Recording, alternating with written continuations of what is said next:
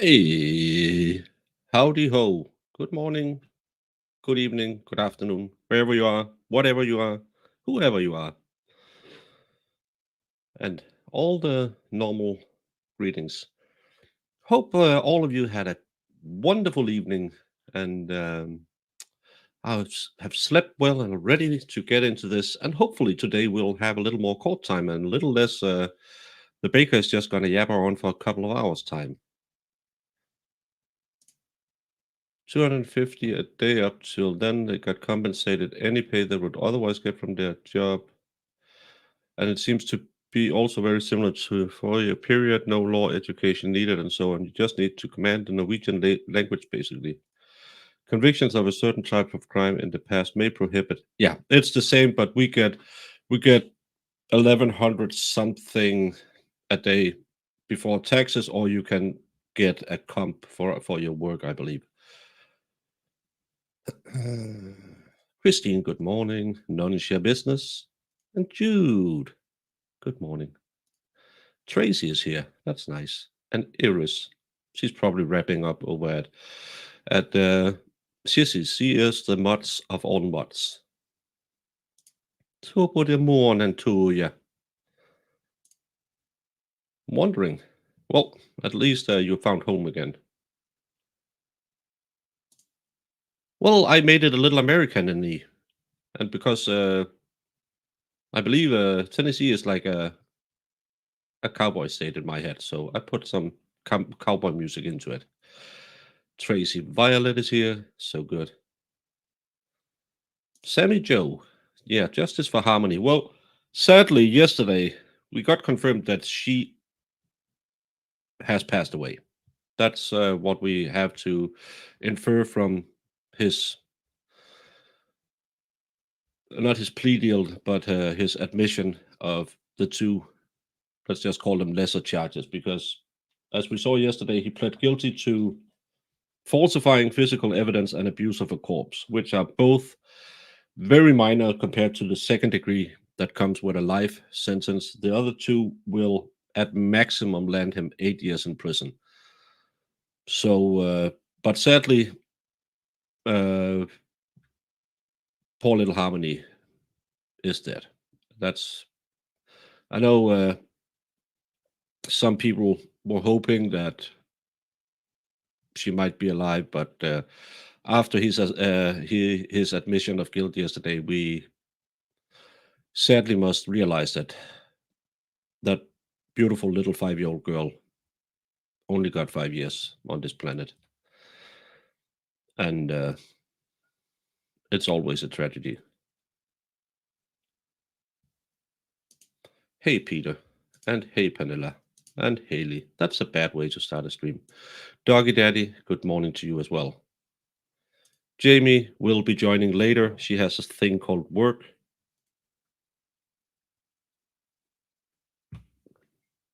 Thank you for choosing me. And I understand why people are at Recovery Addict. He's such a great streamer. Molly, we're streaming. Hey, cool gamer.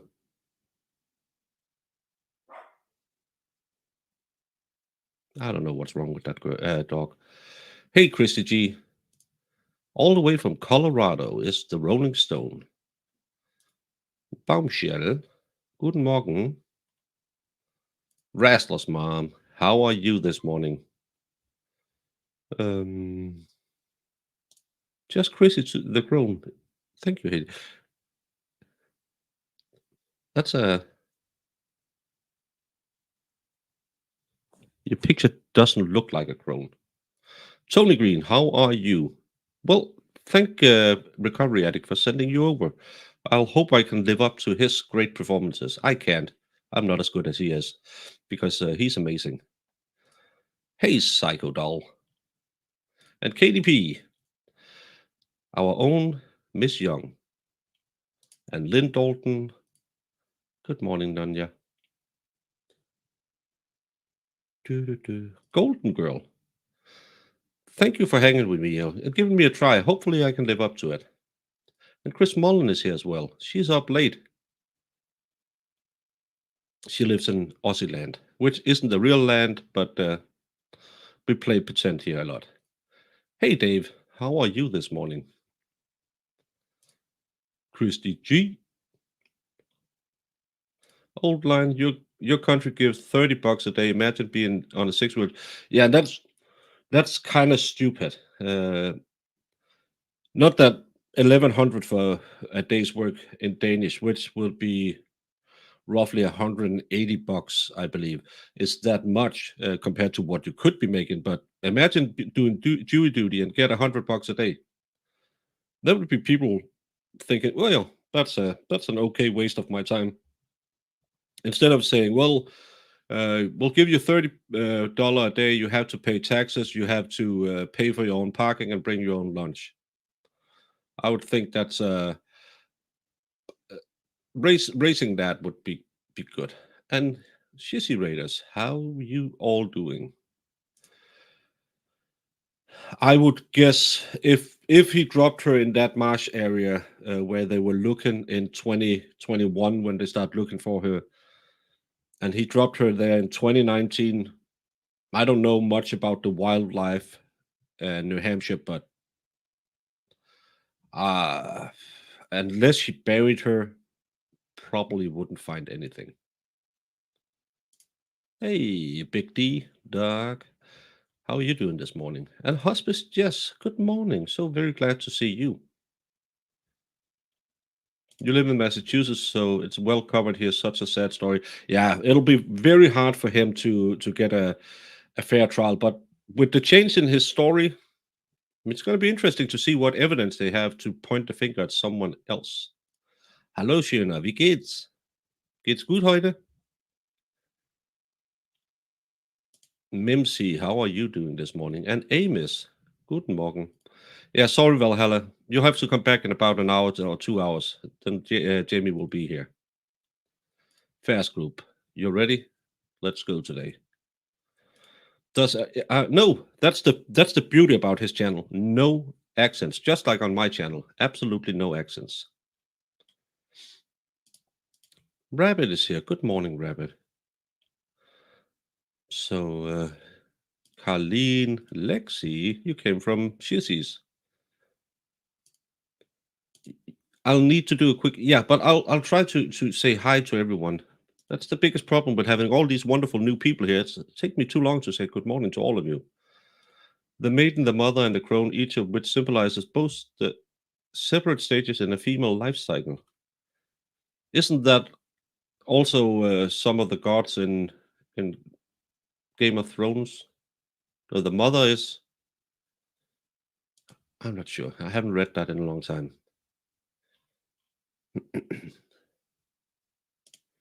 He's a sneaky evil.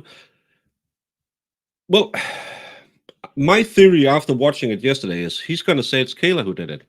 Kayla was a massive drug addict. She had massive withdrawals. Harmony had an accident and she was crying. So she did this, or she shook her. Because as I tried to visualize yesterday, for all of you who are new here, I like to visualize things because I'm a visual learner, and especially for the new people, I am what's called a layman in Denmark. That's our jury system. It's a system where we sign up for 4 years at the time, and then we cover all criminal cases. Civil cases don't have jurors in Denmark, but only criminal cases. And a lot of times when we hear something described, like in this case, we're told that they were on the way to Burger King. So you have the car. As you all can see, this is a car. You have the 2 front seats. And you have Adam and Kayla. And Harmony allegedly was here, according to Kayla. And she says then Adam turns around multiple times and slaps her in the face or punches her in the face. If he's in the front seat and she's in the rear passenger seat, even though it's not a big car by American standards, it's still quite some way to get And even let's say he's left-handed, you have to turn over across your entire body. That's a long punch, and if you will do it with the right hand, again, it's an awkward angle. So, and she has lied to courts 3 times at least. So I'm thinking he's gonna bet. And remember, his only level is reasonable doubt. He doesn't have to prove she did it. He just have to sow doubt that she didn't do it. And if he can get that into the head of the jury that it might be her, it might be some drug fiend. He panicked. He helped dispose of the body. Well, all bets are off, and he just needs reasonable doubt. And that's the thing I'm thinking he's going for with these 2 guilty pleas. Why did Adam get admission yesterday? Why didn't he do it this sooner? Because they had 55 to 65 witnesses lined up for the state side on this case. And today, in opening statements, they will say he pled guilty, so we will spare you for the gruesome details about what happened. He admits it was very bad. Now they can't paint a picture of him sitting in a bathtub, defrosting his child, his 5-year-old child.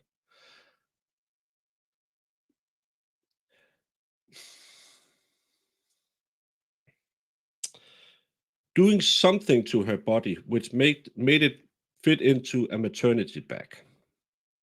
Imagine, because again, if you had all these three charges, they should talk about all of them. Now it's just one. How did she pass away? Nothing about pour and lie over the poor little baby. Nothing about dismembering her or anything. Now it's just how did she die? This should be a case you could do in a couple of days. There's no need for 6 weeks as they set up for that. Yeah, I stayed on talk to the expert till 5 in the morning your time. My mother do this. My kiddos in her 20s. Oh, so's mine. Hey, K squared. Oh, thank you so much. And my ninja spider is infamous. For those of you who hasn't seen, I have a merch store because I do these whiteboard drawings. I made during the Letitia Stout case when she talked about spiders and ninjas. I made a ninja spider. I'm weird that way. Sorry. And I saw whiskey, 2 out of 5 stars. Haven't learned to bake a thing yet. Well, I have 3 different baking videos. You can learn how to bake hindbærsnitter, Napoleonshatte, or kransekage. All of these are on my YouTubes. So you'll go on the board but with a little asterisk, because that means you haven't looked into my my vast library yet of baking videos. And I was supposed to have baked cookies last Sunday, but my laptop broke down. So thank you for these $5. They will go into the laptop fund. Or maybe some of the other stuff I break all the time. But DOS out of 5 stars. What accent do you find most pleasing? Me? It depends who's using the accent. Do any of you, probably not, if any of you watch cartoons, there's a girl called Mandy Summers. She's from down south US somewhere. I love that accent. I don't know what it is and anything, but I like that. Hey, atheist and Tootly, how are you? No accent AR, that's why you are a better host. No, I'm not a better host. He's way better than I am. I'm just a fool with a few buttons and an internet connection. What did he plead guilty to? Falsifying physical evidence and abuse of a corpse. Falsifying physical evidence is a class B, no, is a felony felony B or felony 3. I can't remember what they called it. But that carries a sentence of 3.5 to 7 years. An abuse of a corpse, which is a misdemeanor.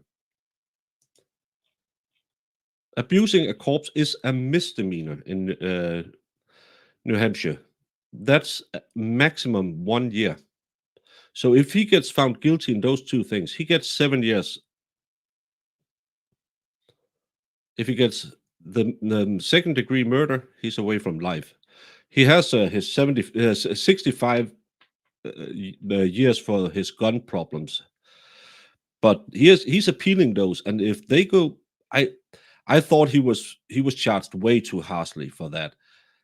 They might go away when if he's proven not to be, or at least not found guilty in the unaliving of Paul Harmony.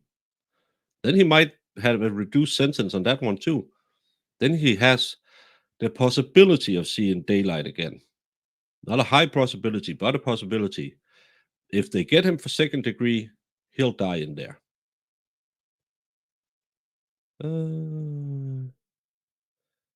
Did I lose? You're in Texas. My friend in high school had a baby in secret. Oh.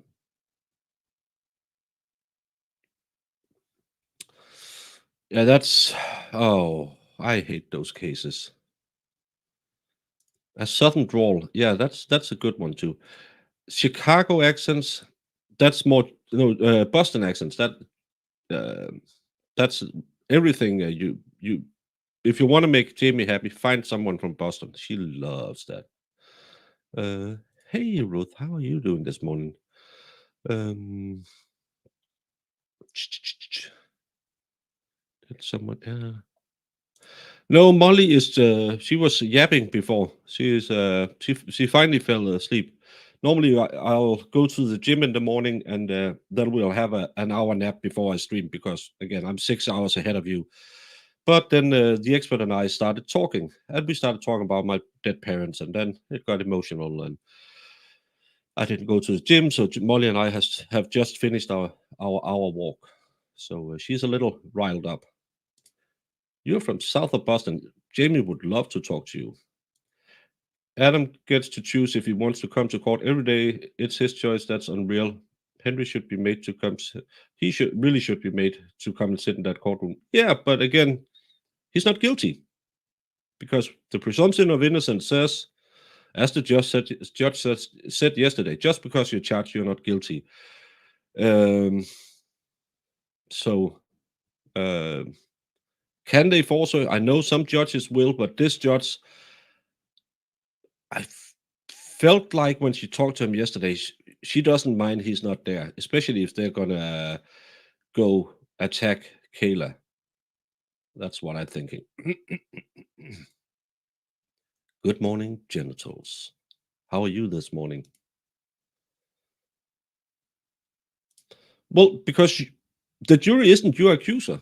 The jury is your peers who are there to enforce your Sixth Amendment rights. You have the right to force your accuser. The state accuses you of doing these things. You have the right to face them. But you can waive that right to face your accuser. So, and that's again, for those of you who are new here, even in cases like this with other trash, I will fight hard for the American belief that you are innocent until proven guilty. Even if, of course, if all the evidence stacks up, and I have my personal opinions, but on the basis of the American justice system and the Danish as well, you are innocent until the jury has ruled. Even though I might find you very, very, very guilty, I still have to give you the presumption of innocence. That's how I do it. Some people like to, if I just yell angry things at people all the time, but I don't do that. I'm such a round person.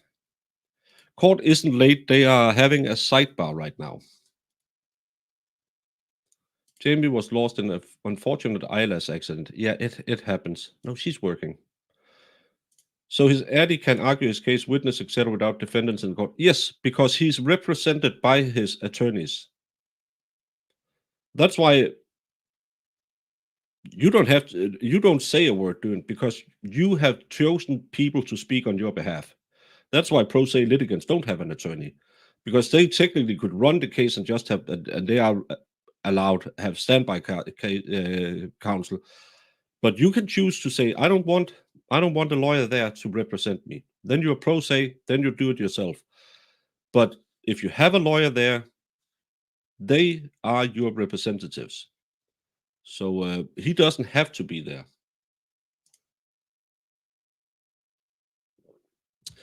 We watched her testimony both to the state and the defense yesterday, and there's a clear difference in the way she acts. And I think Elaine 2.0 can get under her skin. I think she might be able to get her to say something stupid. And again, she has lied at least 3 times in a courtroom before this. Or no, she's lied 2 times to the not that finger, 2 times to the police and 1 time before grand jury. She have 2 convictions of perjury. She has 1 conviction of she kept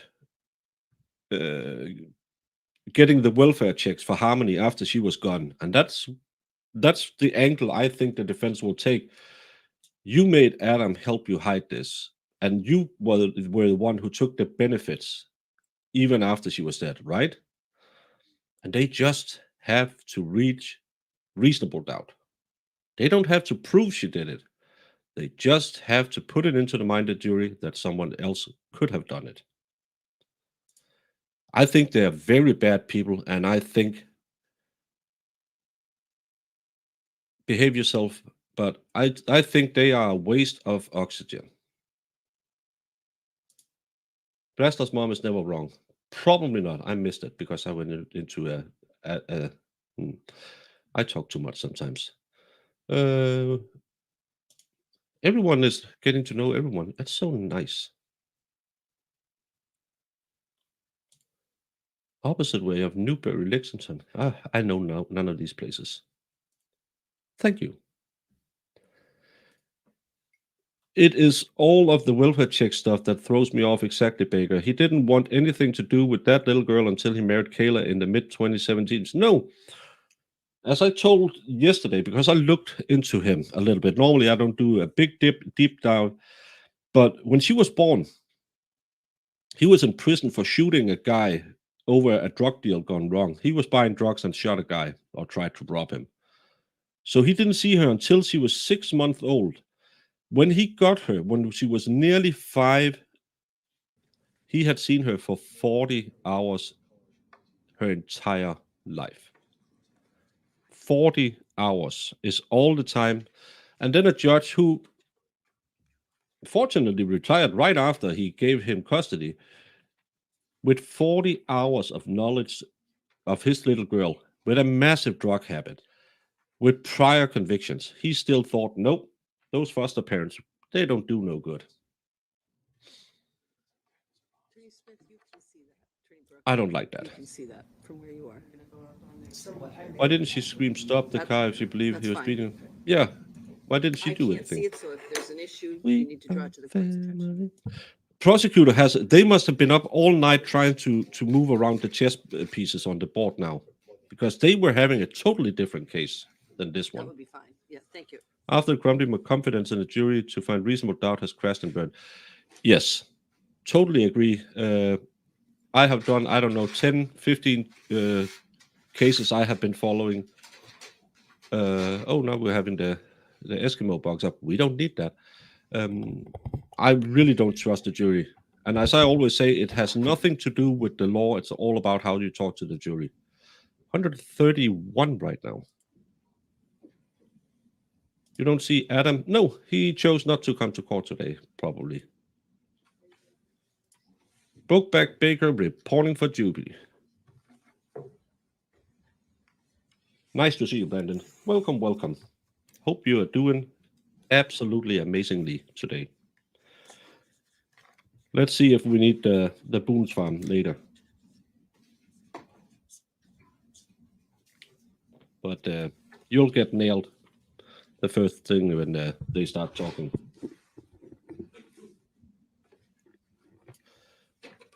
They look like they're going to set up for opening statements right now. So they're only 11 minutes late.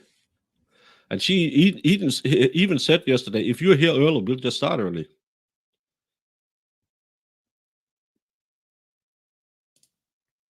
Most of the family had moved to Florida when they got evicted from his grandma's house. They lived in Florida, I believe, because him and his brother, his cousin, I can't remember, didn't pay the bills and they were thrown out of the house.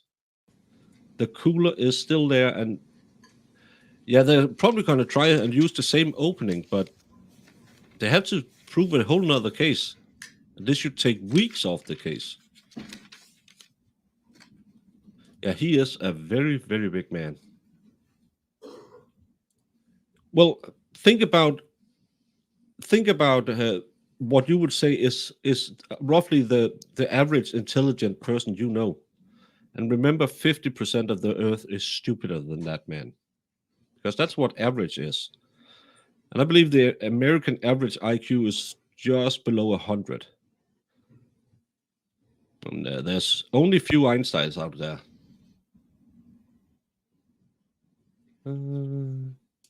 Thank you so much, M. Young, for 5 giftless memberships to None Your Business. It's not easy. Just Drama Laundry, We'll deal Chrissy, with it on the break and as we go. Money G, and Stifler's mom. That's Hello. If we're ready, I would like to bring in the jurors. Yeah, please, if you have a red question mark, it makes me easier to see it in chat. I'll try to answer it. All rise for the Hey, jurors, please. Ace, how are you doing? Thanks for a safe space to discuss. You are all kind. Well, we try to be. And Iris will beat everyone with a hammer if they're not nice to everyone.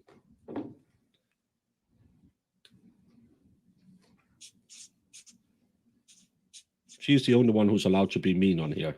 And Jamie, but that's how she's raised. But thank you so much. You'll go on the board as well. Hey, Irish, how are you today? Let's see if we see the Taco Bell today. With a wrench, sorry. It's chilly in the Carolinas. We had frost and a little bit of snow this morning. So the weather outside is absolutely beautiful. We have sunshine for the first time in a week now, but it's cold. And I found out that my beanie has a hole in the top of it. So I got a cold head. Good morning, ladies and gentlemen. As I said to you yesterday, we hoped and planned that we would begin with opening statements this morning, and that's exactly where we are. So when the state is ready. Thank you.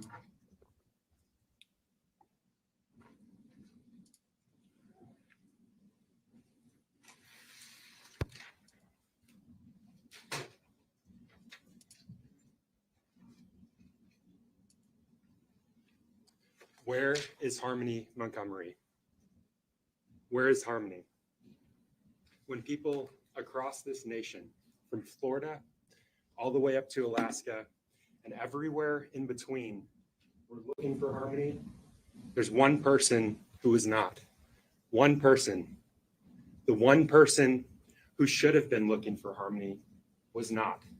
Her biological father, that defendant that you saw 2 days ago, he wasn't looking for her, and in fact, he was hoping that she wouldn't be found.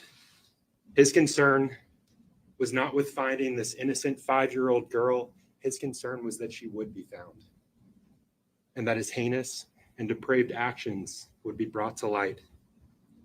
That's because he was the only person in this world who knows where Harmony is, who knows where her body is, and he was hoping that she would never be found.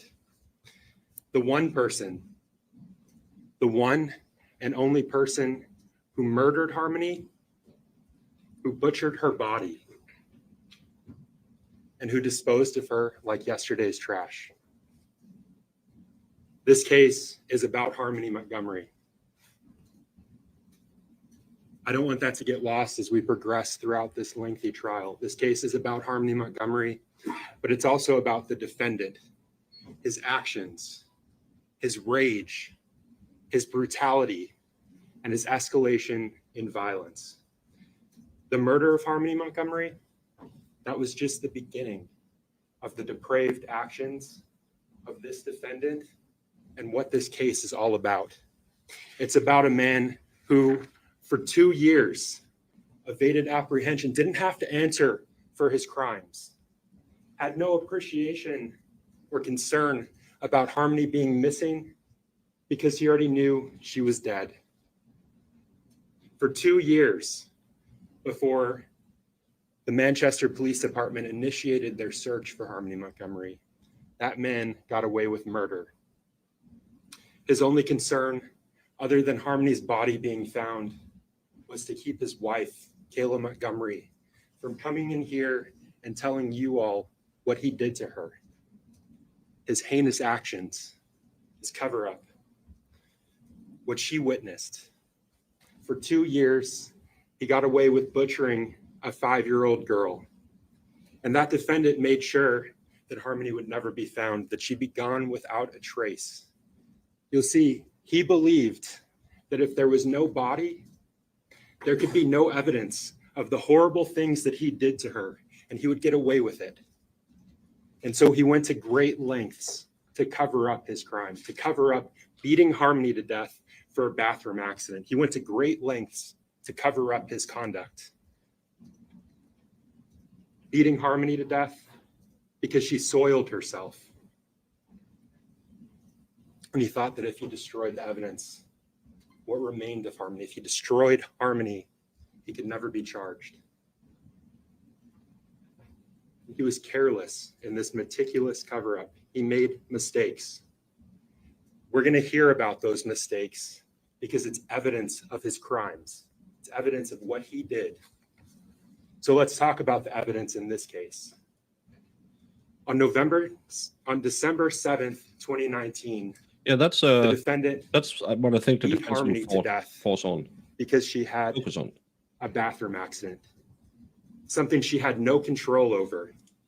She'd peed her pants, and he murdered her in a series of attacks, of brutal strikes that began that morning in the car that she was living out of and ended in the Burger King parking lot that you all saw yesterday on The View. He carried her body with him for months. For months, he carried her body.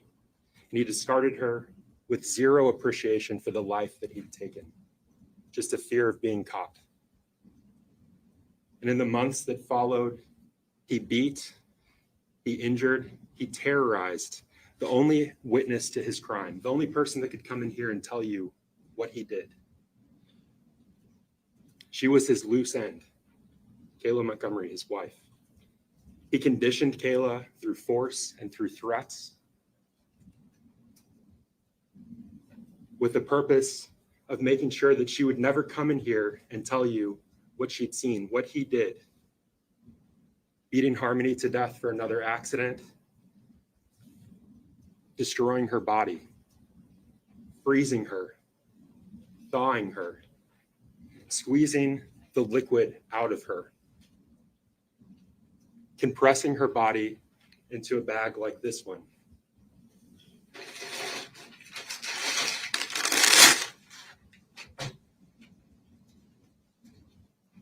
Compressing her body into a bag like this one.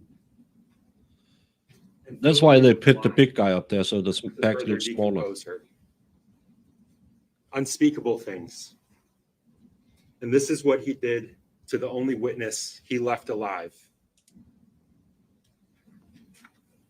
She was beaten, she was conditioned, and she was living in fear. She was in a nightmare with no end, while he dragged around Harmony's body for months. And I want to pause here. It's not the actual bag. I want to thank all of you for being here. This is going to be a lengthy trial. You're going to hear many difficult things. That's not lost on us. It's not lost on the attorneys that are in this case. So thank you for taking the time out of your lives to come here and listen to the evidence, to judge the evidence. It's necessary. It's a necessary function. And It's if you not listen the to bag. the evidence, It's a bag that size. if you keep an open They mind, never found the bag. and if you follow Judge Messer's instructions, you'll understand the timeline of Harmony's death, of the cover-up. You'll understand the horrible things that defendant did. I'm Why not he betting this is assaulted, going to be my most why he murdered, viewed. why he trial terrorized. And after he was done with all of this, why he destroyed evidence, why he lied, why he blocked his friends and family, why he manipulated his wife into doing terrible things to hide his crime, to hide the victim that he murdered. So let's talk about the victim that he murdered, the victim that he made sure couldn't come into this courtroom and tell you the horrible things that he did to her. Oh.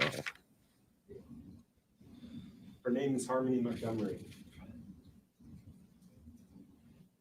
And there are 4 descriptions that you're going to hear of Harmony during the course of this trial, some of them horrible.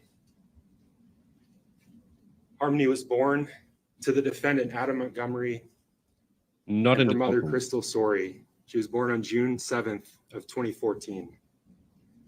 She was a daughter. She was a sister. She was a Minnie Mouse fan. She was a fun-loving girl that loved being a big sister. She was just 5 years old when the defendant brutally murdered her.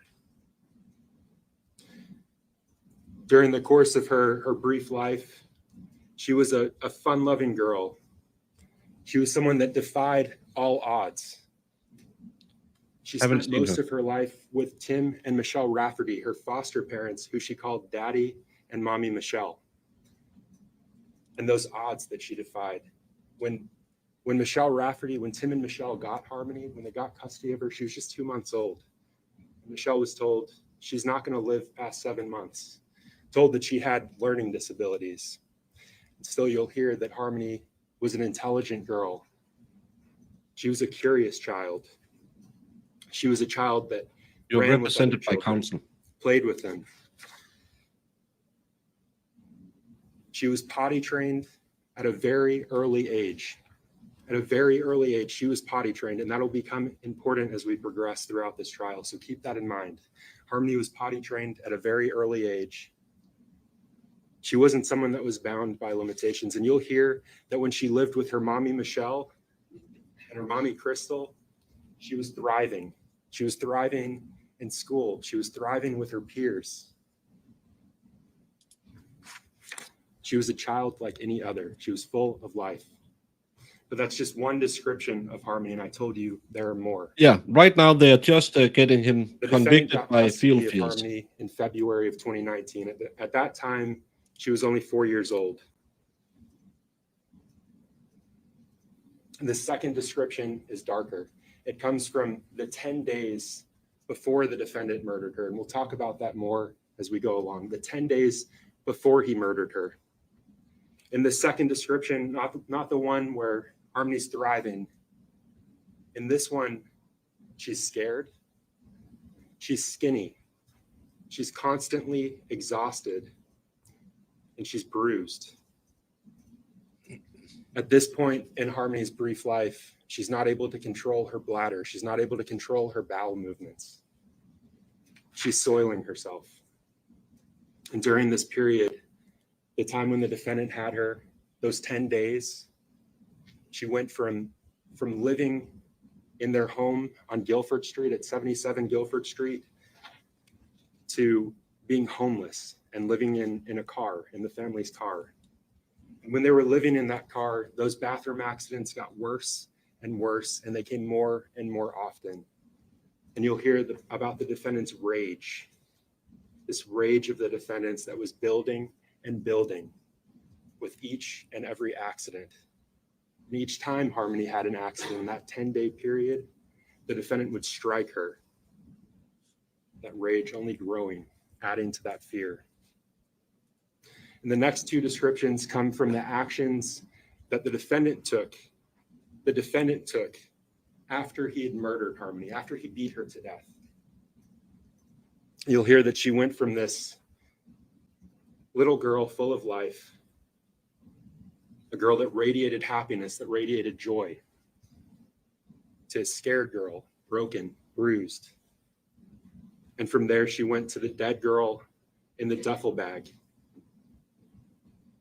And after that, she went to the dead girl rotting in the ceiling that the defendant slept under for months.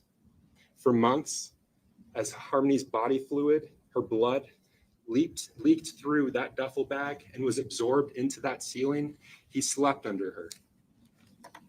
That's what he did to her. That's what he made Harmony. His actions. Remember that as we go along. This case is about his actions. And those are the descriptions of Harmony. That's what the defendant made her before he disposed of her.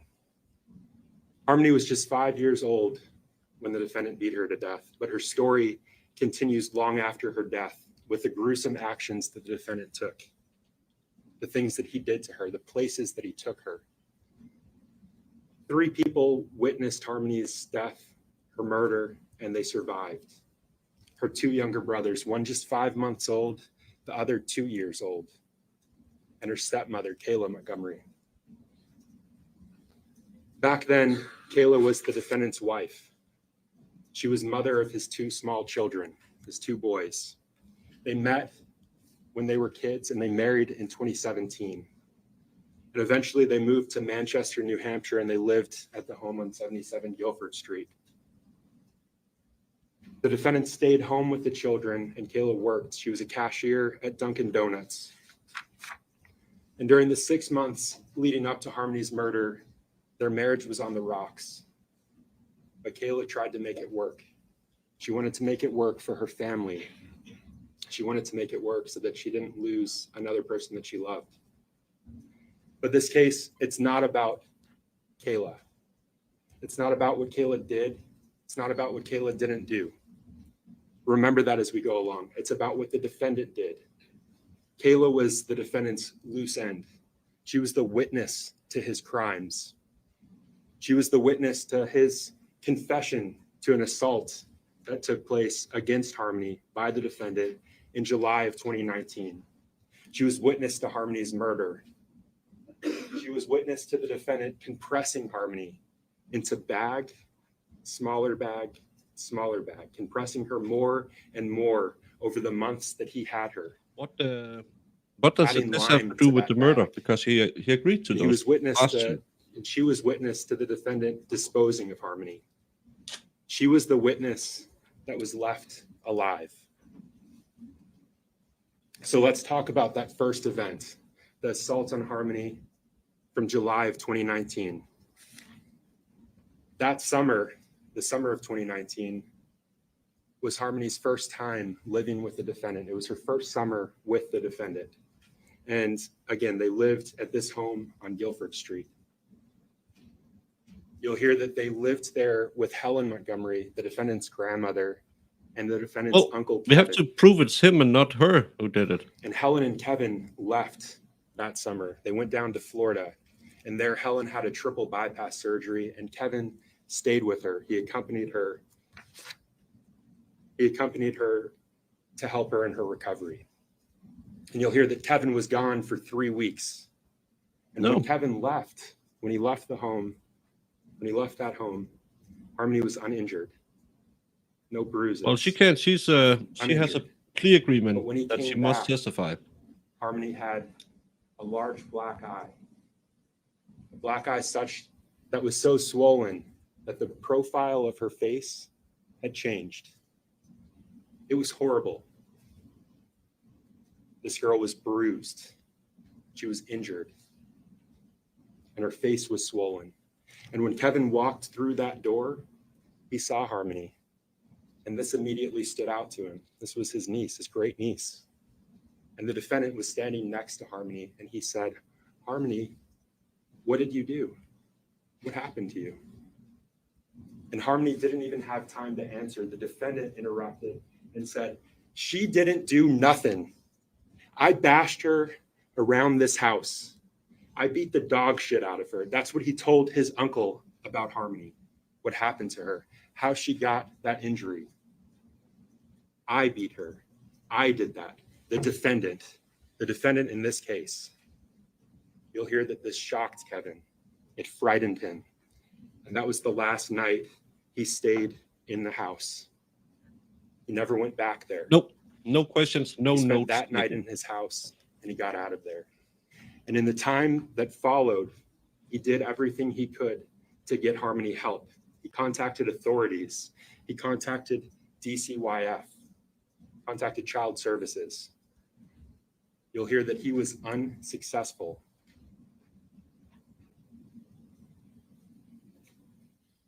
This assault from July of 2019, that's separate and apart from the murder charges, different incident. So I want to talk about the murder now.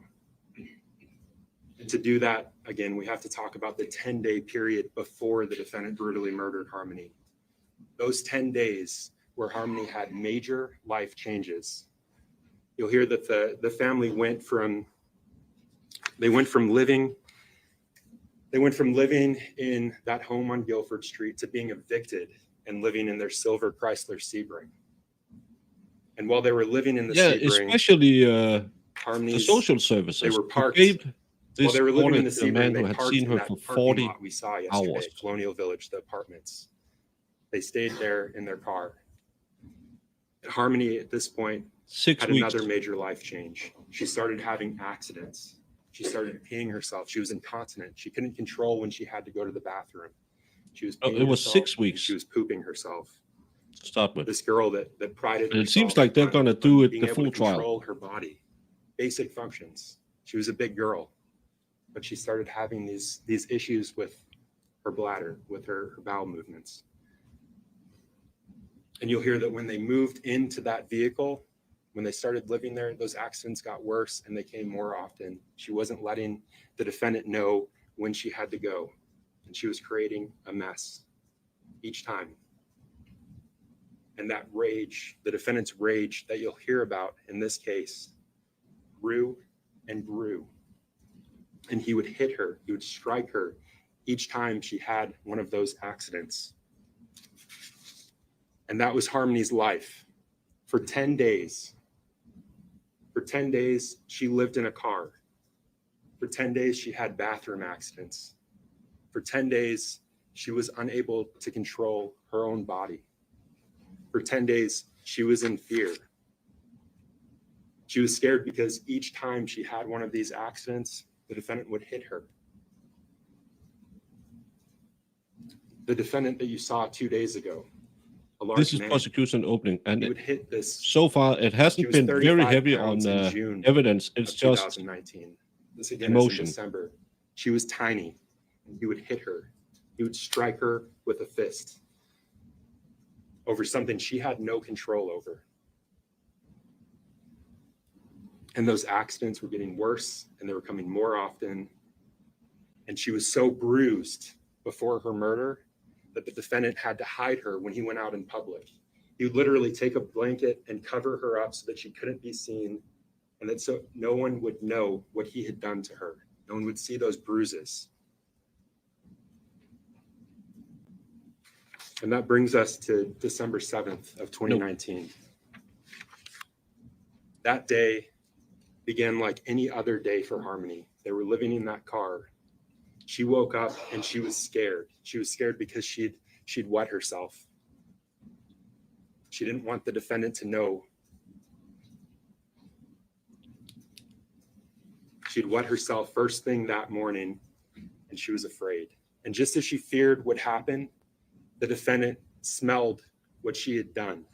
And for that, he hit her. He struck her in the face, and he drove his car. He continued on with his day as if he had done nothing. He struck this little girl in her face on the side of her head. He continued on as if nothing happened. He drove to the methadone clinic, the clinic that you saw yesterday on The View. And there he and Kayla took turns getting their treatment. You'll hear that Kayla went in first. The defendant stayed in the car. his defense And then the defendant went in. has the right at least. And when the defendant came back, to the car, he was hungry. And so he started driving the family's car to the Burger King that you saw yesterday on The View. And as he was pulling out of that parking lot, he smelled something. He smelled that Harmony had had another accident. And that rage that had been building inside of him, it was there. Remember, he was still upset about the earlier accident, that first thing in the morning.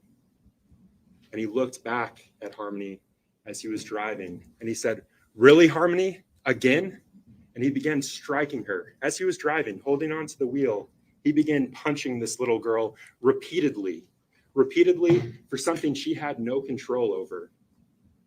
He struck her blow after blow after blow to the side of her small head. And he didn't stop. And you'll hear me say that. He didn't stop. He didn't stop with that first barrage of assaults, of strikes to her small head. He continued. And when he pulled up to a light, he continued hitting her, hit after hit to her small head, blow after blow. Now, during this barrage of strikes, Kayla, who was in the passenger seat, seated next to the defendant, seated in front of Harmony. Thank you so much. She put a hand up. She tried to block what this defendant was doing to Harmony. She tried to stop him. You'll hear that in that moment, he looked at her as if to say, But she "You're would, next." the first strike. And she was scared. And she looked forward and she put her hand down, and those strikes to Harmony continued.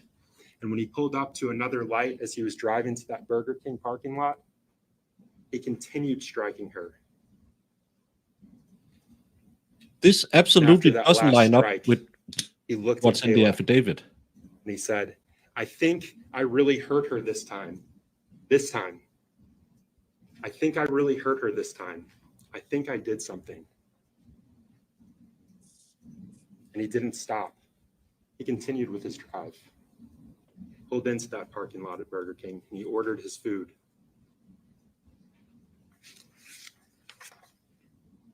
He ordered his food and he ate. This is very He didn't different. stop Yes. to check on Harmony.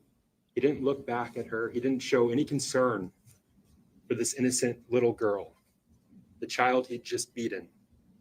He ordered his food and he ate. And he didn't stop.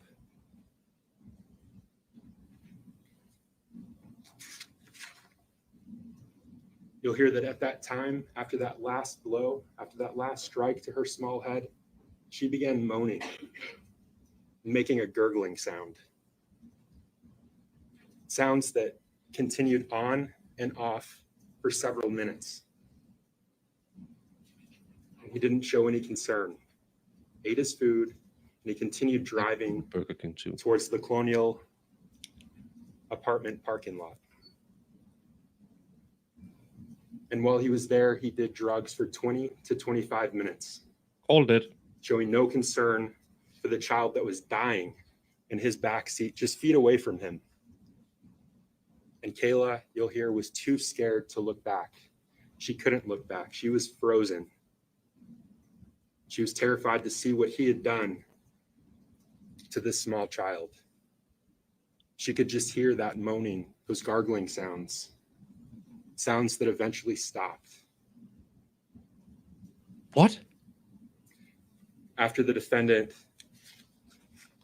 ordered his food and he was driving back, he did his drugs, listening to those noises, not showing any concern.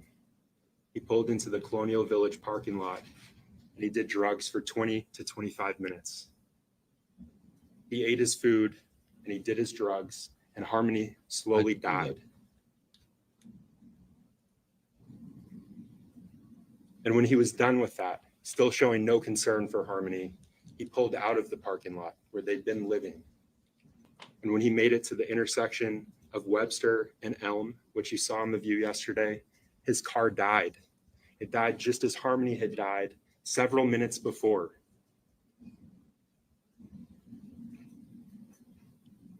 The defendant realized they were going to have to abandon that vehicle. And so he started removing items. getting the kids out, shaking Harmony, telling her to wake up. She wasn't responding. She couldn't. She was dead. He had done that. And when he realized that Harmony was no longer alive, that he'd murdered her, he grabbed a duffel bag. Remember, they were living in that car. All of their items, all of their possessions were in that car. He grabbed the duffel bag and he stuffed Harmony's body inside. And remember those descriptions that I told you about Harmony, what you'd hear throughout this trial. That's when Harmony became the dead girl in the duffel bag. He did that to her. That's what he made her. The defendant stuffed her into that bag and he went on about his day as if nothing happened. But Harmony's murder, It broke down. that was only the beginning. And remember what I told you, this case, it's about the actions of the defendant. They didn't stop after he murdered Harmony. That was the beginning of his conduct. His actions didn't end when he brutally murdered Harmony. You'll hear about how he carried her for months, scheming, plotting, coming up with a plan of how to get rid of Harmony somewhere she would never be found. And they went back to the Colonial Village parking lot that afternoon. They had a friend there, a friend who let them stay in his Audi. And you'll hear that friend brought them dinner for 2 nights, the 2 nights they stayed there, December 7th and 8th. He brought them dinner, and notably, he didn't see Harmony with them. He didn't see Harmony because she was in that duffel bag, the duffel bag that he was moving between the trunk of that Audi SUV and the ground outside. No. At night, he would keep her in the ground between his car, the Audi SUV, and the dumpsters that you saw yesterday that you walked around in that parking lot. He kept her on the ground because it was cold outside. Remember, this was she in had December. 2 small children with He him wanted to keep her who body weren't cold. harmed, apparently. They did at the halfway house. From the Colonial Village parking lot, they went to Kayla's mother's home, and they stayed there for the rest of the month. She picked them up in her van, and that's where Harmony stayed for several days while the defendant looked for somewhere more suitable to keep her. And he found something more suitable. In the entryway of Christina Lubin, Kayla's mother's home, he found this open cooler. And he stored her there for much of the remainder of his stay. Yeah, And she they did left that at that the home halfway on house. December That's 30th. where we saw the And they went fluids to on the the Families floor. in Transition Shelter. It was at the Families in Transition Shelter that the defendant began to discuss disposing of Harmony, getting rid of her. They have his He believed, ex-wife you'll hear, he believed pointing that the if there finger was no body to find, after lying to the police there would be 3 no times about evidence it. of what he'd done, and he would get away with this heinous crime. And so he began to discuss disposing of her. While he was there, he moved Harmony from the closet of that room. He moved her to the ceiling.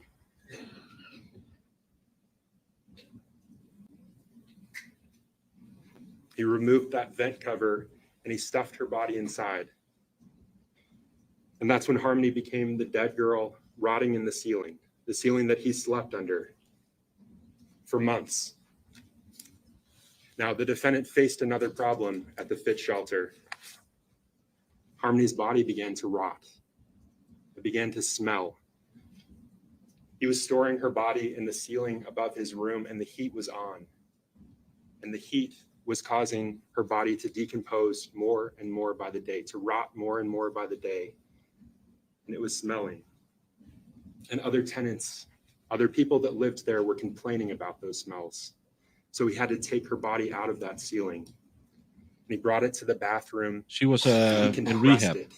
She hadn't had the kids. He compressed and contorted her Kayla. body Kayla's mom. They claimed this that she bag. brought it back to Crystal. into a bag Grandma. like this. And he put it back up there. Guten Tag, Helene. back in the ceiling.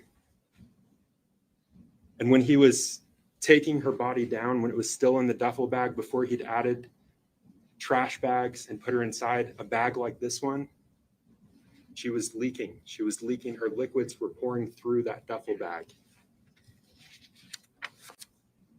And investigators followed up with a fit shelter. They went to that room. They looked in the ceiling. And when they took that vent cover off, they immediately smelled decomposition, a smell associated with dead bodies, rotting bodies. They smelled decomp.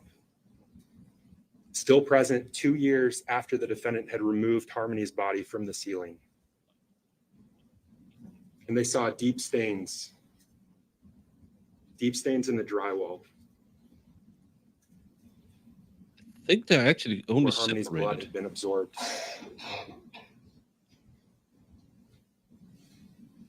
That blood was tested. It was sent to a lab in Florida and tested. And that lab in Florida confirmed that that blood was Harmony. And one Something other. the defendant missed.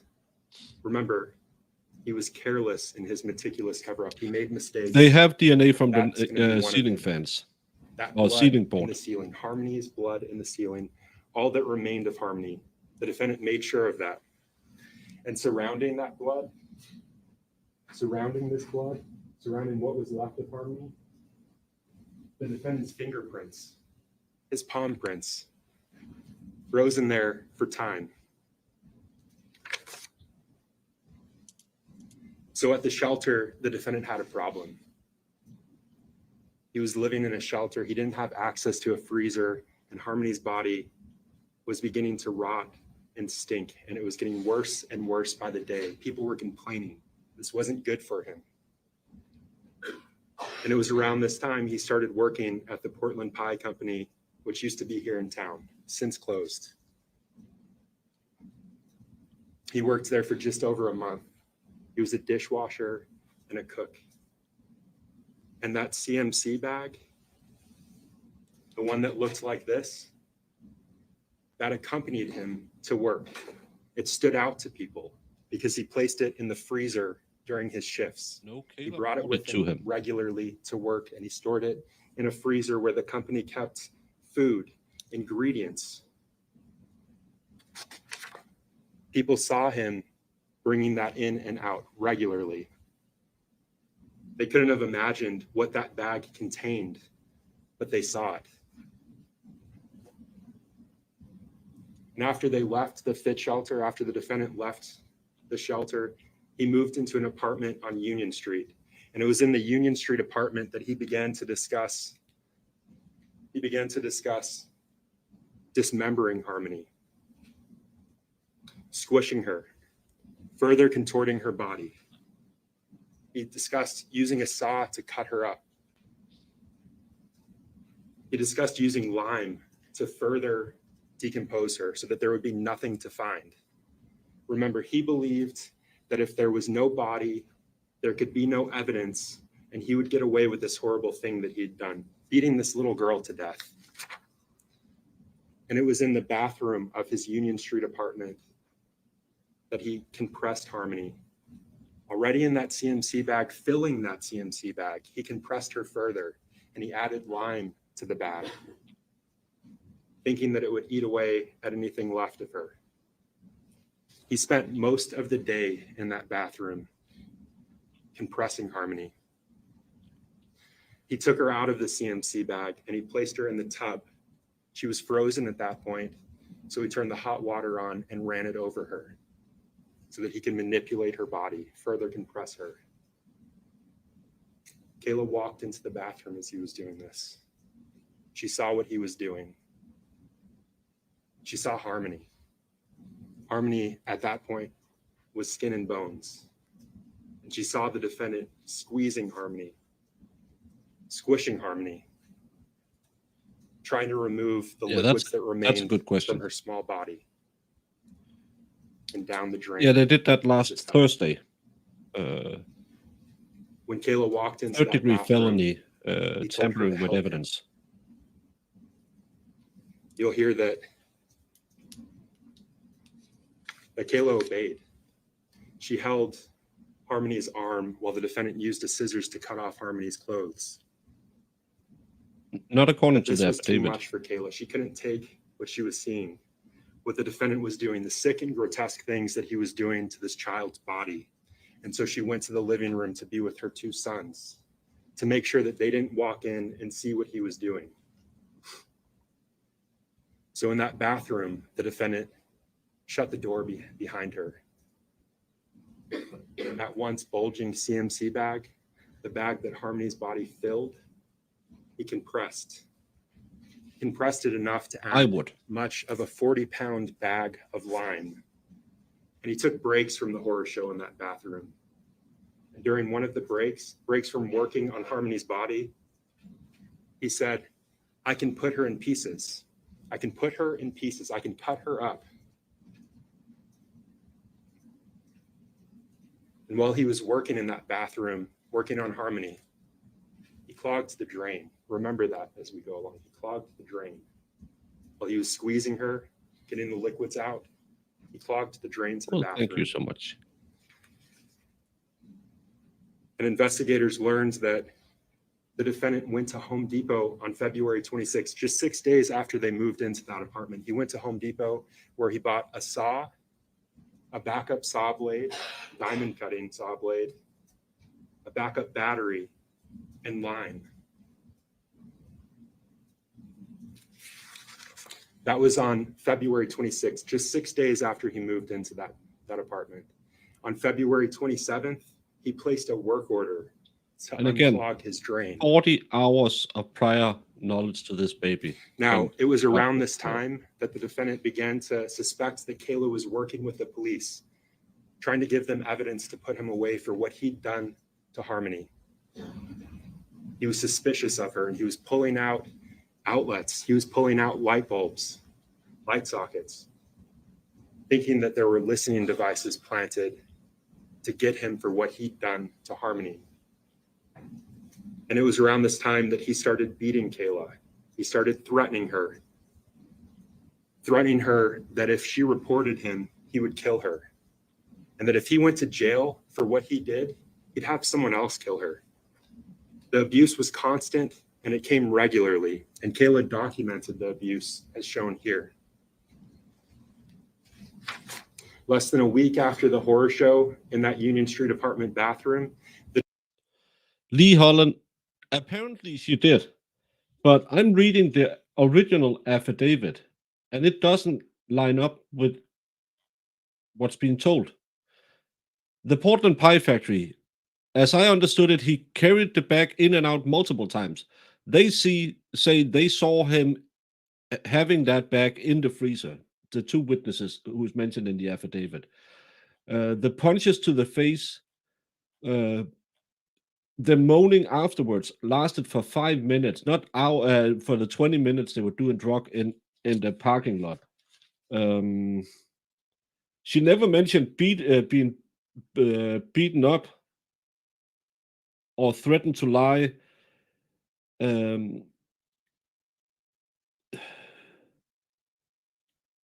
The "you are next, Kayla" way of looking at her never mentioned in the affidavit.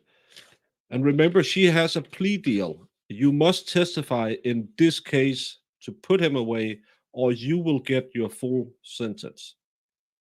Just, I know he's a waste of oxygen, but again, we have to look at the evidence. And so far, we have a lady claiming she did it. I would raise the question. She had 2 young boys in the car that was younger than Harmony. They must have had accident as well. Why didn't he beat them? Why was it only his kid, not hers? the defendant disposed of what remained of Harmony, what was left of her. He was meticulous in making sure that nothing came back on him. He enlisted help from friends. He asked a friend to get him a U-Haul van. A U-Haul van back then was cheaper than a rental car. You'll hear that this friend, he helped. He got him the van. The defendant at the time rented a hotel room so that he could leave the hotel room and dispose of Harmony. And when that friend When he came to bring the defendant the keys to the van, Why with his did she lie girlfriend, 3 times? his girlfriend in court? saw a CMC bag that was protruding from the hotel room's mini fridge, and that stood out to her.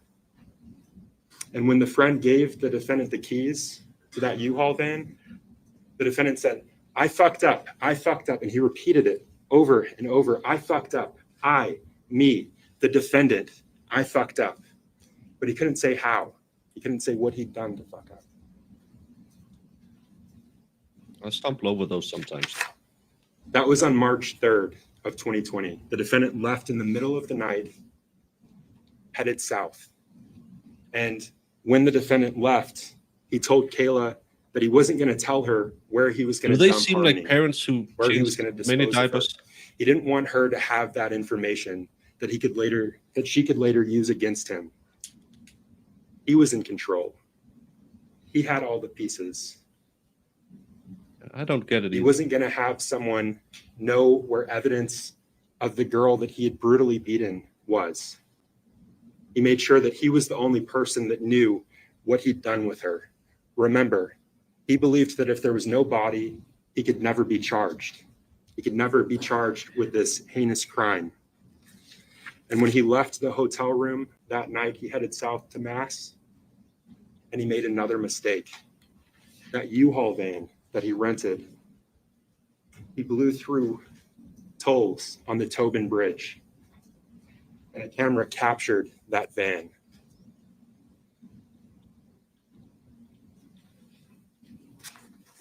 You'll hear about the many searches for Harmony Montgomery involving multiple states, Maine, Mass, New Hampshire, involving multiple agencies, both state and federal. Thousands of man-hours looking for this little girl. And you'll hear the defendant's words. You'll hear him on a recorded call during one of those searches telling his friend that investigators were wasting their time looking for this little girl that he brutally murdered. They were wasting their time. The defendant's words, you'll hear that. After disposing of Harmony, the defendant realized he had one loose end, his wife, Kayla. And so he conditioned her. The abuse got worse over those months and months. He beat her. They must have. She was a Because they loose lived end to in that him car. and nothing more. Now, you'll hear that Kayla lied. She stuck to a story that the defendant gave her. She was scared at what would happen to her at the hands of the man she witnessed Raiders. beat this small child to death and drag her body around for months. She's gone to prison for those lies. And since then, she's helped investigators. She's helped investigators find proof that Harmony is dead. That blood in the ceiling with the defendant's fingerprints. She spoke to investigators and police for hours upon hours over multiple days. Statements that gave investigators evidence that they wouldn't have without her. Gave a mother some sense of closure, knowing that her daughter's dead, still out there somewhere, but not suffering, not anymore. Yes, this is state opening. Now, Kayla's testimony is important. She saw what happened. She felt it. She lived it. She's still living it. But the reason you To all the Mo Raiders, this is state opening in the Harmony Montgomery case. It was a case, to begin with, it was a second-degree murder. It was falsifying physical evidence and abuse of a corpse. Yesterday, he pled guilty to the falsifying physical evidence and abuse of a corpse. It doesn't seem like the state really figured that out, so they're still going with the opening statements they are talking about, because now we just need the second-degree murder. His opening statement doesn't line up with the affidavit. The only witness they have to the murder is a woman who have 3 times lied to the police about what happened, even after she wasn't with Adam anymore. Adam had the new girlfriend, the one who since passed away. After she got done up for lying for before a grand jury, she made a plea deal. and all of a sudden could remember all of this. That's why I think it's pretty good to take the 2 lesser charges and say, yeah, I helped her dispose of the body, and then they turn the finger of her. Because now it turns into a he said, she said. No matter whatever the gruesome evidence is, he's guilty of that. And that this guy is a waste of oxygen. But this lady who is doing time for perjury, how many people do you know who's getting found guilty of perjury? She sang like a canary after they found out she lied before the grand jury, not before, not to save herself because she was so afraid. I'm not saying I'm at the harbor, but something is a little fishy. You only have one witness to the defendant's crime. It's because she was a drug addict. The witness that he so couldn't she control, was at the foster the witness that he family. couldn't manipulate. She has since recovered and has been looking for Harmony. But even though Kayla's testimony is important, this case doesn't rest solely on her shoulders. You're going to hear about the forensic evidence, the physical evidence that corroborates what she says, about the surveillance footage. You'll hear and see evidence that corroborates Kayla in ways that she never could have imagined. You'll hear and see evidence that shows you who killed Harmony, who had motive to destroy her after he killed her. And you'll hear some of the defendant's lies for yourself. You'll hear about the absurd story he told to evade apprehension, that he gave Harmony back to her mother in mass the day before Thanksgiving in 2019. That was his excuse. That was his lie. But in those 2 years where he didn't have to answer for this crime, where he thought he was free and clear of what he'd done, he told someone that he trusted what he really thought of Harmony. Told her that she was evil, that she did evil things. He told her that Harmony was a constant reminder of her mother, Crystal Sorey, who he hated. And he told her that he hated Harmony to his core. That's what he said in secret about the innocent child that he'd beaten to death. The helpless girl that he beat because she soiled herself. He hated Harmony to his core, and the evidence is going to show that he did everything to destroy Harmony after he beat her, to hide his crime, to hide evidence of what he'd done. And for what the defendant did, he's been charged with multiple crimes that the clerk read to you yesterday in open court. And the evidence will prove that he's guilty of each and every one of them. He's guilty of the second-degree assault for beating Harmony in that July 2019 incident, for bashing her around the house, for beating her off every wall in the house. She is a very, very beautiful little child. She wasn't supposed to live beyond 7 months. So it's a waste of 5 years on this planet. Just like he's guilty of reckless second-degree murder for beating Harmony to death in the Chrysler Sebring on December 7th, 2019. He's guilty of falsifying physical evidence, for mutilating Harmony's corpse, for destroying her, for putting her somewhere she would never be found.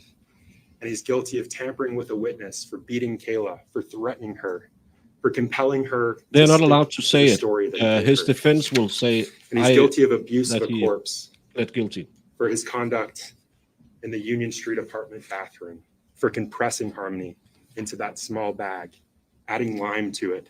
They need a plea deal. Those are the crimes the defendant in this case committed. That's what he's guilty of. The defendant committed multiple violent crimes against a small child, a helpless child. In December 2019, he assaulted and he murdered because of that rage, his rage. He destroyed Harmony so that he could never be caught. And he beat Kayla for control. Yes. That's what the defendant did to his victim in this case. And at the conclusion of this trial, that's what we'll ask you to find him guilty of.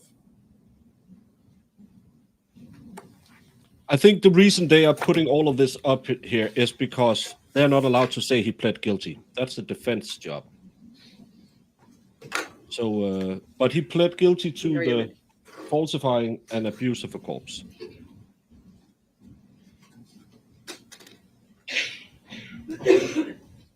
I can't remember this guy from the gun case.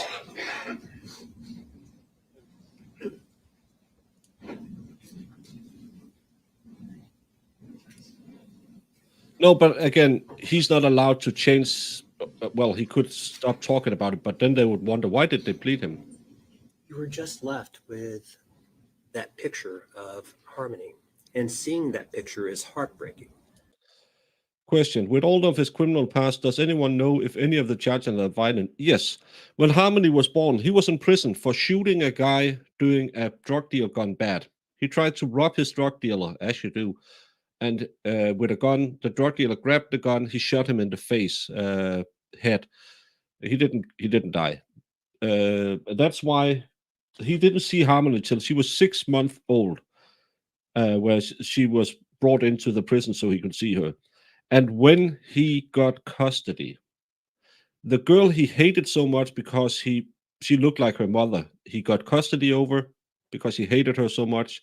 He had seen her 40 hours, her entire 4-year, almost 5-year life before he got custody. The judge who gave him her to him retired shortly after. Knowing that Harmony is dead. But Hey, Adam Holly. Montgomery did not kill Harmony. Adam Montgomery did not beat Harmony in the head as he approached the Burger King drive-thru. Adam Montgomery did not cause Harmony's death. Kayla Montgomery was the last person to see Harmony alive I told you and so. know how Harmony died. But she didn't come clean with Adam. She didn't come clean with the police. And she will not come clean with you. She is still lying about the cause of Harmony's death. Even though Kayla now has her deal with the state, she continues to lie. The only reason Kayla has to lie now is to protect herself. The only reason she has to lie and point the finger at Adam is because the truth points the finger at her. The only reason Kayla has to lie to make Harmony's death so brutal and foul by Adam is to hide that Adam was protecting Kayla, his wife, and the mother of his kids. Now look, I'm not pretending that Adam isn't innocent here. Adam is not an innocent here. He and Kayla covered up Harmony's death. He's not an innocent here. He and Kayla moved Harmony's body from place to place to keep it hidden. Yeah, I said that yesterday when he And pleaded Adam is guilty. not an innocent here. He and Kayla put her body in a shower to wash her remains of the fluids of decomposition and then permanently hid her remains. You can and should find him guilty of those crimes. But in committing those crimes and sticking with a story that protected his wife, Adam set himself up for Kayla's betrayal. Her betrayal to accuse him in the most vile way possible of what he did not do. To accuse him of brutally killing his, not her, daughter, when she knew that was not what happened. The evidence that will show you that Adam did not brutally murder Harmony will come mostly and very reluctantly from his accuser, Kayla. Not from other witnesses or the physical evidence, but by showing that Kayla's lies continue. And the only one protected by those lies is her. Because only she, other than an infant and a toddler, was around when Harmony died. Only she knows the truth, and only she has benefited from all the lies she has told. November 27, 2019, a day before Thanksgiving. Adam, Kayla, Adam's daughter, Harmony, toddler son, Seamus, infant son, Declan, were evicted from their home on Guilford Street in Manchester. They began living out of their Chrysler Sebring. In the following week, when Adam was running around trying to make money to get them out of their situation, Kayla was left cooped up in that seemingly increasingly smaller by the minute car with a 5-year-old child, not her own, a 2-year-old toddler, and a less than 1-year infant, all of whom needed attention, all of whom needed to move around, and none of whom were doing well being cooped up in that car. And Kayla didn't do well either. Adam was off doing his own thing, and Kayla was stuck. Harmony's body was not discovered lifeless in the car at that busy intersection you saw yesterday. It was not discovered at that intersection in the middle of the day on December 7, 2019, as Kayla now claims. Both Adam and Kayla discovered Harmony's cold, lifeless body much earlier in the dark of night behind Colonial Village when Adam returned from his business. Kayla made Adam feel responsible. She claimed not to know what happened. It was Adam's fault for everything they were going through. It was not her fault, she insisted. She thought all the kids were asleep. He had to protect her. He had to protect their children.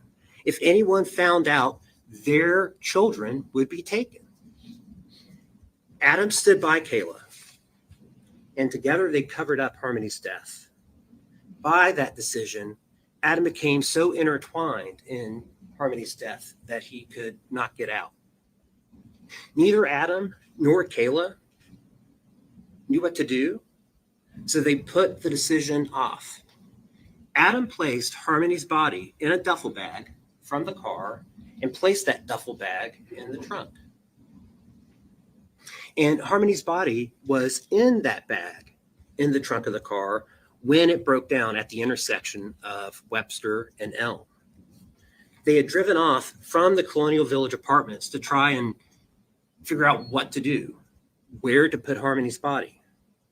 But then, I'm not a lawyer, but I've been in a Barbara. lot of trials. when it did, Adam grabbed the bag from the trunk and carried Harmony's body away from the intersection to the parking lot at Colonial Village. From there, as you'll hear, Harmony's body was moved from place to place until Adam and Kayla finally figured out a plan to hide the body permanently. When asked, Adam and Kayla told people that Harmony was back with her biological mom in Massachusetts. Let's now move forward 2 years. December 2021. This was 2 years after Harmony's death and close to a year after Kayla and Adam had separated. The police were now investigating Harmony's disappearance. They found Kayla and asked her where to find Adam and where Harmony was.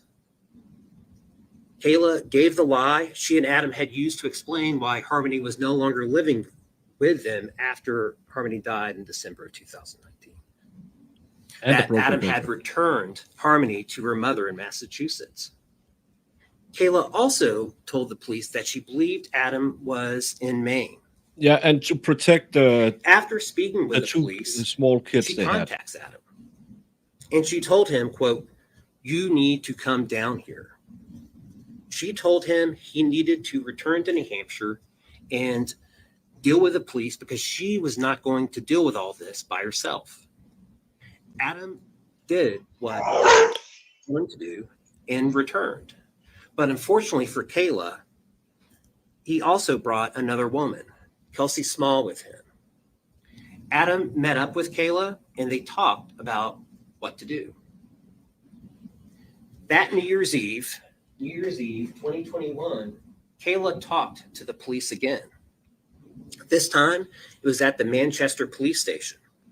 She again gave the lie that protected her, insisting Adam took Harmony to her mother's, and that was all that she knew. And after well over an hour of talking, as Kayla stuck with this lie, the police gave her time alone to think, to write down what she wanted to say, just in case it was too difficult to verbally speak about. And Kayla did take that time alone to think and to write. And this is what she wrote. Quote, I don't know what happened. No clue. I just know he left to bring her to meet her mom, to give Harmony to her after he dropped me off at work in the morning. And she wrote, you need to get him to talk. He won't tell me anything. Marshes. So he obviously did something and isn't saying anything to me. Kayla was ready to point the finger at Adam, but only in a way that protected herself.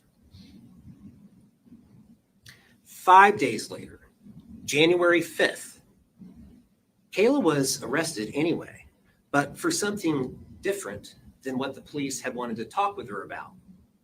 Instead of being arrested in relation to Harmony's disappearance, she was arrested for something else, what eventually became a theft charge.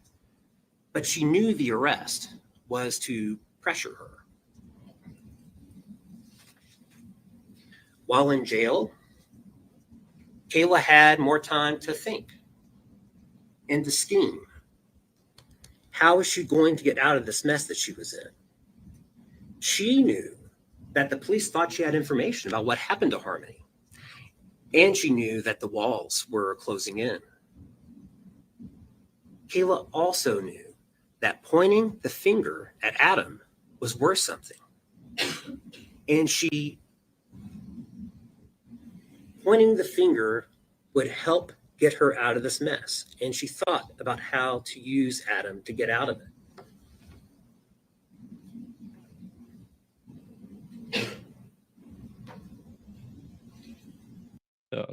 That's a good time to take a break. Saying hi to all the Viking Raiders from Nick Starrow. And welcome, Jamie. He's Hi. not in court today, and they open up just as Baker Damas said yesterday. Kayla did it. Their story is she died sometimes during the night while he was out trying to raise money or score drugs. And then she forced him to help her cover it up. And she have lied until they offered her a plea deal. That's the Knew story it. so far.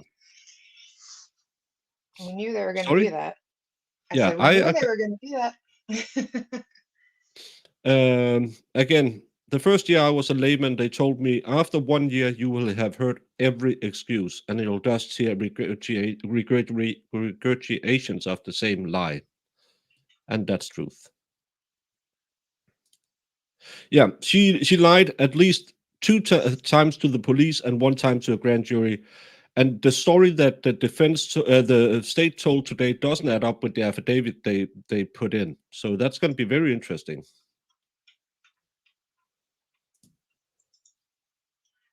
Come on, don't do that. You did. I didn't get to catch all of it because of that meeting, but I thought I heard you say that what the state was saying Kayla said and the affidavit didn't line up. Is that what you were saying? No, because apparently they claim that she died on the parking lot.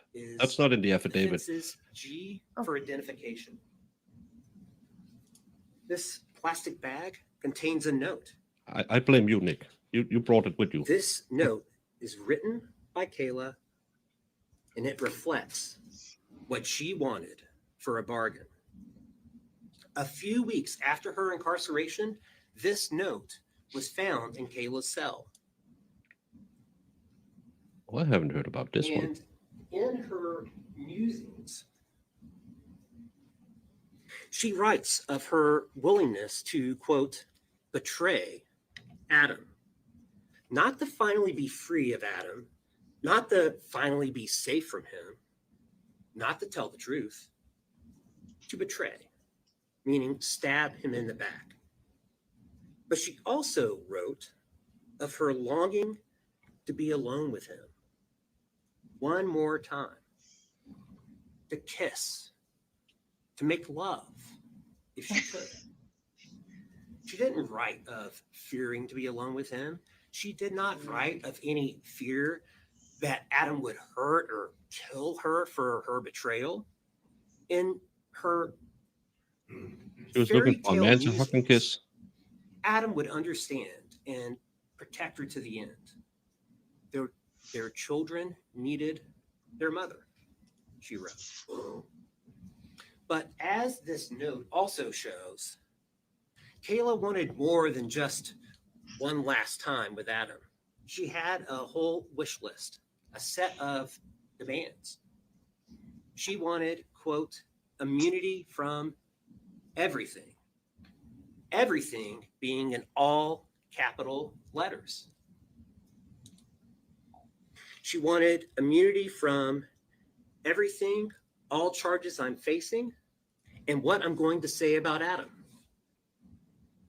Maybe ankle bracelet, or probation, or drug court. Kids in my life. Not lose custody or rights to my children at all, and be able to have kids live with me once I do a residential treatment program and complete it.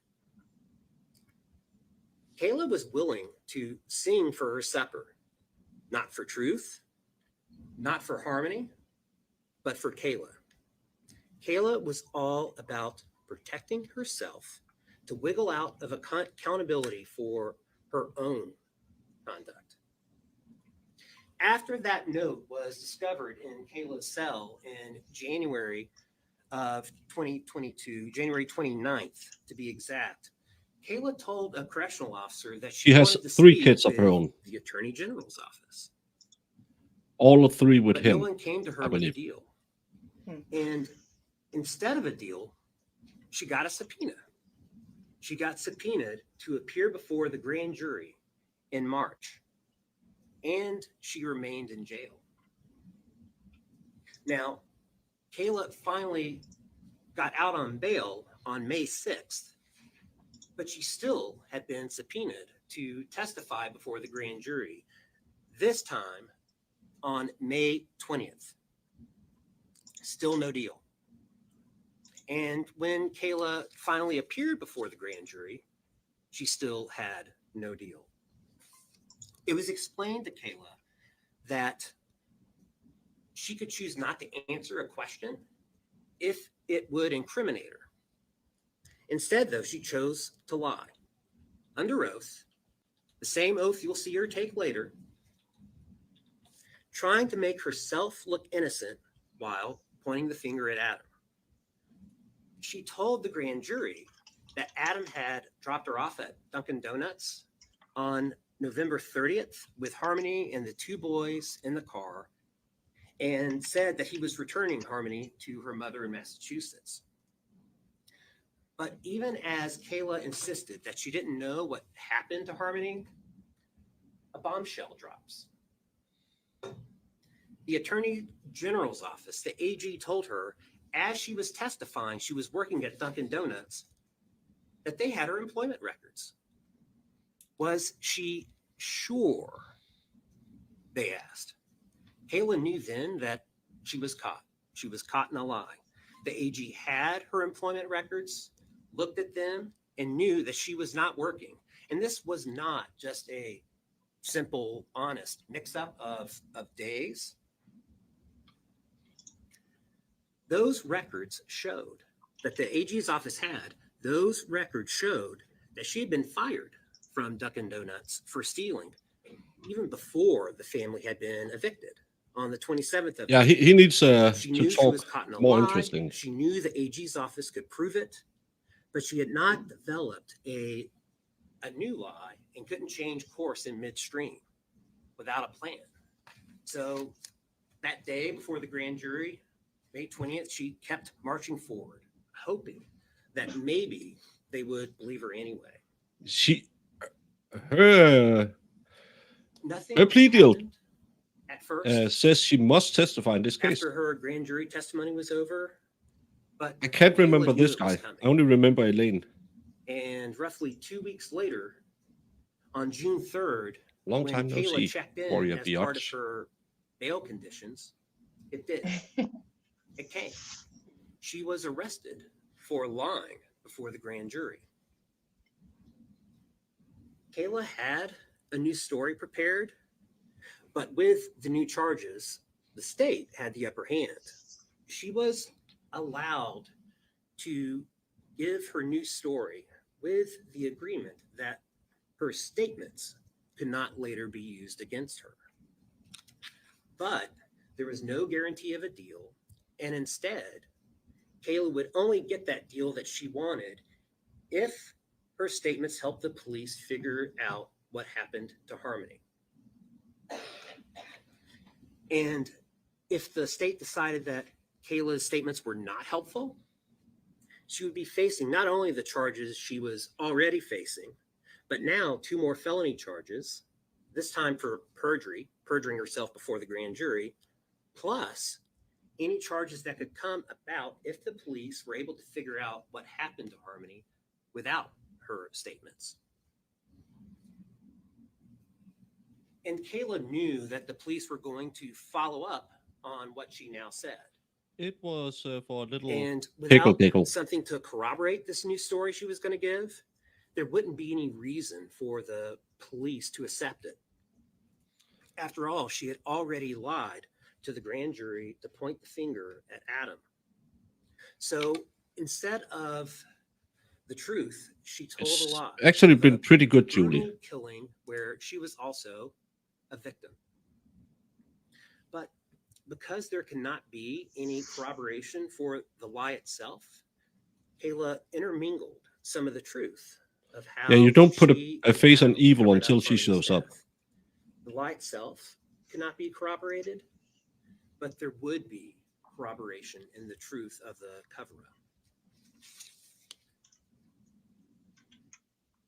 Because Kayla's new story was not true of how Harmony died, she lacked real memories to draw from, and the details did not fit. Both the details she provided and the ones she did not provide. And it is in those details. For those who are new here, yes, he is blaming Kayla. They admit Adam helped her dispose of her body and cover up the crime, but that she passed away while in the care of Kayla. Adam don't know how, he just know when he had been out trying to get money. When he returned, she was dead, and Kayla said, I just thought they were sleeping. And then she lied 3 times to the police, even a year after she was separated from him, because the state claimed that she was so afraid of him. So very interesting to see how this tactic works. And as Fedorowski said, it's maybe a good thing he didn't show up to court, because with the state very, very, very emotional opening statements, you would have put that face on evil. You can't do that now. Details based on a lie that begin to reveal the lie still being told by Kayla.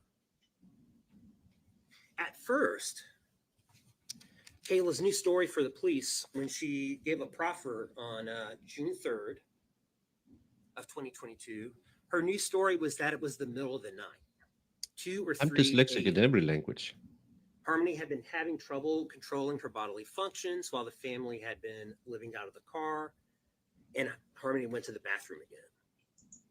Adam responded by repeatedly punching Harmony, probably like 10 to 15 times. That story changed to Adam assaulting Harmony in the morning before they went to the clinic for their methadone.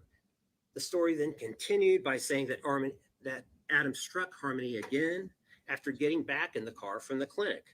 Then, as they drove to Burger King because Kayla wanted to get something to eat for her and the kids, the story expanded to Adam punching Harmony as he was driving into the Burger King parking lot. Kayla claimed to recall Adam commenting that the last strike was different. He thought he hurt Harmony. Kayla did tell the police that she put an arm up briefly to try and stop Adam, but to no avail. Adam drove up to the Burger King drive-thru. They ordered their food. Adam paid cash. The family got their food and drove back to the Colonial Village apartments with Harmony moaning in the back. That's her story. And when asked, Kayla claimed that she fed the kids. She told the police that she went up to her friend Anthony Bodero's residence to get some drugs for she and Adam to use. leaving Adam alone in the car with Declan, Seamus, and Harmony.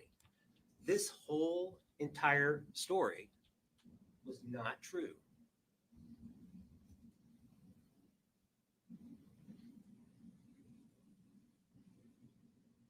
Excuse me.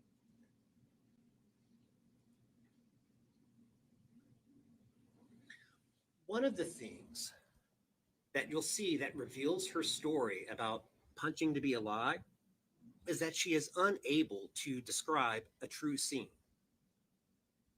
She does not describe 2-year-old Seamus crying as his sister beside him is being struck. She does not describe the baby screaming as violence and chaos break out around him. She does not describe trying to soothe or quiet the children. Nor does she describe Adam reacting at all to what would have been a cacophony of screaming and crying had all that punching been true. She does not describe trying to hide a broken child from the Burger King cashier or any concern on Adam's part that Harmony might be seen by the cashier or the camera. She does not describe Harmony as she feeds piece by piece food to Seamus, who is next to her in the backseat of the car. She does not describe seeking help from her friend she got drugs from.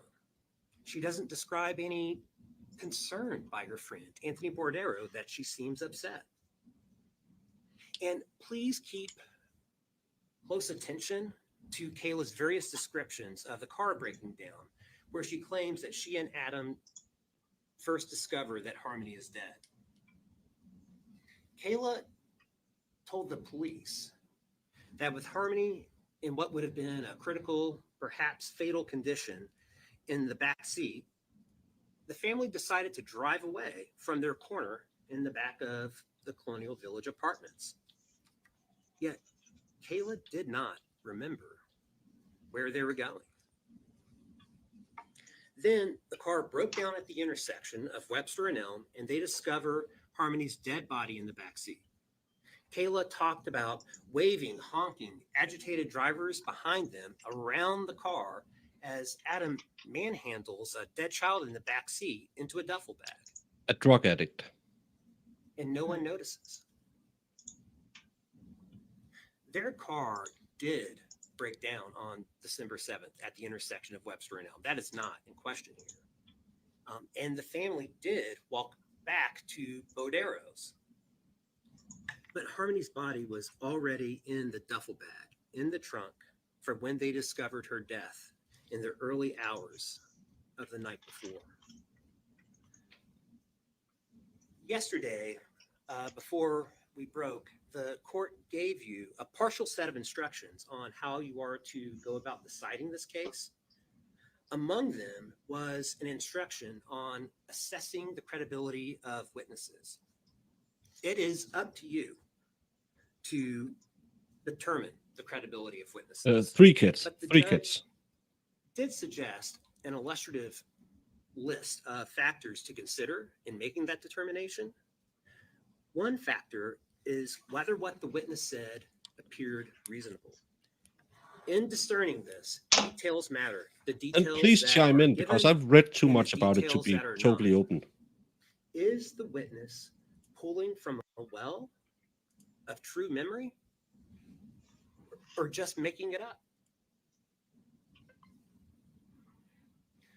Another factor the court has offered for your consideration is whether what the witness I said think is consistent she was with pregnant, other maybe, evidence in the case. or just had a child. And that Can't leads remember. me to some of the science that was used in this case.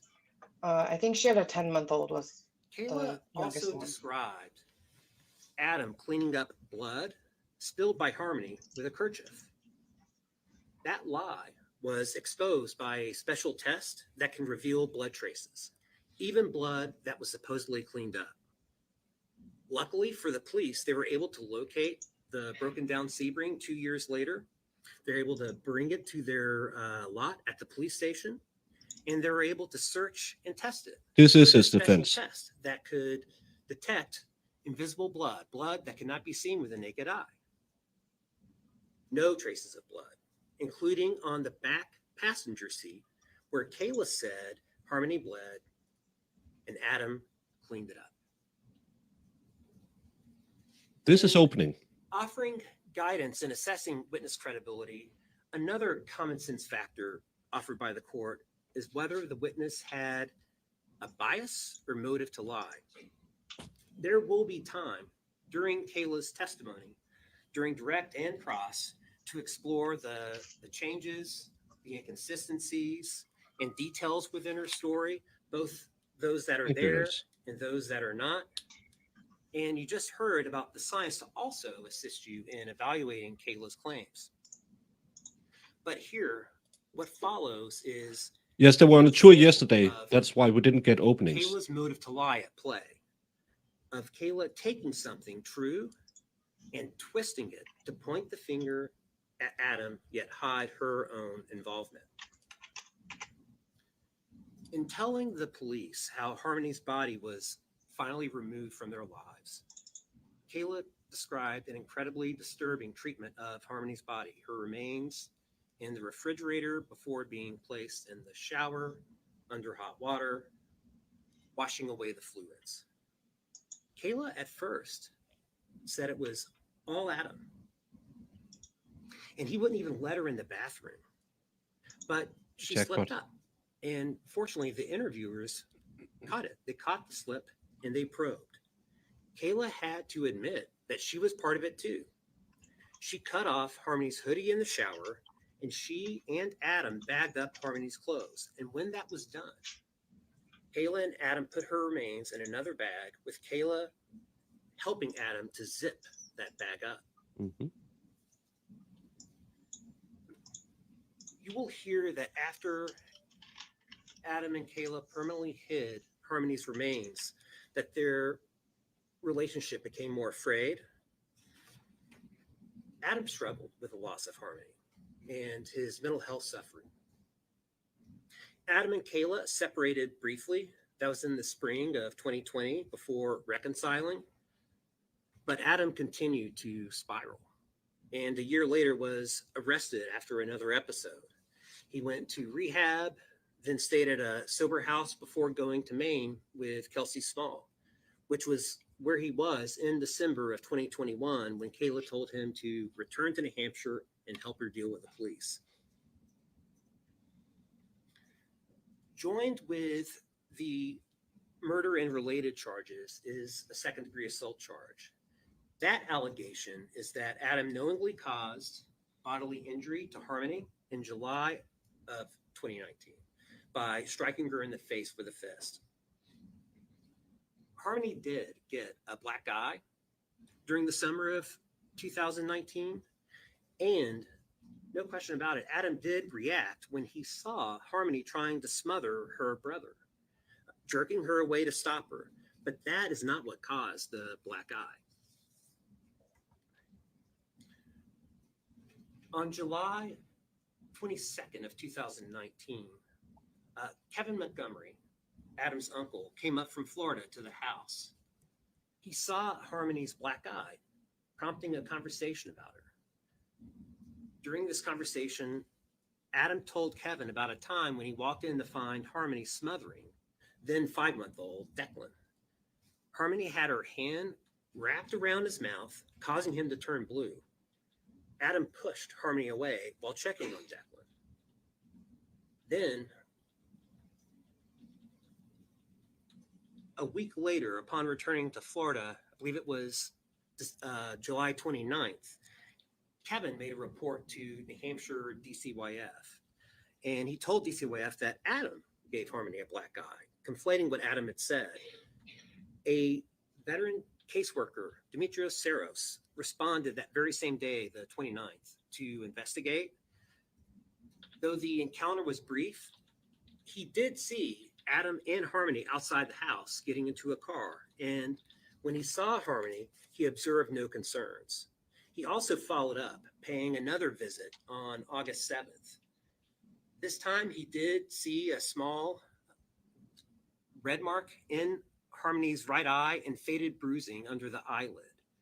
He spoke to Harmony alone, asked probing questions to find out what may or may not have happened, and then, after doing his job, left the visit satisfied that there was no substantiated evidence of abuse. I am getting ready to step down, but before I do, there is just one more instruction I need to discuss.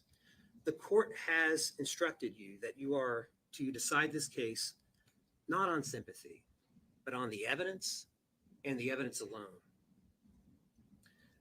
This case involves the tragic and senseless death of Harmony, an innocent 5-year-old, and it triggers perfectly understandable, innate human emotions, and it would be a human not to feel them. But as was discussed No, they work for the during government. the jury They'll never selection get in trouble. process, and as you've been instructed by the court, you all have a difficult yet necessary task: deciding this case not on emotion, not on sympathy, but on the evidence. And after you have heard all the evidence, after you've heard all the evidence in this case and apply the facts to the law, you will know that Adam did not murder his daughter or engage in witness tampering with Kayla. Kayla was an equal participant in the cover-up. She alone knows how Harmony died, and she won't tell. At this trial's conclusion, we will ask you to follow the evidence you have heard and find Adam not guilty of murdering his daughter, witness tampering with Kayla, and second-degree assault.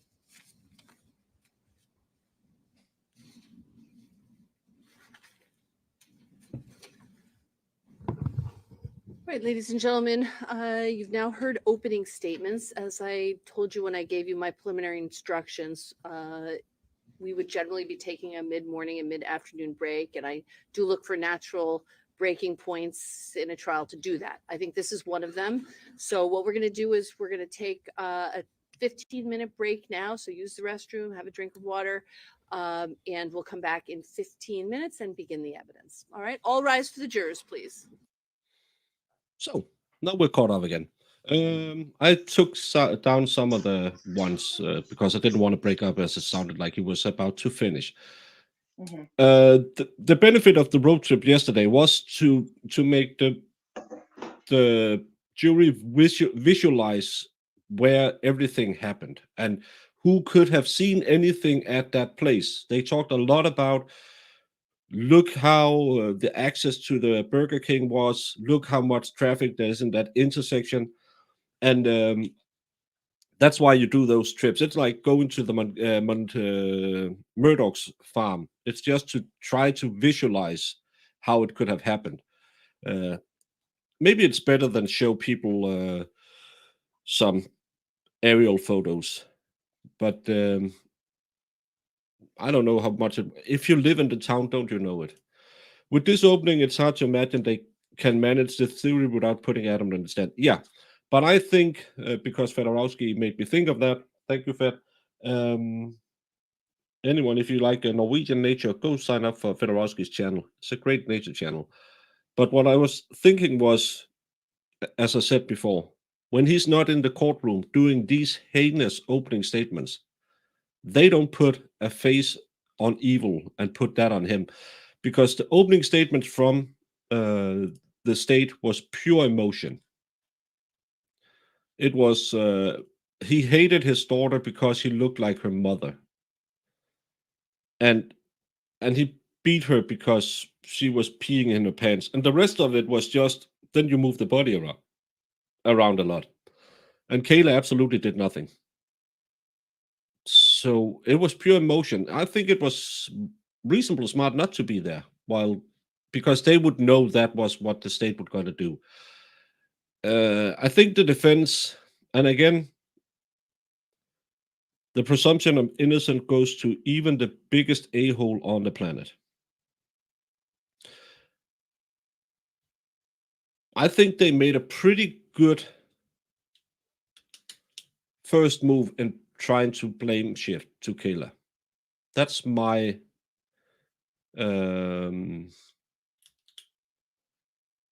that's my understanding after the opening statement. Is they shifted the blame pretty well. They painted Kayla as a very untrustworthy lady. And when we looked at the interviews yesterday, she doesn't come off well on stage. It's 6 months later. Maybe she's more clean now, but she didn't look good.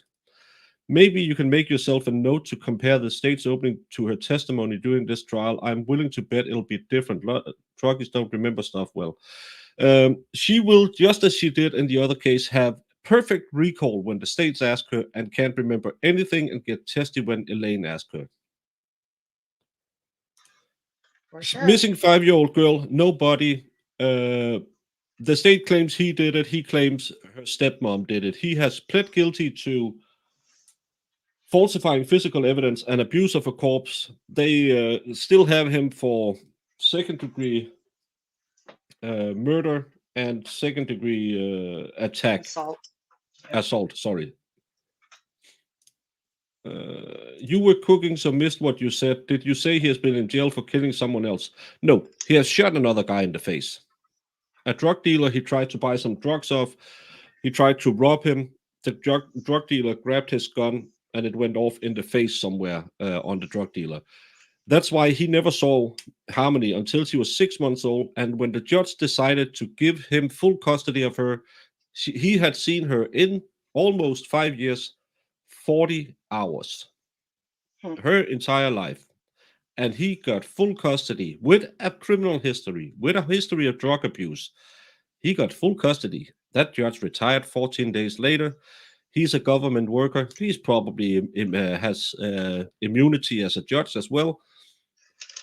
So the only people who will ever pay for what happened to this little angel are these two. And they are the biggest A-wipes, probably, allegedly, in Minecraft on the planet. But oh my effing God, a lot of people did a lot of nothing. And that led to that little girl's murder. Who is the silent person in the room? That's Jamie.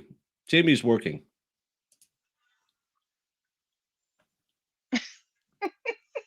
It's because your camera isn't on, Jamie, so people don't know who you are.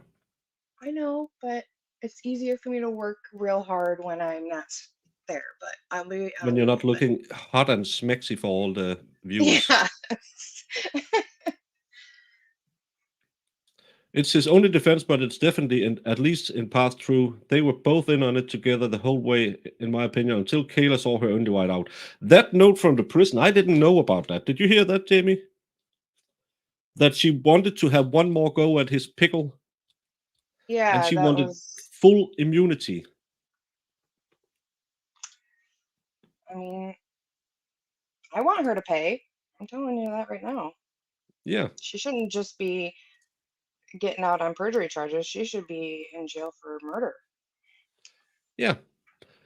Pernilla, you should. It's a very good channel. It's a sleeper channel, but more people should watch it. It's especially if you like to calm down a bit and watch amazing Norwegian landscapes. You really want to watch, and he just shown the white bag. I didn't understand yesterday how small it was. No, it's. Do I have anything? No, I don't really have anything in my room, but it's smaller than my torso. So yeah. Did you see the jury interview? Yes. I saw her. We watched it on Dave's channel right after she did it. I haven't watched the one on The View or whatever it was, but I heard it was pretty cringe.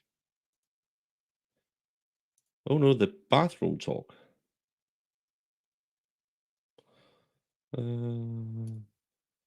StreamYard's avatar isn't working for you, hon, so we need to get. Yeah, she needs to put up some audio avatar, so it's not just the little one.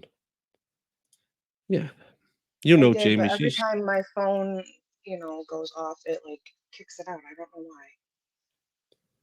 Or like I get a message or whatever. the father is guilty. They are hiding something about their daughter. Public is not privileged to that information.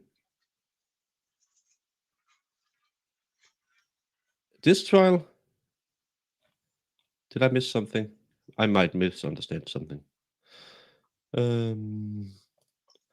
I meant that as Kayla's saying at Jesus, I'm too old to get. Oh yeah, she wanted to. Yeah, but again, what they claim Kayla said, according to the affidavit, doesn't add up. An affidavit, yeah, that's just an opening to the case, and then they build on that. But the defense stated Kayla did it. Kayla lies to protect herself.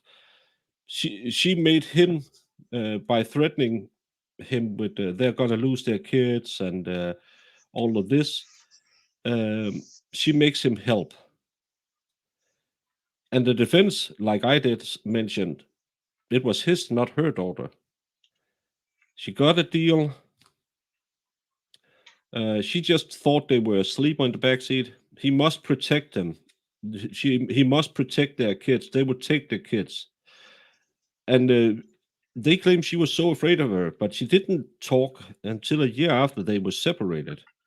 And then they found the note in the cell before the grand jury testimony about how she wanted to betray Adam to get a deal. And before the grand jury, she wanted immunity. And one of the things I noted was that Kayla claims that she was moved into a duffel bag in the middle of the street. And that was, I believe, at 8:35 in the morning, around that time. How could you move a kid, a 5-year-old, from the backseat into a duffel bag in a busy street? That's going to be hard to tell how that happened. I thought that was an odd statement. Like flagging cars around while he's put stuffing a kid into a bag. Yeah.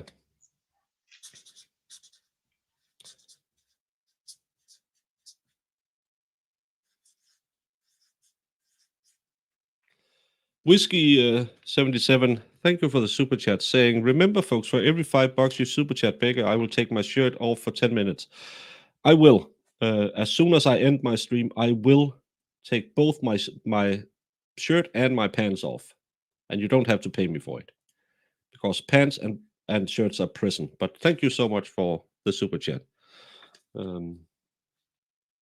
But maybe if you meet me in Tennessee, where I'm going from the 14th to the 21st of May, you'll see me topless. I wouldn't do that. It looks like melted Play-Doh.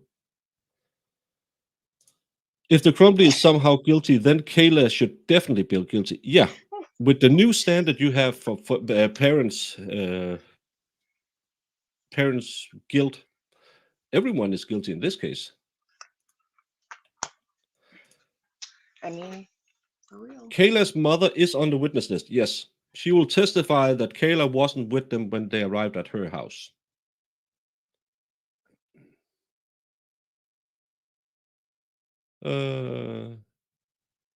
Yeah, I'll take one sleeve off, and then Jamie will laugh.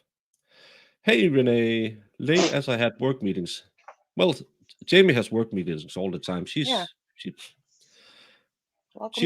used to like me, and then Dave quit his channel, and now she's just doesn't show up anymore. Whatever.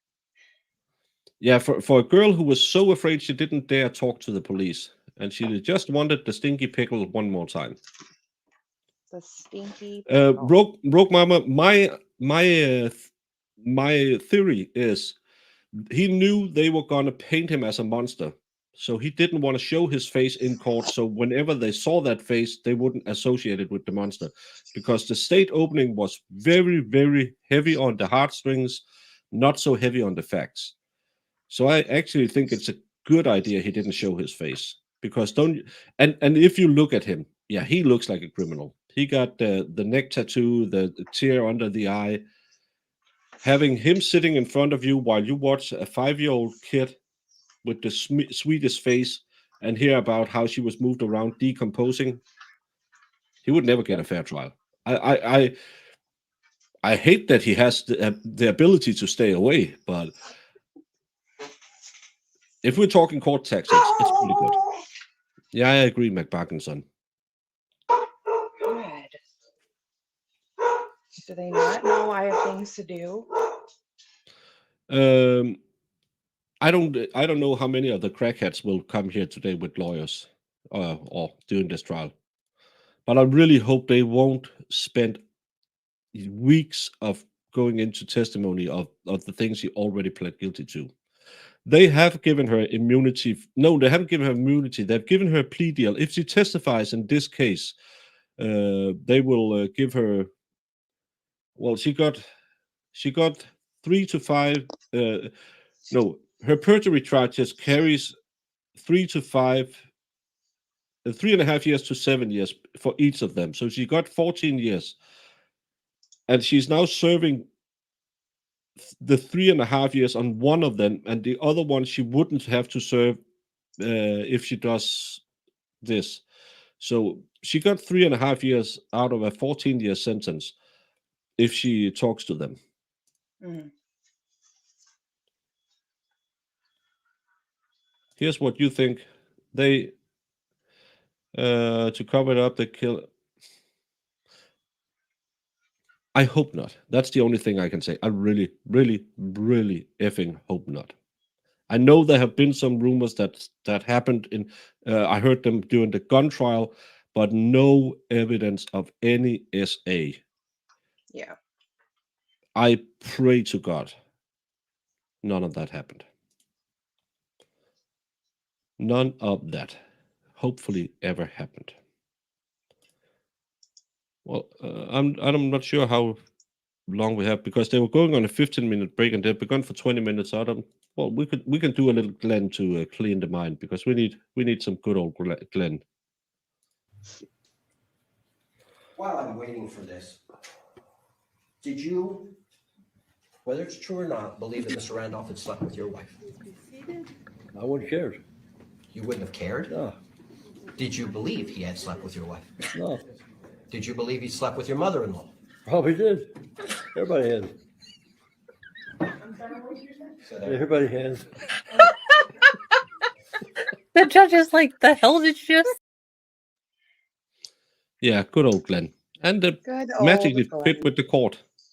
At least the jersey on for the ladies in chat. I can go get a jersey and put on.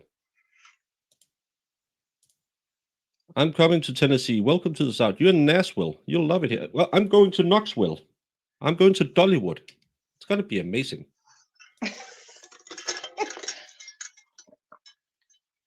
Why are you laughing? I am going to Knoxville and to Yeah. Dollywood. It's gonna be amazing. I got the news last night. Paula passed away, Jamie.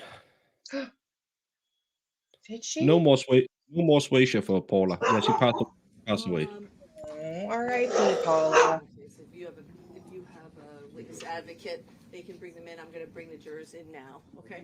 All rise for the jury, please. Paula is from the Treehouse murder case with a pro se litigant down in Florida. She was testifying from her deathbed where she passed out during her testimony. It was the worst thing I've seen so far in a courtroom. A lady clearly out of her mind with illness, pain, and whatever, screaming from her deathbed. It was very bad. Oh yeah, she has unlimited Swaysha now. She's up with the big sways. Oh, yes. Dollywood will be an awesome trip. Will you all stream from there in Tennessee? Yes. I don't know if you know the expert. He has a channel that has a Friday night show. One of the best shows ever, all time, on Friday nights. I show up sometimes. And we will try to do a live show from Tennessee. So if you're in the area and you want to meet some of us, stick around and we'll talk about how to you can get to meet us. You can Farrell is taking me to a gym. You can take me to maybe Taco Bell because Iris won't take me. Please be seated. Yeah, the last thing When the Paula state is said ready, was we'll she call your hated first the state. witness. He has the affidavit. Yeah, it was really, really bad. Really bad.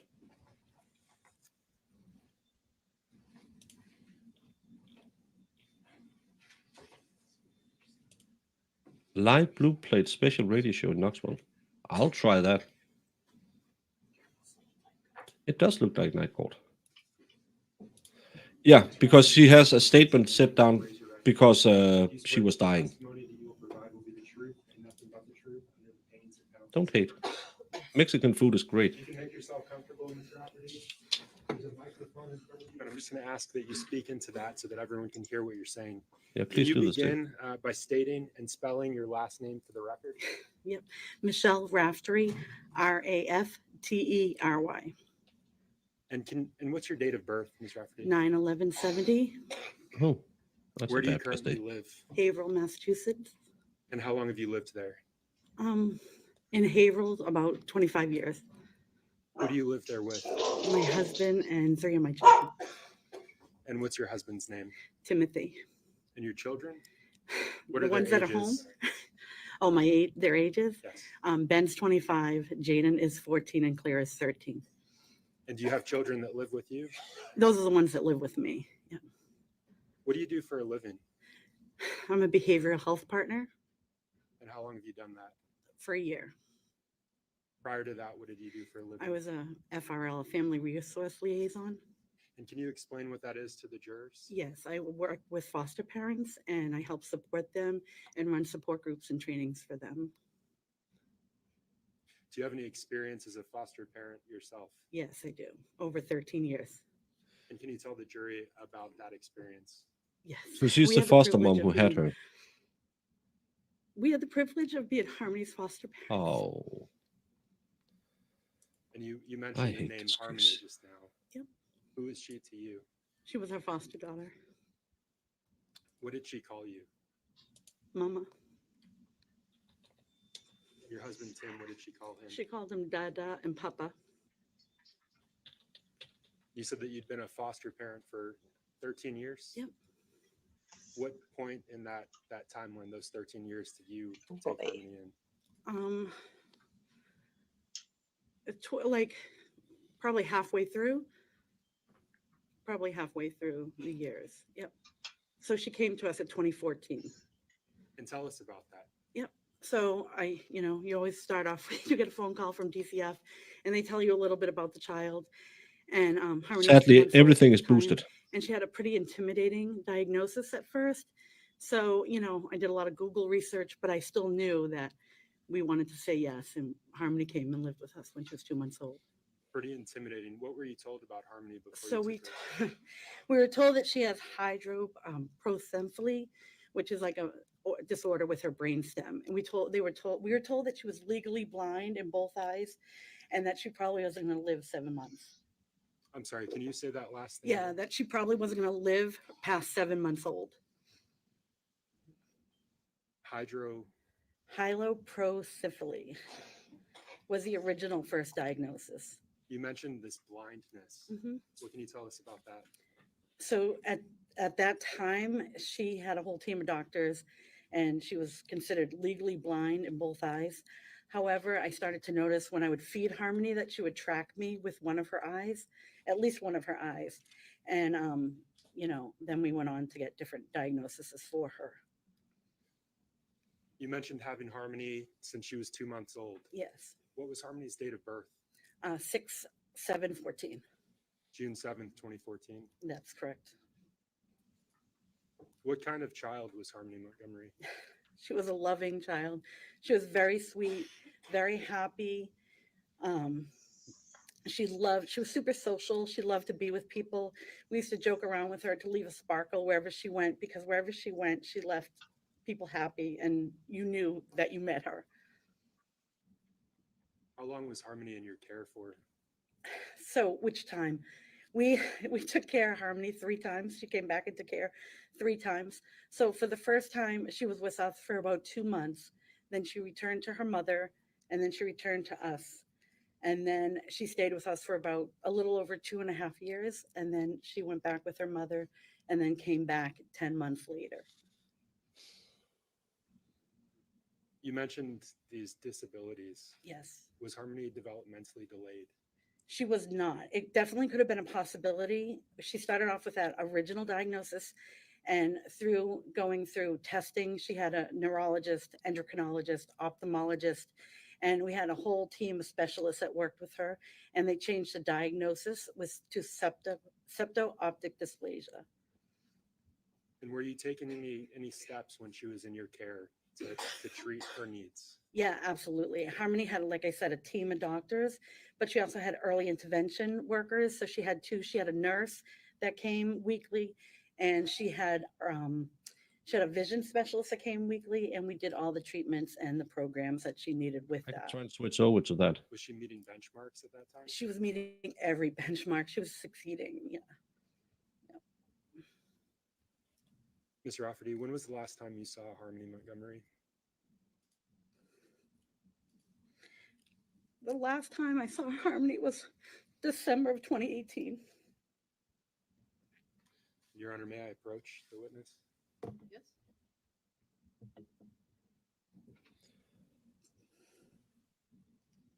I'll just try to put it over on Court TV. We'll be a little behind this one because they have. That you met her.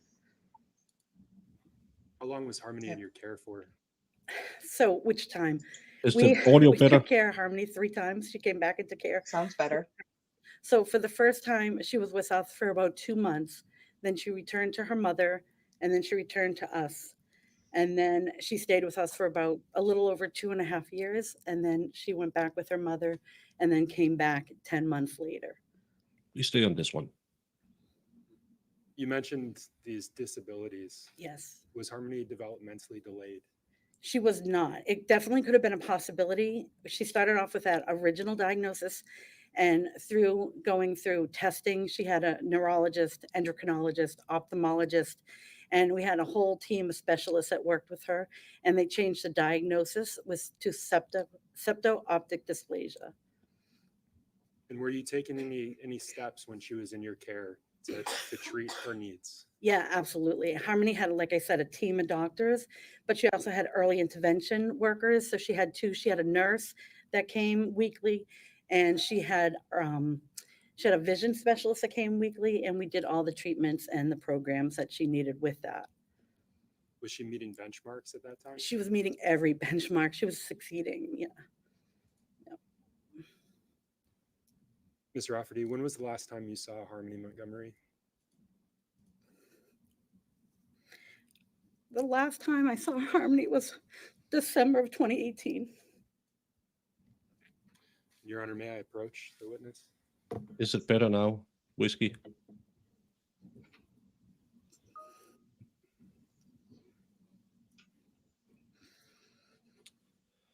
I don't like that shifting her back to a drug addict. So, Your Honor, I'm showing the Yeah. witness has been marked for identification as State's Exhibit 97. Ms. Raftery, do you recognize this? I do. I'm going to get close to a microphone so I'm picked up. What is this? That's the day that they were doing school pictures, and she wanted to have a sparkly blue dress. And do you recognize the person that's depicted in this picture? Yes, Who is it? it's Harmony Montgomery.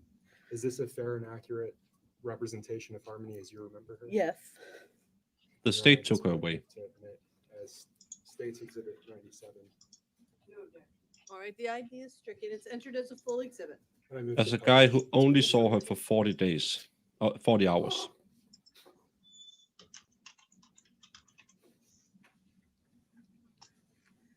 Yeah, it's crazy. And he was a felon. And they were homeless.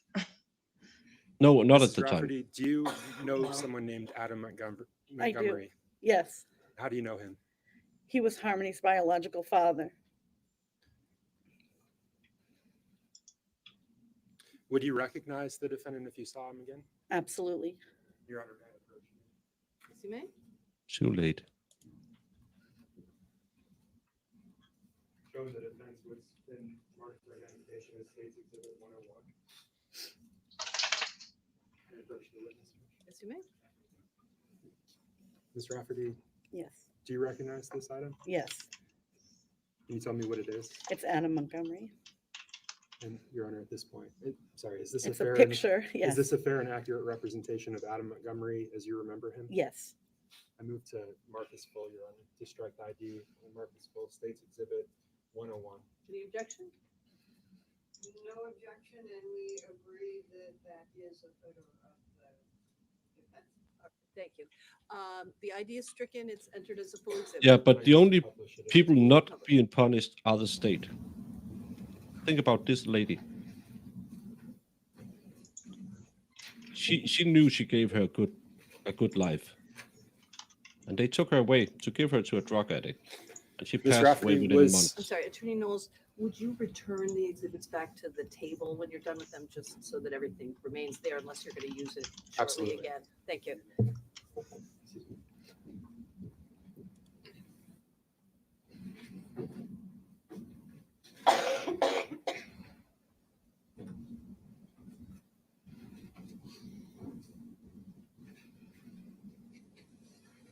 Ms. Rafferty, was Harmony potty trained when she was in your care? Yes, she was.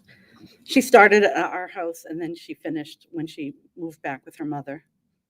And how old would she have been at that point in her life? So at 2.5, going on 3, she was potty trained. What steps did you take to, you said she started at your house. What Yeah. steps did you take to potty train her? Harmony was very easy to potty train. She didn't like to have, soiled clothes on, and she wanted to be like the bigger kids that were in our house. So she would tell us that it was pretty much Harmony potty trained herself. You mentioned her mother. Do you know Yes. her name? Yes, Can you tell the jurors? yes, it's Crystal Sorey. And you said that Crystal Sorey finished her potty training. Yes, Did Harmony return to your care after that? she did. Yes, And after Harmony returned to your care, did she have any bathroom accidents? absolutely not.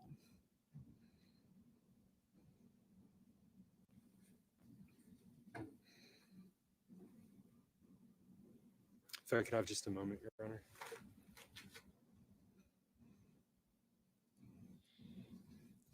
Ms. Rafferty, I don't have any additional questions for you. The defense attorney may.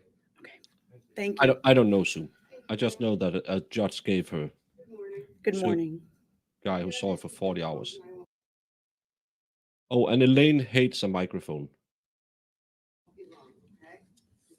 I'm sorry. Oh, Julie is a little Do a behind. microphone, and we'll figure out the other podium if you want to do that, but we might as well set it up. I'll just take it over for now. I only have a few. Is Yeah, this that's fine. amateur We'll hour? start there.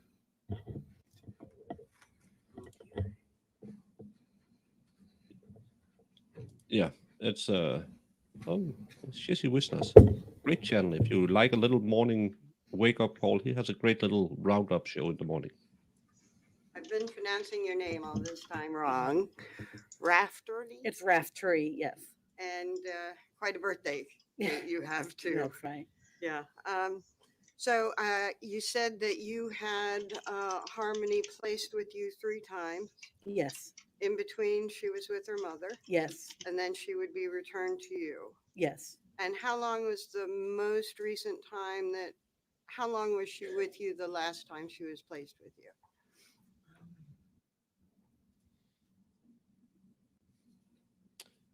About 10 months. And Yeah, I from know. being placed with you for about 10 months, she went to another foster care, Yes, and you felt like she had more needs than you could deliver, so she went to a therapeutic foster care. no, Miss Kumba? That's not? I don't know that other foster parent. Okay.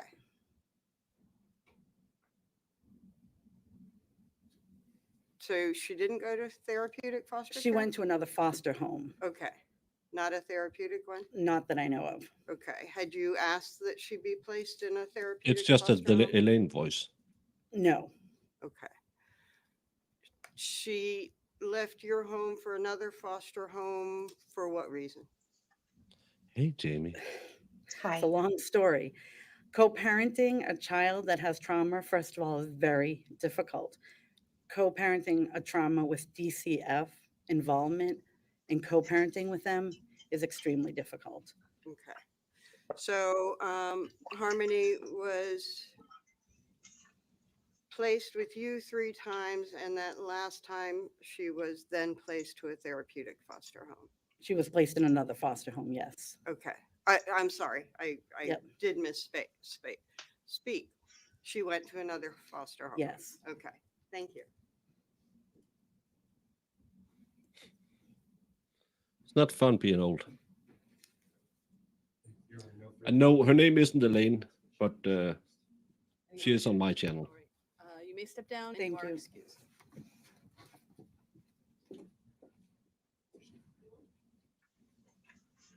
So this was just to establish she was a perfectly normal child with a little brain damage.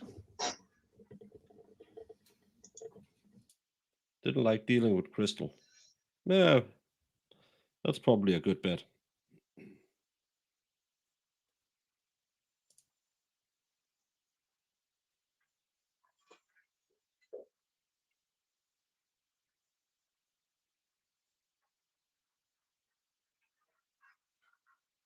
So he didn't. What are we doing now? he What are we doing now? Come on. decided not to show up again? But as I say, I think it's a good idea not to show up when he knew they were, the defense would do, the state would do everything to call him a monster. And he looks criminal. Yeah. So it's a smart idea not to show up so they can paint him as a monster. When they wanted to paint her as a monster. I think it's I don't like him. I think, and again, sorry for all the new people here. I it's not because I'm impressed by him or anything. I just think it's a good No. idea. Don't take it as I think he's a genius or anything. But as a defense strategy, I think it's good. No, you're not wrong. I'm thinking about it and I'm like, yeah, as long as I'm not staring at his face every time there's talking Every about time the you hear, details and of the then he murder. Yeah. bashed her in the face, and you look over there, and he's sitting there with his teardrop tattoo and his neck tattoo. Mhm. It's really easy to think, well, that a-hole is guilty AF, and they need him to come off more believable than Kayla. Yeah. You're So not yeah. wrong.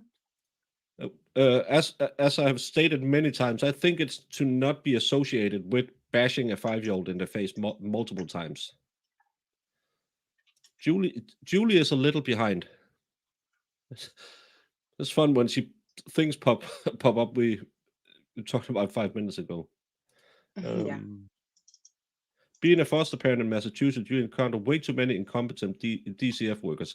Yeah, I told the story.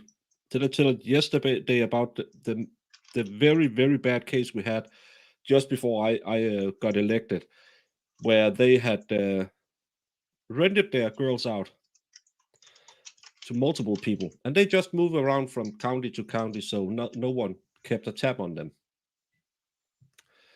That really changed how the system worked in Denmark, but then it went back to being lackadaisical again because no one really got in trouble. It's crazy. Yeah, I'm not sure he got it for the an unaliving, but he probably got it as a fashion statement because he doesn't seem smart. You don't really see the downside for him not being there. Plus, the less publicity, the less he'll get aerated in prison. Yeah, because this is about a little kid, and if Bobba or Tyrone sees him on TV tonight, and they say, "Oh, he unalived his kid," he's gonna have a slip and fall in the shower. Normally, a teardrop is if you take a life.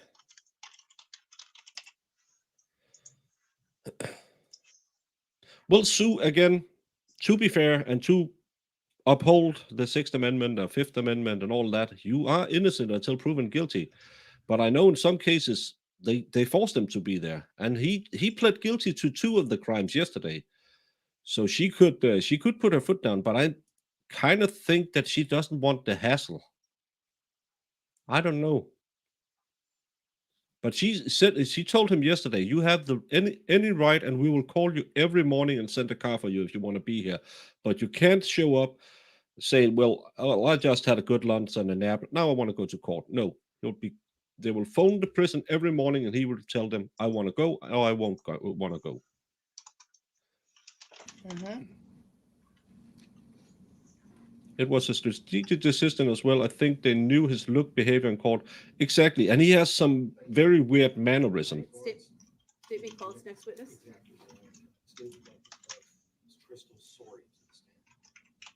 Who? Oh, the mom, Crystal, sorry. Oh,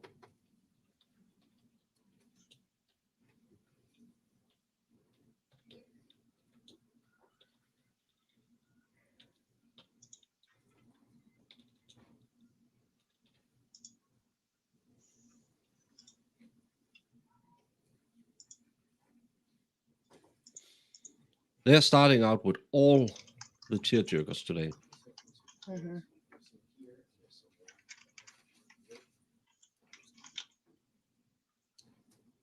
Sorry, when you get here, if you could just remain standing for a brief moment. Sure.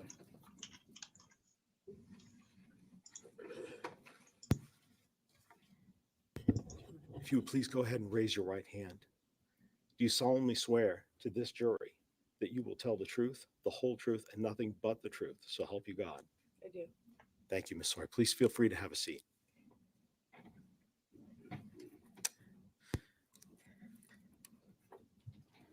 Ms. Sawyer, since we're being recorded here today, and there's a microphone right in front of you, so I will ask you to please keep your voice up to make sure that the recording picks you up.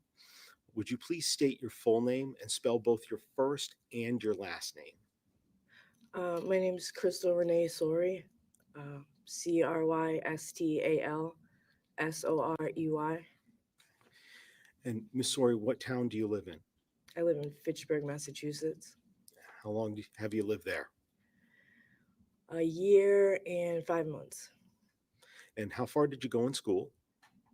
I didn't graduate high school. I think I'd she's like just to ask you about a specific day, June well 7th, fed. 2014. What significance, if any, does that day have for you?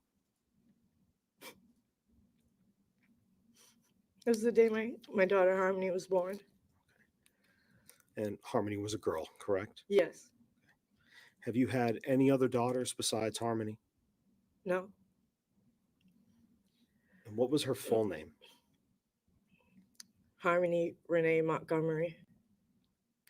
Same middle name as you. Yes. What was her medical condition when she was born? She was blind in her right eye.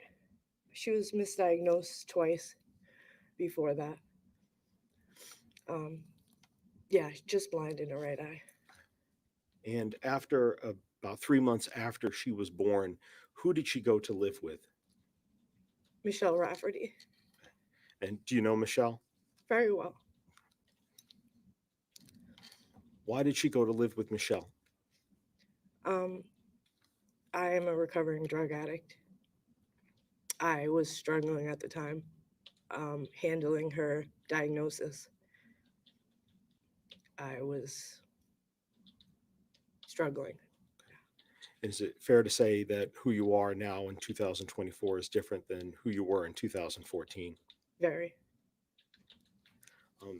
In March of 2016, were you able to obtain custody of Harmony again? Yes. Okay. This is the Where did the birth two of you mom. live? First, when she reunified, I was at Casa Esperanza in Roxbury. It was a reunification program, but you could only progress so much there.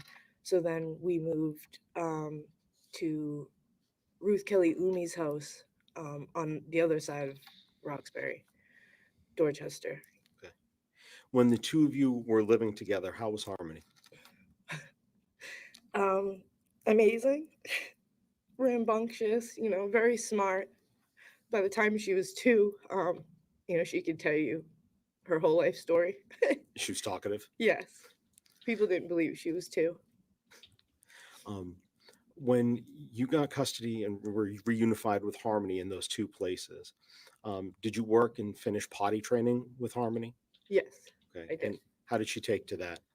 She did very well, honestly. I was kind of surprised. She was just really excited to be a big sister. Her brother had diapers, and I told her, babies wear diapers, and you're not a baby anymore, you're big sissy. So she was right on it. And she did so well.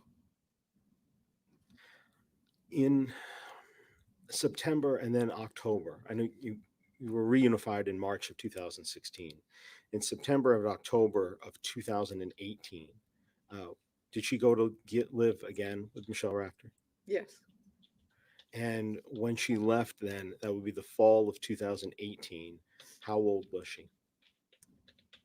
2018. 3, I believe 3, almost 4. Yeah, basis.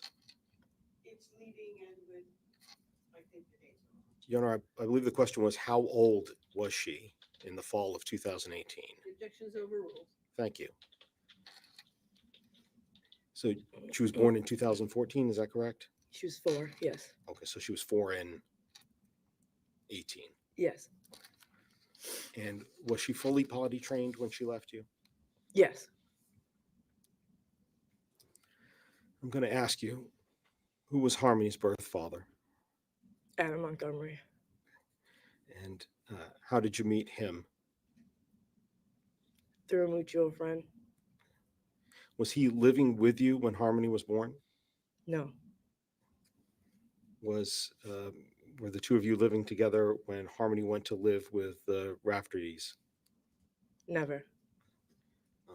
Did you ever have any other children with Adam Montgomery? No.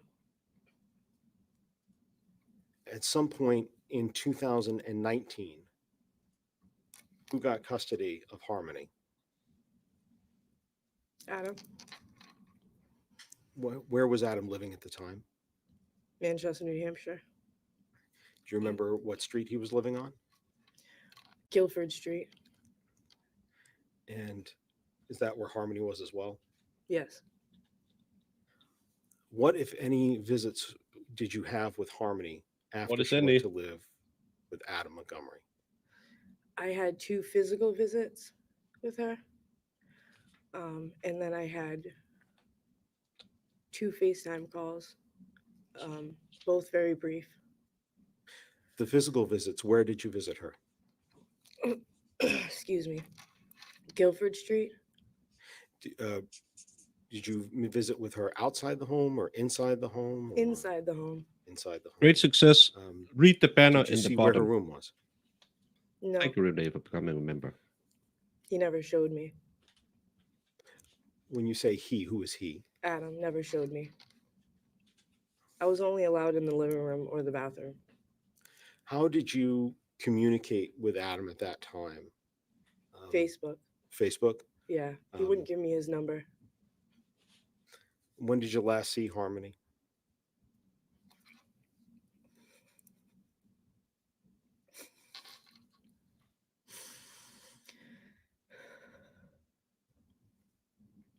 April April of 2019. April of 2019. Yeah, right before Easter. How did you see her? Oh, I was doing a Facebook video call. That was how I had job training, so I couldn't do a physical visit that week because I didn't know my schedule. You said that was before Easter, is that correct? Yes, Did you see her on Easter? yes, Were you able to see her after that? no. What did you try to do to be able to see her or talk to her after that? I just kept reaching out to Adam and Kayla and, asking, begging them to let me see her. And I was sorry for whatever I did. I wasn't even sure what I did. But I was just trying to reach out to really anybody at that point, his family, his grandmother, his uncle, his dad, anybody. Let me ask, did you try to reach out through the months of May and June? Yes, What about in July? I believe so. Did you receive any phone call from Kevin Montgomery, Adam's uncle, in July? Yes, I'm not going to go into the detail of what was said, But after that call, did you continue these efforts you talked about before, trying to get in touch with Adam? Yes.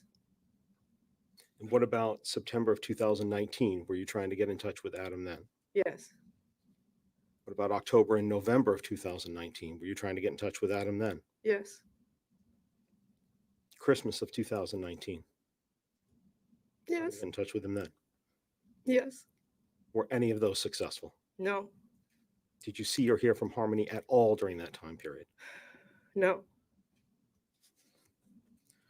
What about in the year 2020? Did you continue to try to find and get in touch with Harmony or Adam? I'm sorry, can you repeat that? No problem. What about the following year, in the year 2020? Did you try to get a hold of Adam and Harmony?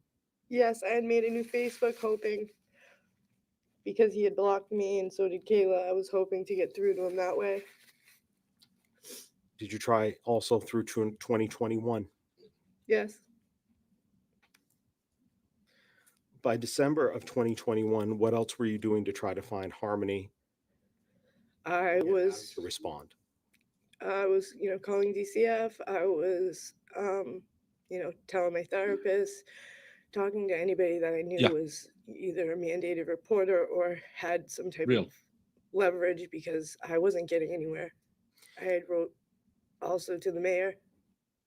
And in December of 2021, did you have any meetings with the Manchester Police Department? I'm sorry.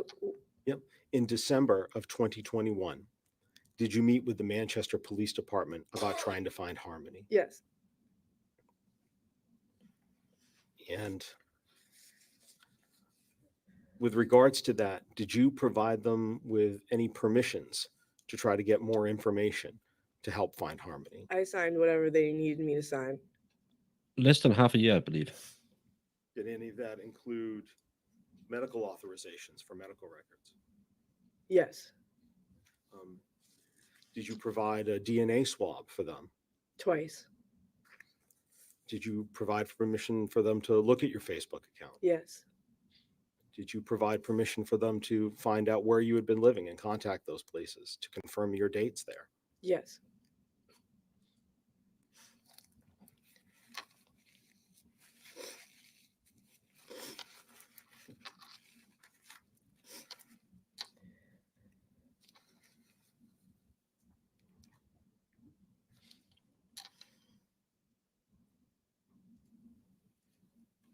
Iris, I totally agree. Well, yeah. So I'm going to show you. It's been marked State's Exhibit 101.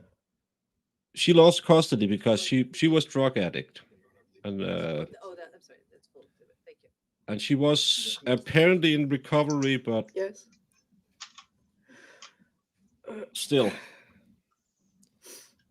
Adam Montgomery.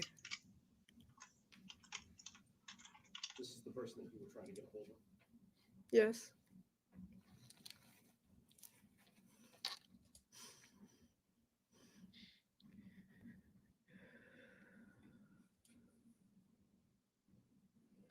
Yes, that's why we ask why the judge gave it to.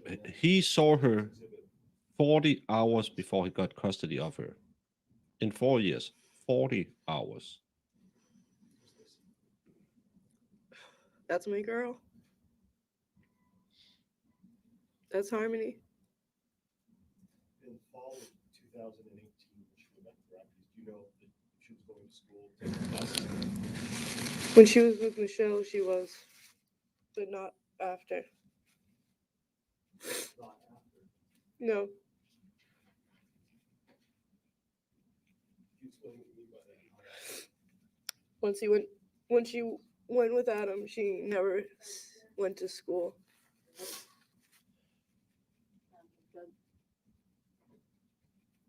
I'm sorry, Your Honor, if we could have. Couldn't they just turn up the audio like they did before? That was nice. Because she did the right thing and asked for help, she had a child taken away. I don't know if she asked for help. I don't know how much, because she had Harmony stayed with the previous victim at least 3 times because co-parenting with Crystal was very hard for her.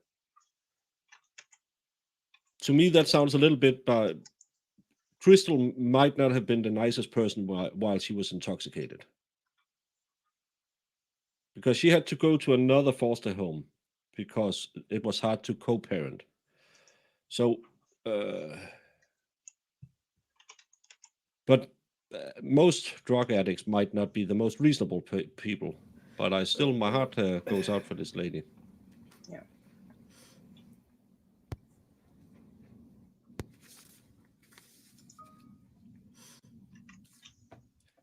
Yeah, we're probably not going to go into that story because we Sorry, I won't just have paint one this one last too question badly. for you. With regards to all of those communications that you talked about through 2019, 2020, 2021, trying to get a hold of Adam Montgomery or Harmony, for any of those, were you ever able to speak with Harmony? No. Looking at just a moment. Yeah, and she seemed to be, she used to be a drug addict.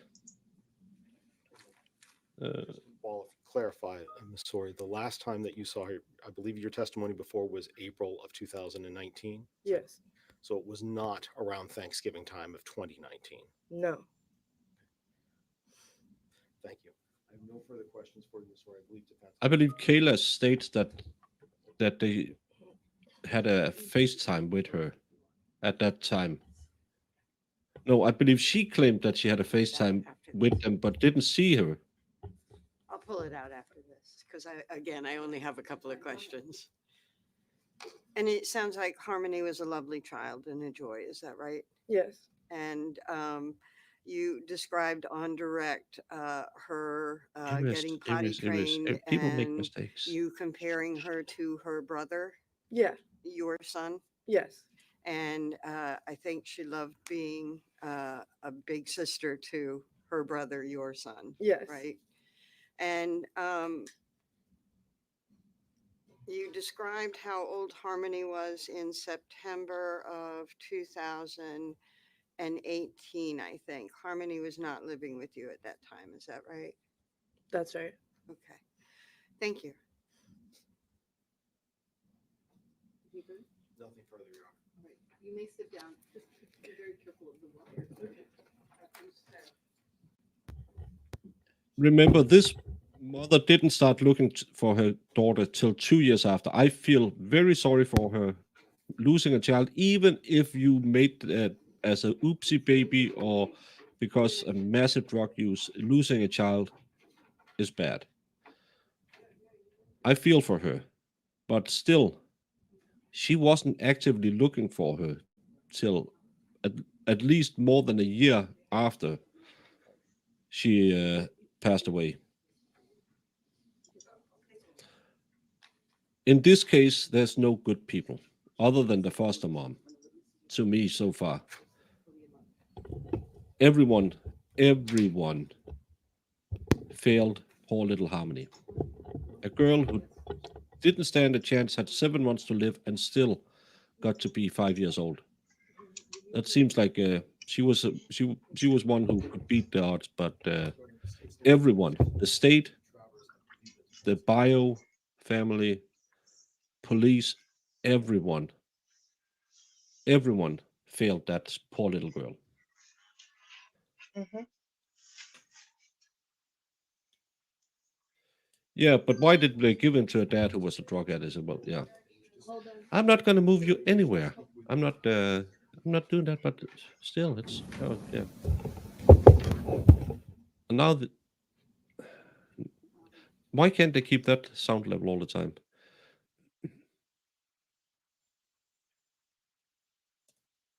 Well, a lot of people deserve to have their kids taken away from them, but to lose a child like this, it's never good.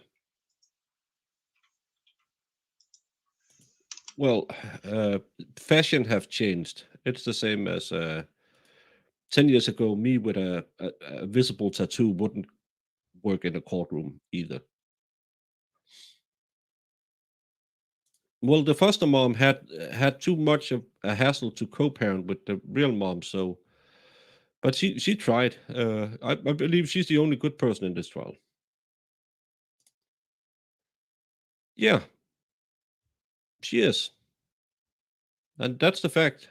And one of them is going to skate because the state wants her to point a finger on the other one. No, I think she should rat too. Yeah.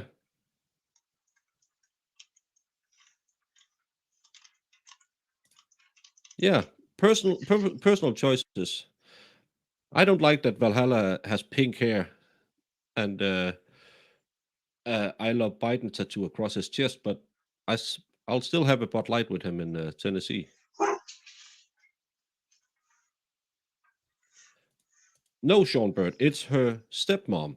The foster mom had her, and then the dad got her. And then the dad now claims that the foster mom killed, not the foster mom, that the stepmom killed her, and the stepmom claims the dad killed her. Where are the methy witnesses like the firearms trial? We need more suasion. Exactly. They will probably be coming in because there's a lot of people who saw them around somewhere. And I bet if the gun case is anything like this, there will be meth.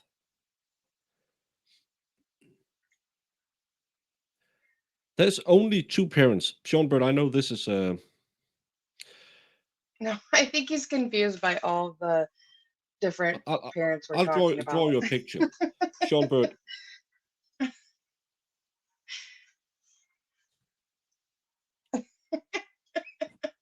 Sean Bird, this is a flower. Oh my goodness.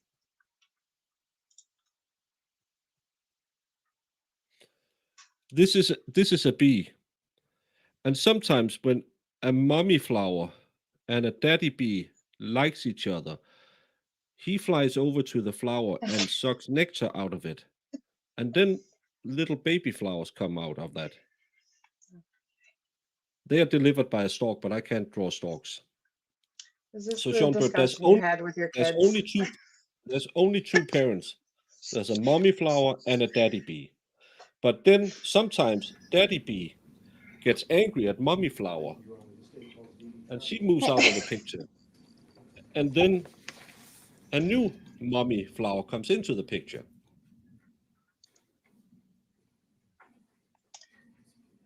He's not impressed.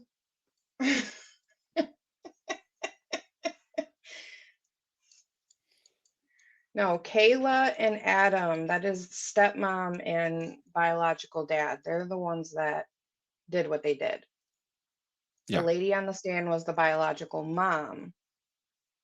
Yeah. And then there was a foster mom that Harmony stayed with, which was the first lady.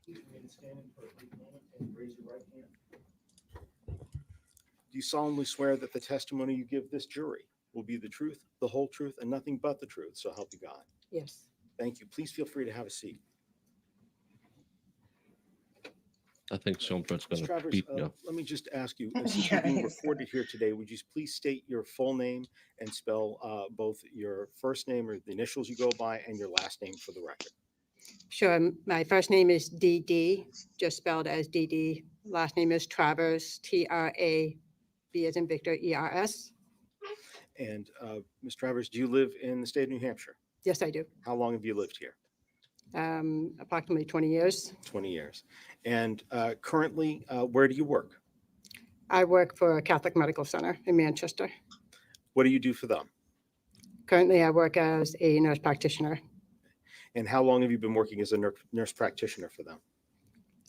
I've been working about 5 years as a nurse practitioner. And prior to that, were you also working for CMC in a different capacity? Yes, I was working as a registered nurse. Okay. Let me ask you, at any point were you assigned to work at the affiliate for Catholic Medical Center, the urgent care in Bedford? Yes. And I'd like to direct your attention specifically to June 2nd of 2019. Did you take vital signs from a child named Harmony Montgomery that day? Yes. And as part of those vital signs, did you measure and record her weight? Yes. How much did Harmony Montgomery, the patient that you saw that day, weigh when you saw her on June 2nd of 2019? I don't recall the actual number. Let me ask, with regards to those, when you measured her weight, did you record that information somewhere? I would record it in the electronic health records. Okay. And with regards to the electronic health records, when do you record that? So, Generally, it's done in the room with the patient. so right then and there, while you're with the patient, you're recording that? Yeah. Okay. And if you had a chance to look at those records, do you think that looking at those records might help refresh your recollection as to what the weight was that you took on that day? If I could look again, I could remember the number. Yeah, that'd be great. You want to approach page 4822?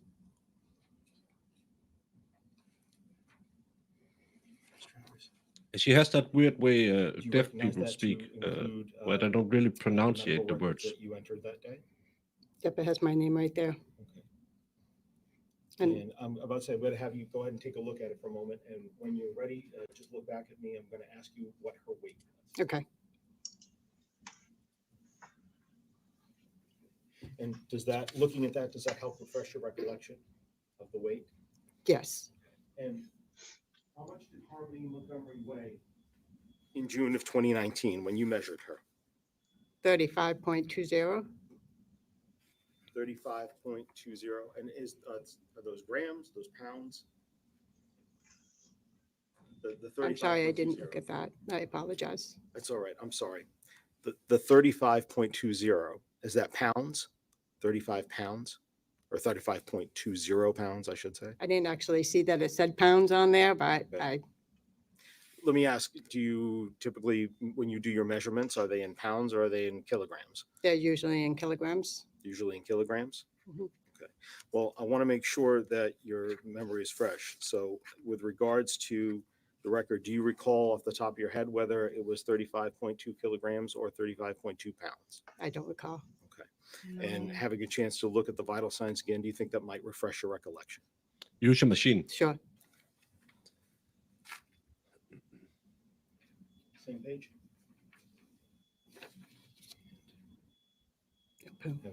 Let's say, Wolf? does that help? I see you. Even nodding I your can head up say and that. down. Does that help refresh? Yes, All right, yes. so that 35.2 are those pounds or kilograms? Pounds. 35.2 pounds. That's 18 kilos. That's All not right, a thank lot. you very much, Nurse Travers. I greatly appreciate That it. was I don't very have any small. further questions for you. I believe Defense Counsel may have a few. That's why I have this amazing channel. I just make And I stuff up. think Harmony's weight was appropriate for her size. It's and age. it's pounds. So 17 and a half to 18 kilos. Foundation. Woof. I mean, Just I'm like Jamie's terrible at cookies. this stuff, but is that a normal weight for a 5-year-old? Well, I was over 10 pounds when I was born. Yeah, but Yeah, that's not normal. I weighed more than my daughter's weight together. That's why I have a crooked shoulder, because I was so fat that my mom broke my shoulder giving birth to me. I know how big I am, but I could never guess anybody else's weight. So M. Young has a 4-year-old who weighs roughly the same. A little more. So it's a small kid. It's a very small kid. okay. We have guesses at 6'6", but hospice. No, you're in a hospice. You probably don't know weights of kids. No, definitely not normal, says Julie. Thank I you mean, for it sounds coming small. back. What are you teaching? That sounds interesting. Her weight was 17 and a half pounds. And was that at Hospice the just age of has 5? hospice just has a 6-year-old that weighs 52 pounds. Hmm. It can be, Jamie. It's thin, but considering her sickly and we don't know her height. Yeah, that's one thing. That's true. Your daughter was very petite, and 35 pounds would be normal for her. She was a tiny little girl. I think average is like 40 pounds, so she's a little underweight. She's roughly 8% under the median. That's not much. Your 4.5-year-old is 40 inches and 42 pounds. No, it's not 17.5 pounds. It's I changed it into numbers that Medita could understand because we use real numbers in Europe. 17.5 kilos, roughly.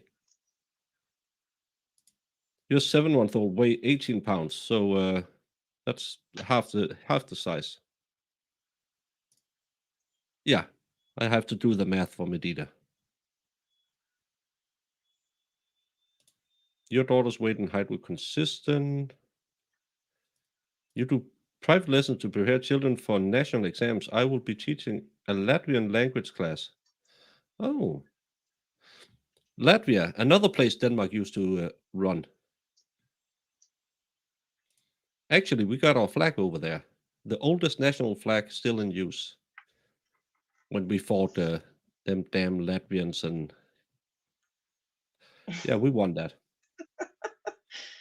Well, we were about to lose a battle, and we had a king, Valdemar.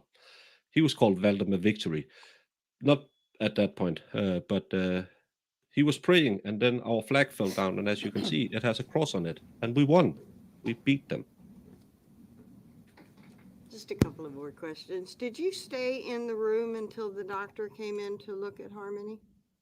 No, Okay, so you just pretty much take that information and give it to the doctor for the doctor to do the examination? that's correct. Okay, and you don't know the results of the examination, is that right? So she was No. within the medium. Thank you. All right, any objections or being excused? Yeah, we One more question, Your Honor. Okay, go ahead. normally you have like this. You have they But have the one of curve the and then observations that you did make was the sores around her mouth. you have That's what I like wrote this. in the report, yes. Okay, and That's that medium, and was, that's the outliers. So she a was rash or within. sores around her mouth that she was present for, right? Yeah, that's what I wrote in the report, yeah. Thank you. Any objections or being, do you have any follow-up questions from Oh. that? So you were born as a 3-year-old.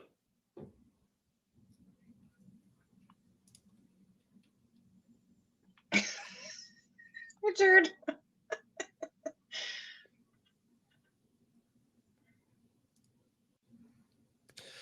My oldest daughter was average weight, and my youngest daughter was below May average. step down and you are excused. Thank you. But it was within a margin. And actually, my oldest daughter became too thin, State may call its next witness. but she's a normal woman now. But in her school time, they claimed that she must have been starving herself to live up to the internet norms. But she was just a very thin girl. Hi, Molly. Hi.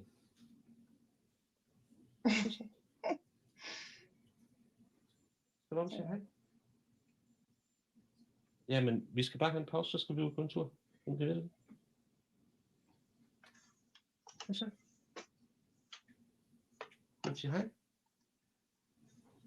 Hvad sker der? Hvorfor kigger du på mig, som om jeg er tos? I love when you talk to her in Danish. Well, she doesn't speak English. Oh, she only speaks bark. What are you talking about? Hvad så? Remain standing for Vi skal ind sidde nu.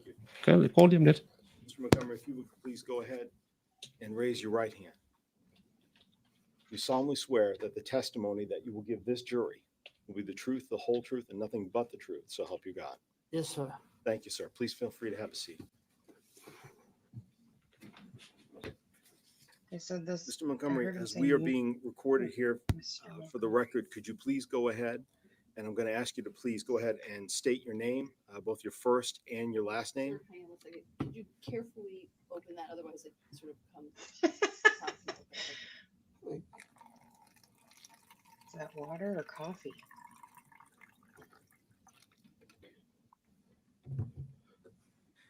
Thank you, sir. If you would please go ahead and state your full name and spell out both your first and your last name for the record. Kevin Lester Montgomery, Kevin Montgomery. And Mr. Montgomery, what town are you living in now? Malden, Mass. How long have you lived down there? I've been back in the area since June June of this year? last year, June of last year, 23. of course. Hi, Mo. And are you currently working? I am. What do you do for work?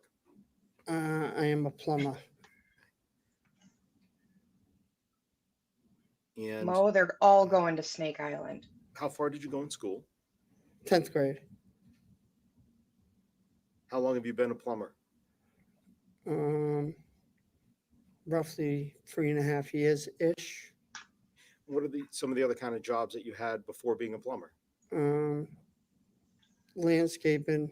I was in the drywall, union, roofing, Okay. stuff like that. I'd like to ask, in 2019, where were you living at the first part of 2019? 2019, first part of 2019, I was living in Manchester, And what was the street address that you were living at? 77 Guilford Street. Who owned that home? Excuse me? Who owned that home? Sorry. My mom and my my ex.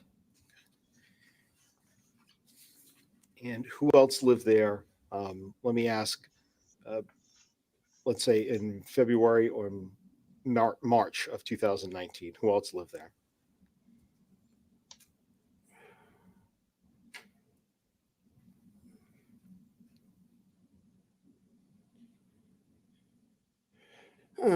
So it was me, my nephew, his wife, and their kids. And who's your nephew, Okay. sir? Adam Montgomery, And who was his wife at the time? Kayla Montgomery. I'm going to go ahead and show you State's Exhibits 1 and 2. Yeah, living with your mom and your ex, that can't be fun. You just need the Let's mother-in-law, talk about then all State's the hell. Exhibit 1 for a moment. Do Jesus, you no. recognize State's Exhibit 1? I do. Okay. And Take it what away. is that a photograph of? The front of the house, Which house? 77 Guilford Street. And what about, and with regards to that photo, did the house look that way when you were living there in 2019? And by that, I just mean where the windows are, the door is, the color. Yes. Okay. And now I would like to show you State's Exhibit 2 for identification purposes only. Do you recognize what that is a photo of? I do. What's that a photo of? That was Harmony's room. Where was her room, inside this house or somewhere else? Did she live with you? Yeah, her room was across from my room inside that house. Other than the stickers that are at the bottom here, and the photograph itself of the room and the home, are these accurate to your memory of what that room used to look like and what this home used to look like generally when you were there? Yes. At this point, Your Honor, I'd ask for the identifications to be stricken from State's Exhibit 1 and 2, please. Objection. I'm sorry, no, without objection. Okay, the ID is stricken, they're I think entered as full it's exhibit. called Cotton Dog or something like that. I'm not sure.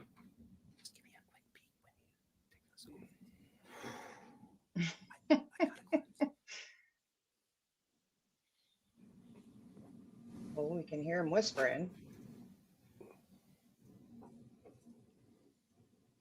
So, Mr. Montgomery. I'll go ahead. It's a she called Molly. State's Exhibit 1. This is 77 Guilford Street? Is that correct? Yes. And let me ask you, how many bedrooms were in the home? How big a house are we talking about? I think she was with him less than a year. Living room on the first Don't floor, think 2 bedrooms in the back, and Haven't then heard like any. an attic that was like made over upstairs. Aw, thank you. When you say made over upstairs. I'm just is that me. also used as a bedroom? Correct. And on State's Exhibit 2. I believe you said before, I want to make sure I got your testimony right, that this was Harmony's room. Is that right? Yes.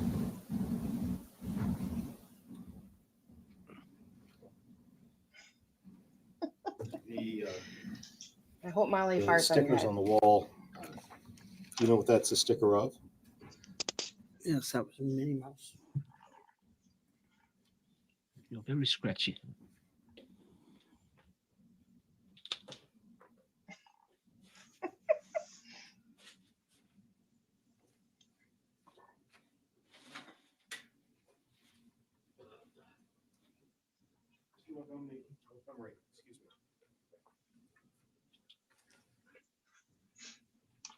In 2019, you said, I believe before that you said that your nephew, Adam Montgomery, was living with you. Is that correct?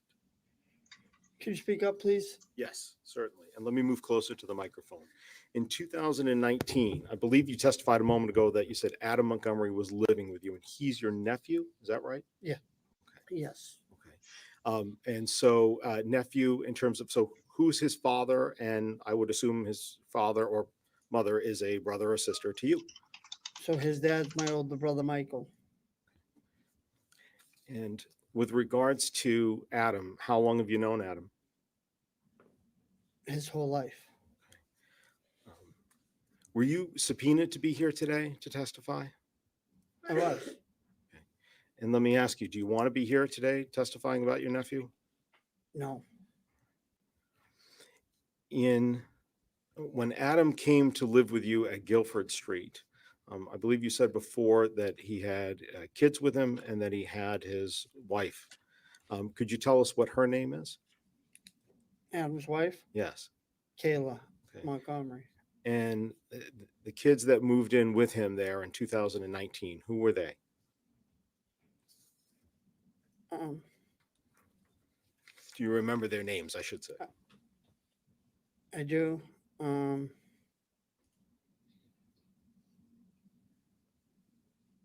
Could you say that question again, please? Certainly. How So when how Adam fucked up and is this Kayla guy? came to live with you, you said that there were kids in the home before. Hey, I don't Mine want to is be really mean, want but to go out that's and having a pee. So when That's Adam dumb. and Kayla came in, who came with them? Yes, exactly. At first it was just Seamus. Okay. And who is Seamus? Seamus is their son. Okay. He's trying to be so careful and Who it's came weird. to live with you next after that? Which child came next?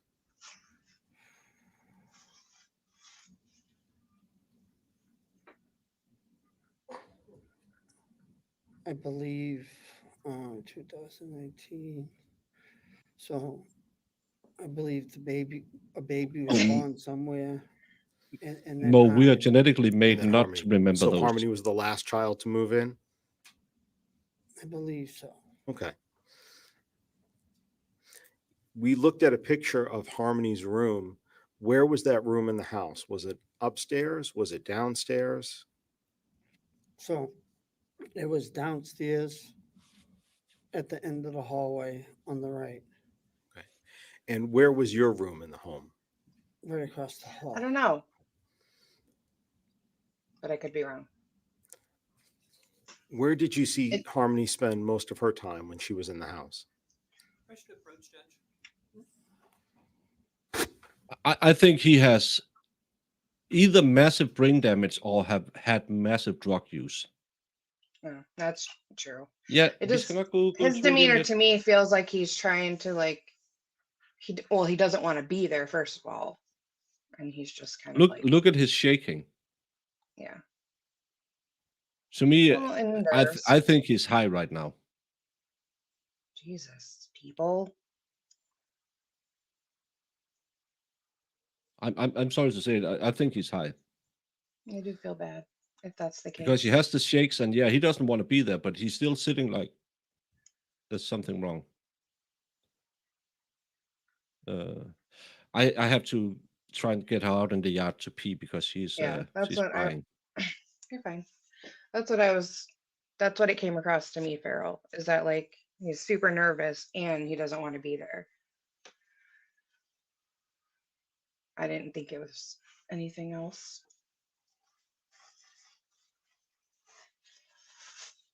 But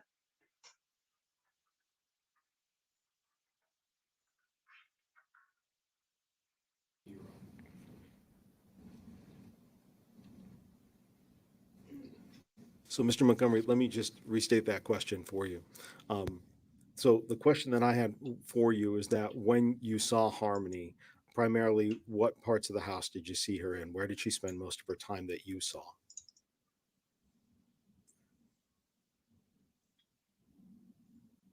Just everywhere. Just everywhere. Kitchen, Okay. living room, just everywhere.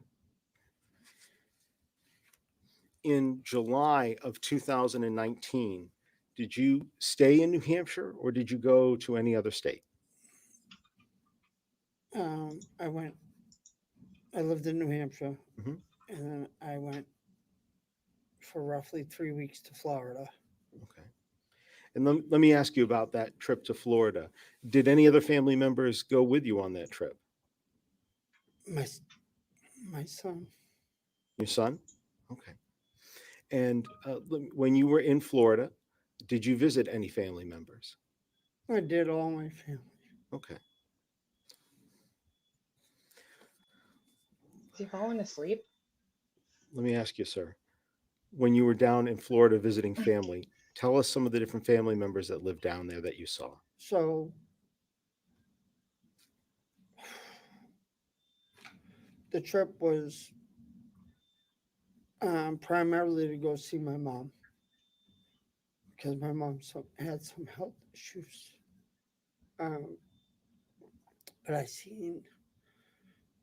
I have several brothers. I saw them, nephews, sister, the whole family.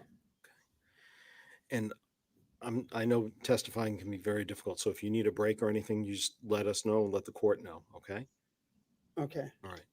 You said that you were seeing your mother and she had some health issues. What health issues did she have? So I believe that April she had triple bypass heart surgery, and that's what the trip was based around, was going to see her. And did you spend a lot of time with her during that July trip? I did. Okay. When you came back, do you remember what day you flew back into town? Roughly the 22nd or the 23rd of July. And I apologize. I made an assumption there, and I shouldn't do that. How did you come back to New Hampshire? Did you fly? Did you drive? Did you take a train? We flew, James and myself. And when you flew back, and who's James? James is my son. Okay. So when you flew back into town, did you fly into Manchester or into Boston or somewhere else? Boston, Logan. Okay. Did you come back to Manchester that same day after you got off the flight? I did. Okay. And did you go to visit 77 Guilford Street? Did you go home? I did.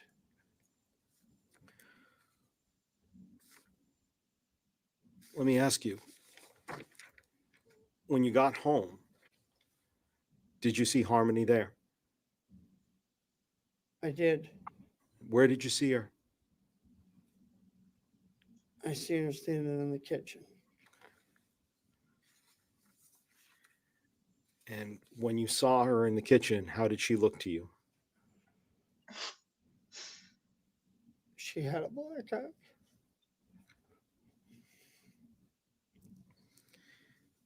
Can you describe it for us? How did the black eye look? Oh, yeah, he did.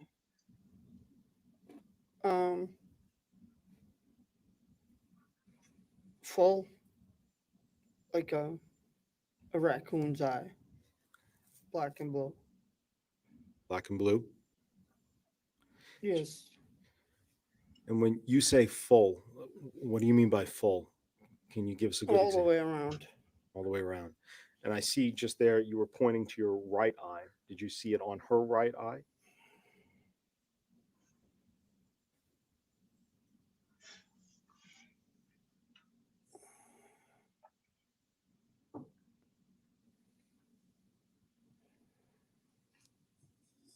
Yeah, it's just because he's trying to like I honestly can't control himself. recall, It's but I not think because the he's left. Okay. You think the left. on drugs.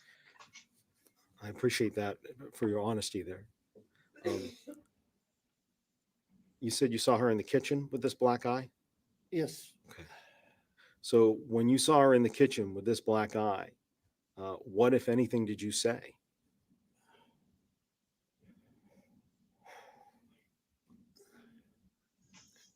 It's okay. Take your time.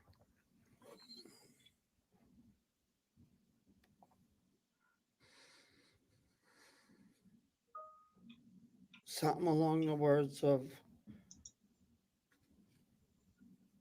oh my fucking God, what did you do, Harmony? And who answered that question? My nephew Adam, Where was he? When he- standing right behind her. And what did Adam say?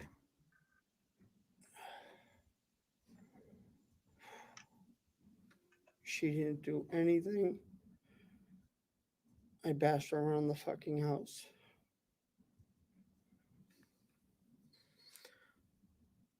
Did Harmony ever say anything in response to the question, or just Adam saying, I bashed her around the fucking house? I'm back. Okay. I think just Adam. How did Adam say this?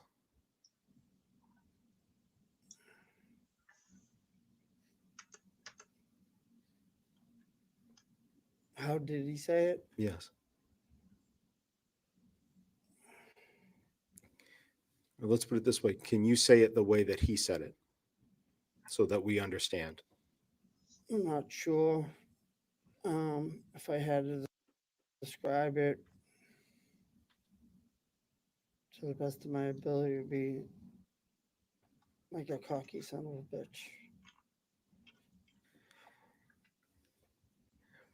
Did Adam Sounds tell about you right. why he bashed her around the house and caused the black eye? He did. What did he say?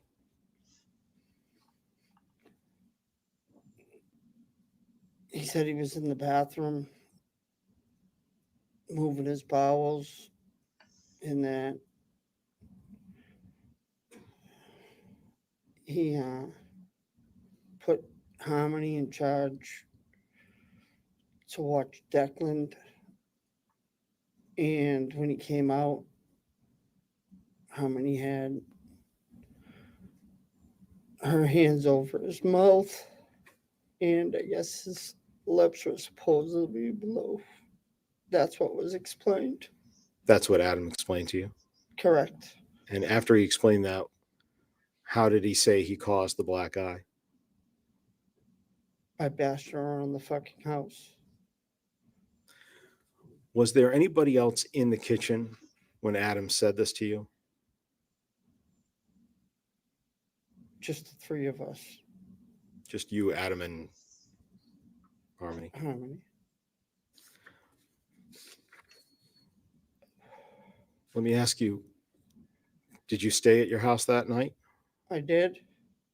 What about the night after that? I left the following morning. Did you ever stay in the house after that? Overnight? I did not.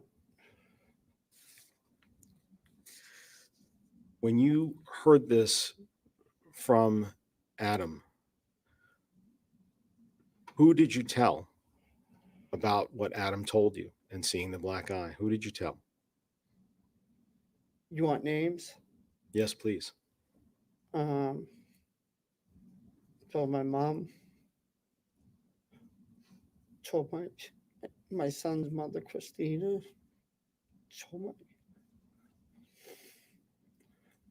Told my sister, Erin. My brothers, Sean, Michael, and Richard.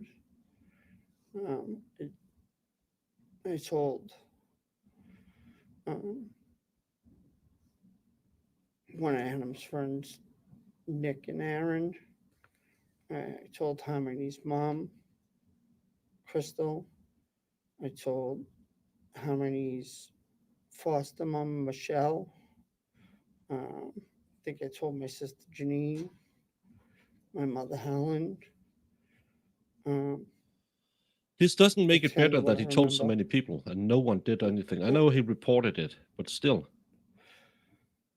Could you just repeat the question again? That's all right. I believe you answered the question. Okay. Let me ask, did you also make any calls to the what's called DCYF, or the Division of Children, Youth, and Families? I did. And the Nicholas and the Aaron that you referred to, is that Nicholas the same person as Nicholas Ahern? Yes. And is that Aaron the same person as Aaron Rue? Yes.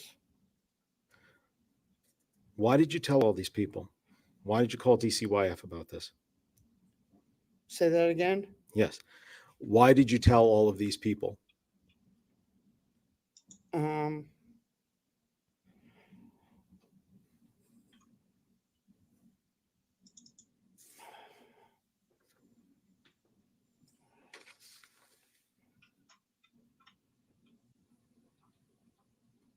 Just say it, because Adam's a D-bag.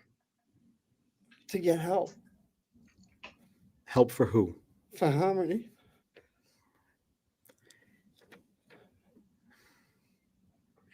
Did you ever see Harmony after that day? I did. When did you see her?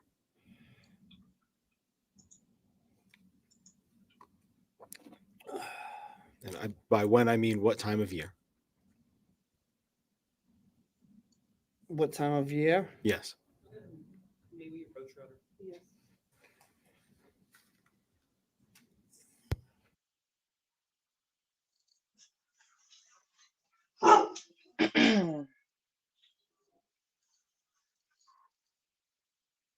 I would have bashed Adam around for that.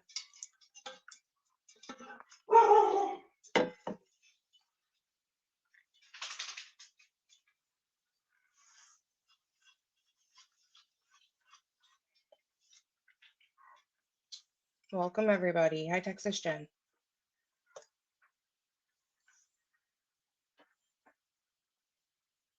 Yeah, he looks like he could give Adam a good bashing.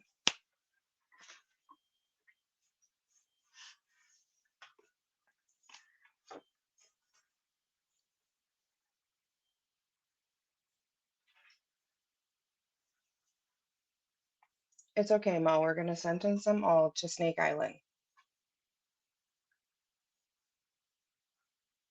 Him and Kayla need to go.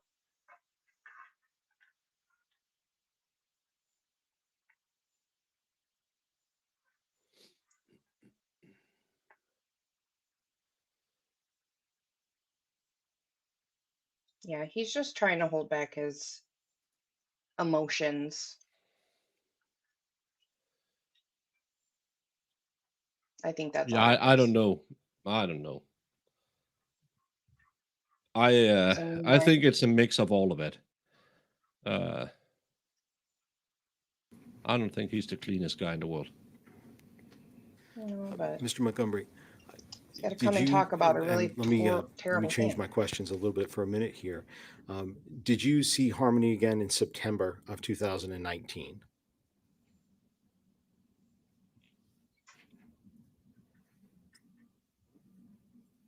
I believe so. Okay. And let me ask, on when you did see her, was it at 77 Guilford Street?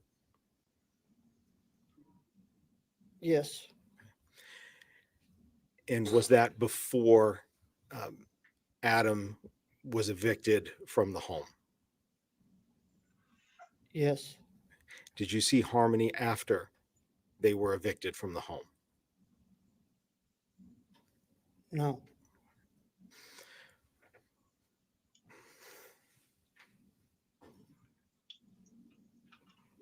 No, I'm not saying he's lying. I'm just saying that he has. Well, he said the right thing. I smacked her around the house. Yes. Who is this? That's my nephew, Adam Montgomery. Physical and developmental delays. It could be that as well.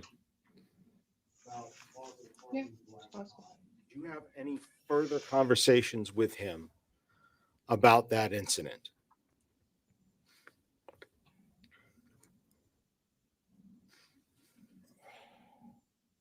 I did. Well, And what did he say to you in that later conversation about this black eye incident?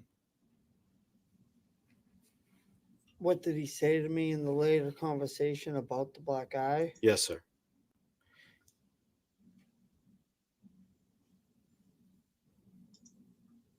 I'm not sure what you exactly mean. I'm about to say, let me back up and I'll clarify. Attorneys need to ask very clear questions. So you've described for this jury about seeing Harmony's black eye and Adam telling you that he bashed her all around the fucking house. Did you talk with Adam about that black eye at a different time, at a later time?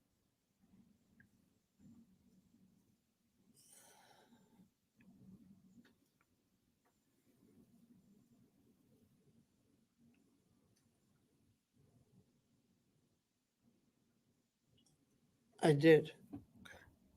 And at that later time, what did he say about having bashed Harmony around the house?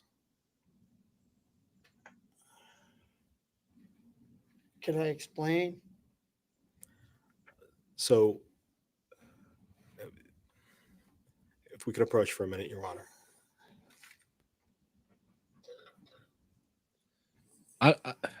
I think he has all the guilt in the world because his nephew is the one he's testifying again.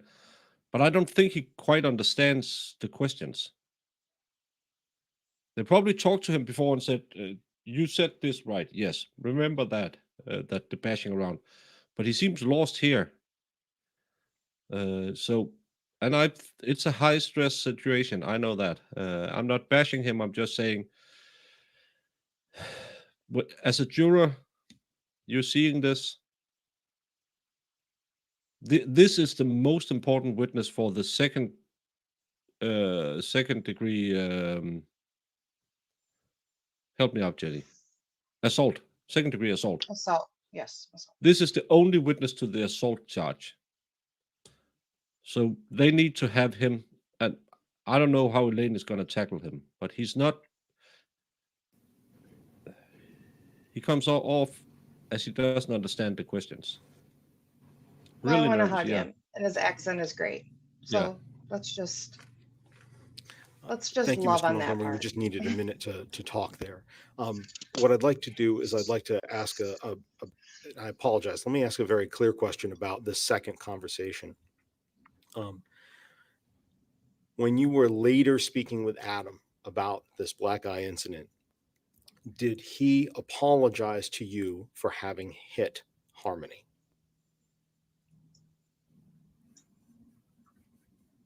Just yes or no, right? With regards to the question, yes. Did he apologize to you? Did he say he was sorry for having hit Harmony? Yes. He did. Going into the fall of 2019 after the eviction, and then going into 2020, did you try to get in touch with Adam, with the defendant? Give me the time frame again. Yes. After the eviction, so in the fall of 2019, and going into the next January, February of 2020, and then going into the summer of 2020, did you try to get a hold of Adam? I did. Okay. And were you able to do so? I got a hold of somebody on Facebook. Okay. But what about Adam?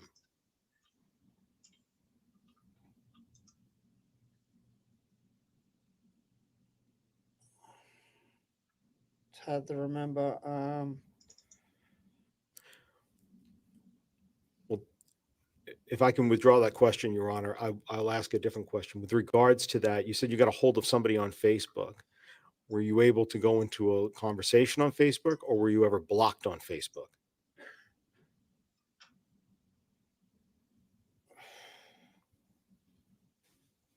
Summer of 2020, correct? Yep, fall of 2019 into the summer of 2020. Right. The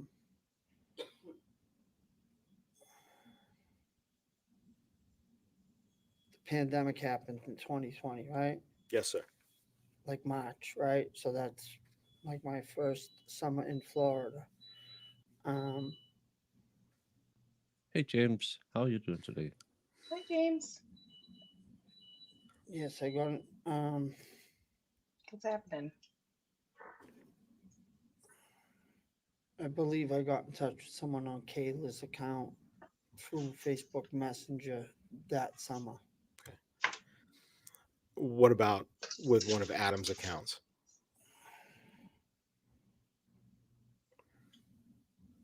No, I think I was blocked. Mm.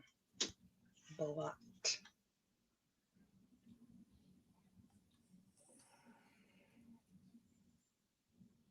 Yeah, we have some nice people here, Ashley.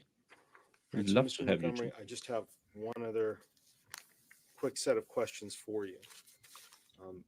And thank you for being patient with me today while I made sure that I was asking the correct questions of you. Until we see Kayla understand, I won't rule anyway in this With case. regards to what you've talked about for us, Yeah. one thing, and I'm sure you may be asked about this in a moment, so I'd like to save people some time now. Have you been convicted of 2 felonies out of this court within the last 10 years? Yes, And was one of those a conviction in 2015 for being a felon in possession of a weapon? yes, And was one of those a conviction in 2016 for a theft by unauthorized taking? yes, Okay. And from those, have you completed your sentence that was there, and those are all finished now at this point? Yes. yes.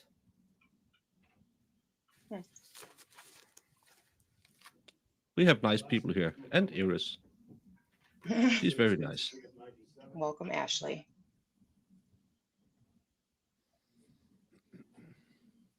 Yeah, there's a lot of recovery addict people over here. So nice. We're not as I good, do. but we try. And who is this? It's Harmony. I believe you said your recollection was that it was may have been Harmony's left eye that you saw blackened. I believe so.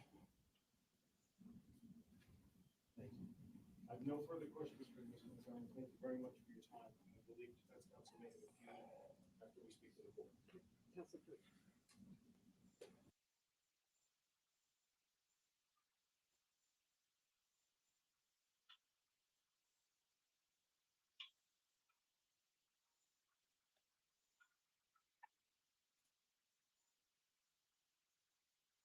Oh, All right. interesting. What happened? Tom was punched or attacked outside a courtroom some time ago, and apparently the charges was taken under advisement today. Yeah, I think he's a good.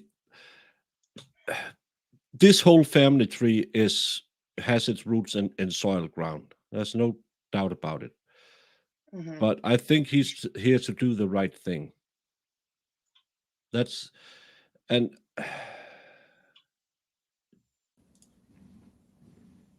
yeah, you're from Ireland.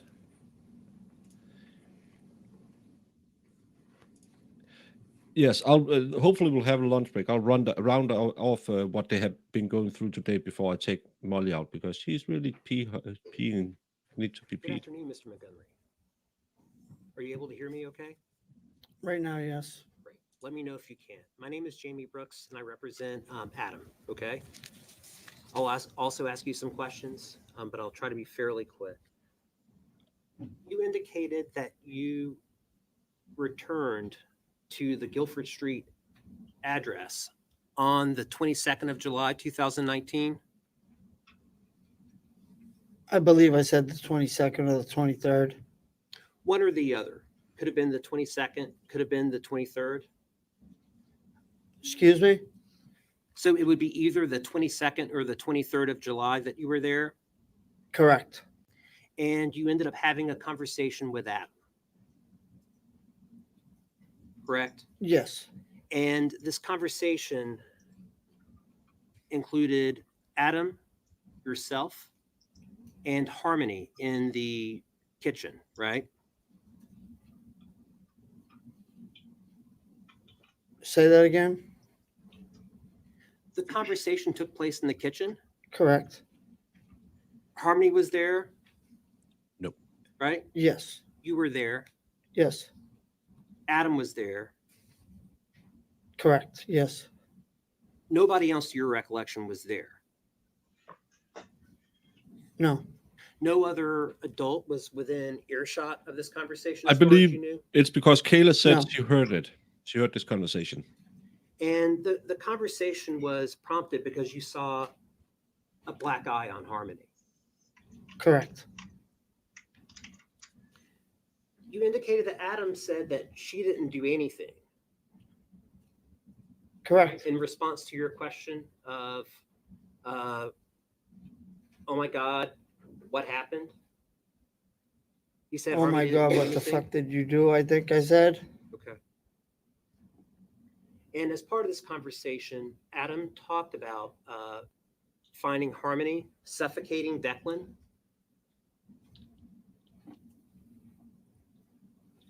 Hands over the mouth, I stated. And with the hands over the mouth, Declan was turning blue. Lips were blue, is Lips were what blue. I recollect. 5 months old at the time.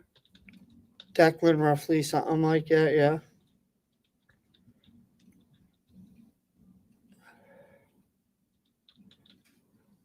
You said that he made a comment and sounded cocky. Yes. Also could have been sarcasm.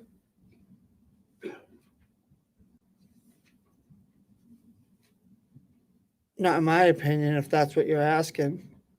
That's what he's asking. But he did express concern regarding Declan and the blue lips. Yes. You later made a report to DCYF. Yes. That report was approximately a week later. Correct. Would July 29th of 2022, I'm sorry, July 29 of 2019, would that sound correct to you? Roughly about a weekish later, 7-8 days or something. Is that what? Yeah, approximate, I guess. It's going back a while. Roughly 7 to 8 days. And this was after you had returned to Florida? After I was back I'm in sorry, New back- Hampshire, right? Is that what you're asking? After I came home? Right. But Yes. you didn't go back to you didn't stay at the house except for that one night. Did you go back to Florida or did you go back to Massachusetts? No, I went to Massachusetts. I know he was punched or something. Thank you, Mr. Montgomery. I don't have anything further. It's going to be fun with Rita. She's a firecracker. Mr. Montgomery, about that, Mm-hmm. you just asked a moment ago whether, you were asked a moment ago with regards to Adam, you were asked a moment by Attorney Brooks about him sounding cocky and whether that might also be some sort of sarcasm. When he said, I bashed her all around the fucking house, did that sound like sarcasm to you? No.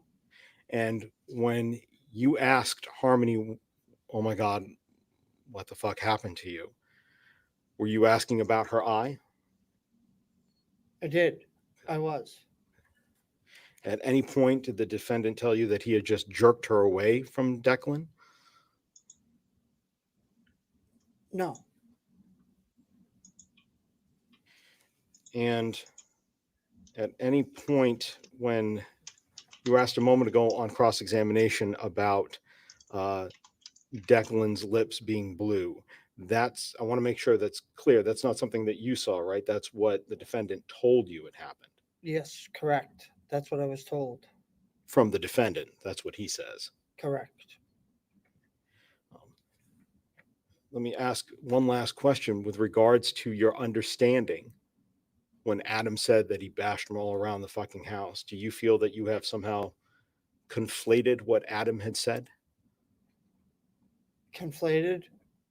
Could you explain, please? Confused one action for another?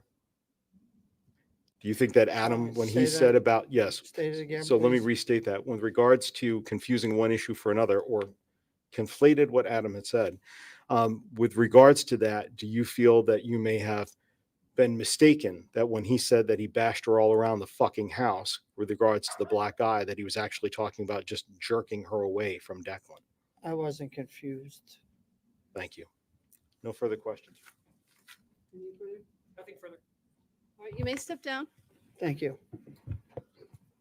Okay, ladies and gentlemen, it is just a little past 12:30, so this is a perfect time to break for lunch. I will remind you that you are not to discuss this case, not with each other or with anybody else.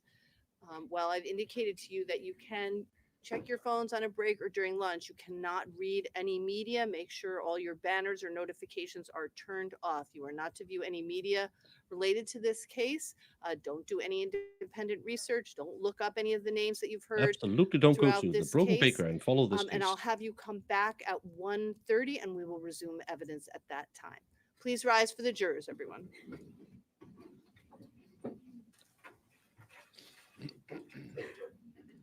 Yeah, FM 2.0, I'm going to do a little recap. They follow him all the way out. Yeah. Oh, it's a bit weird. I'm just waiting to see if she's going to talk, or else I'm going to do a recap before Molly and I go out and get our PP done. He may be excused if any objection? No objection. Okay, yes, he's excused. With the understanding, Attorney Agati, that excused means he's not going to be called now or later. Yes, Your Honor. In this instance, I think the state. Okay. So that is what I mean by excuse. So if we Yeah, it could be. if we don't all agree that that's what excused means, then we should maybe revisit that after the lunch break, or so that everybody can take a look at it. Okay. Did we need to address any other matters now? I think, Your Honor, just after the break, we might want to address that one thing with regards to Michelle Raftery, excuse me. But other than that, no defense counsel. You mean Michelle Raftery? Michelle Raftery, I apologize. I think other than that, Your Honor, the other things can certainly wait until after the break. There's nothing right now that we need to Okay, I just don't want to, I guess I want to know what we're going to talk about so that we can make sure we're starting on time with them. So if we want to have some legal arguments about something, let's talk about what that will be, and then I can tell you when you should come back so that we can do that rather Hey, than Eminem. holding them. I'll just do a little. Sure. I'll do a little recap in a second. Just waiting to see if they're. Say T-Bone. T-Bone.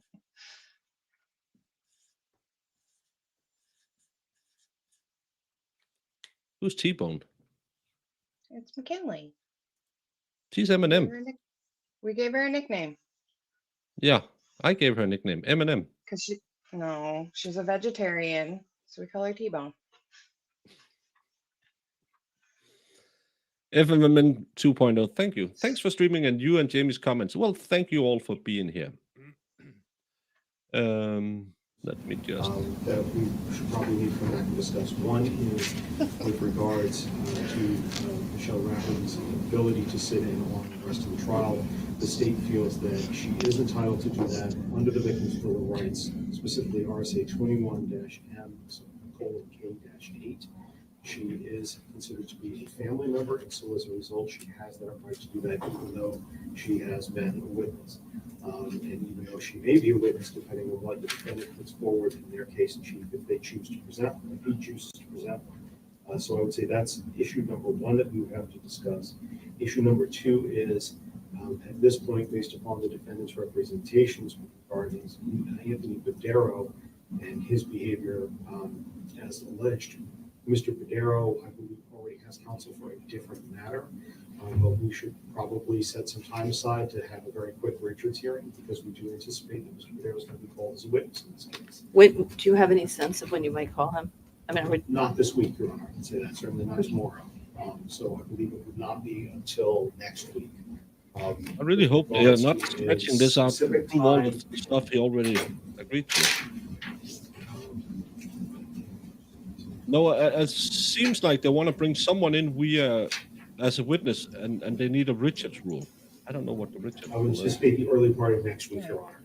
Okay, so I think we will reach out to his counsel and see about some availability, maybe either towards the end of the day or early in the morning, either later this, Oh, it's later this week is tomorrow, so, the rule against or early next self-incrimination. week. But that counsel is going to need some information about, I believe she has a lot of information already. but does she know about what this is? Yes, Your Honor. So he is currently represented, he's not currently represented on this matter, but he is currently represented by Attorney Ashley Sheehan. Yes. And so as a result, before we went to be able to subpoena him and to be able to speak with him as part of the witness prep, we informed her. And so with that, I know that she is up to speak with regards to the issues that they hear. Not But necessarily but what the issue this that, issue is. that, well, okay, but that's correct. the That we issue. have to get So I up to think, speed on. so why don't we do this then? Rather than have the court contact her, the clerk's office, why don't I suggest, you tell me if you disagree with this, why don't I suggest that the state contact her to get to you, the defense and the Yeah, state this to is talk about what the issue is. so it's a that she's apprised. self-incrimination rule. Find out her availability. She's going to need to be in touch with the witness, and then everybody would be here. We could do it before court on one, at 8:30 on one of the mornings. I can tell you, I think she'll be able to do that in short order. It's our understanding that she was intending to. Vacating a defendant's conviction because the trial court failed to properly investigate the validity of the Fifth Amendment privileges asserted by defendant's sole witness. Okay, so the sooner Is you what's the can Richard let rule in New Hampshire us is. know, we can all talk about the scheduling of this. And then we'll either do it before we Oh, start that's at 9, the Fridays. I know it was the foster mom. If she was right, had a right as a victim to stay there. All right. Well, during the break, I'm going to take a look. I know I have a short docket tomorrow morning at 9, so we won't start this at 9. I'll see if we can start at 9:30, but it might be 10. Hey, so maybe I'll just seeing give a about recap Monday in 2 seconds morning. when they're finished talking. I don't know what you all think about that. Certainly. If not You heard then. Michelle Robbins arguing to let her I- appear as We can victim move this right testimony issues to a little because bit she has a later. family member. Okay. No, it's Okay. The last issue, I'm going to go ahead. it's the foster mom they said Attorney Bowles be there. address, considering that specifically that Dimitrios Tsaros is going to be one of the state's witnesses who's going to be called today, and it's with regards to statements that defense counsel made. Your Honor, I will say that the state, in listing witnesses that were going to be called today, did not mention Mr. Saros. Make sure he's right on the slip. I gave you guys that sticky. He was. Is the state making shenanigans? Yeah, it was Raftery, Michelle Raftery. He was not, but we will figure out a way to deal. All right, well, he can look for the paper and but either way, it sounds like we're going to be able to continue the testimony. So what is the issue that you wanted to raise? And is this as to this afternoon's witness? It is. Okay, go ahead. Again, Your Honor, I believe it was on the sticky note. Come on, get going. Molly Okay. needs tea. That said, Your Honor, and excuse me.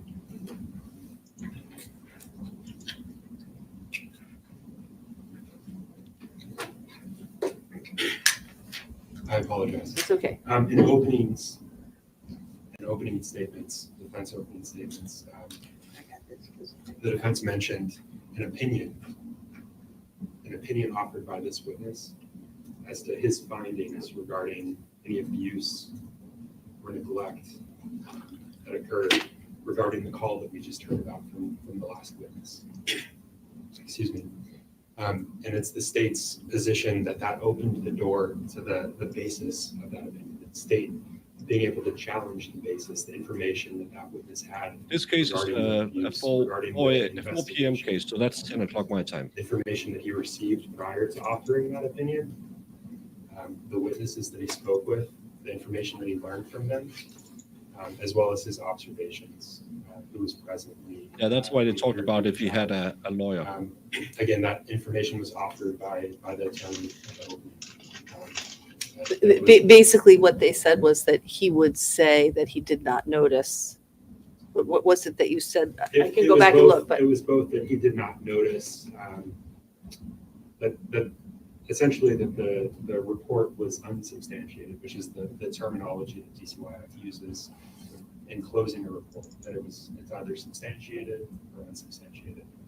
And so it he was offered to the jury that the report was unsubstantiated. And I would just say, Your Honor, this would be the equivalent of asking an officer who testifies their ultimate opinion of guilt or innocence of the defendant. And so under 703, the rule on expert testimony, when such an opinion is offered, an expert opinion, which was unnoticed to the state can then, or the person that's challenging that evidence, so not the moving party or the proponent of that evidence, but the other party can then challenge that evidence, and inadmissible, what would otherwise be inadmissible, becomes relevant and admissible once that opinion is offered. And that opinion was given to the jurors.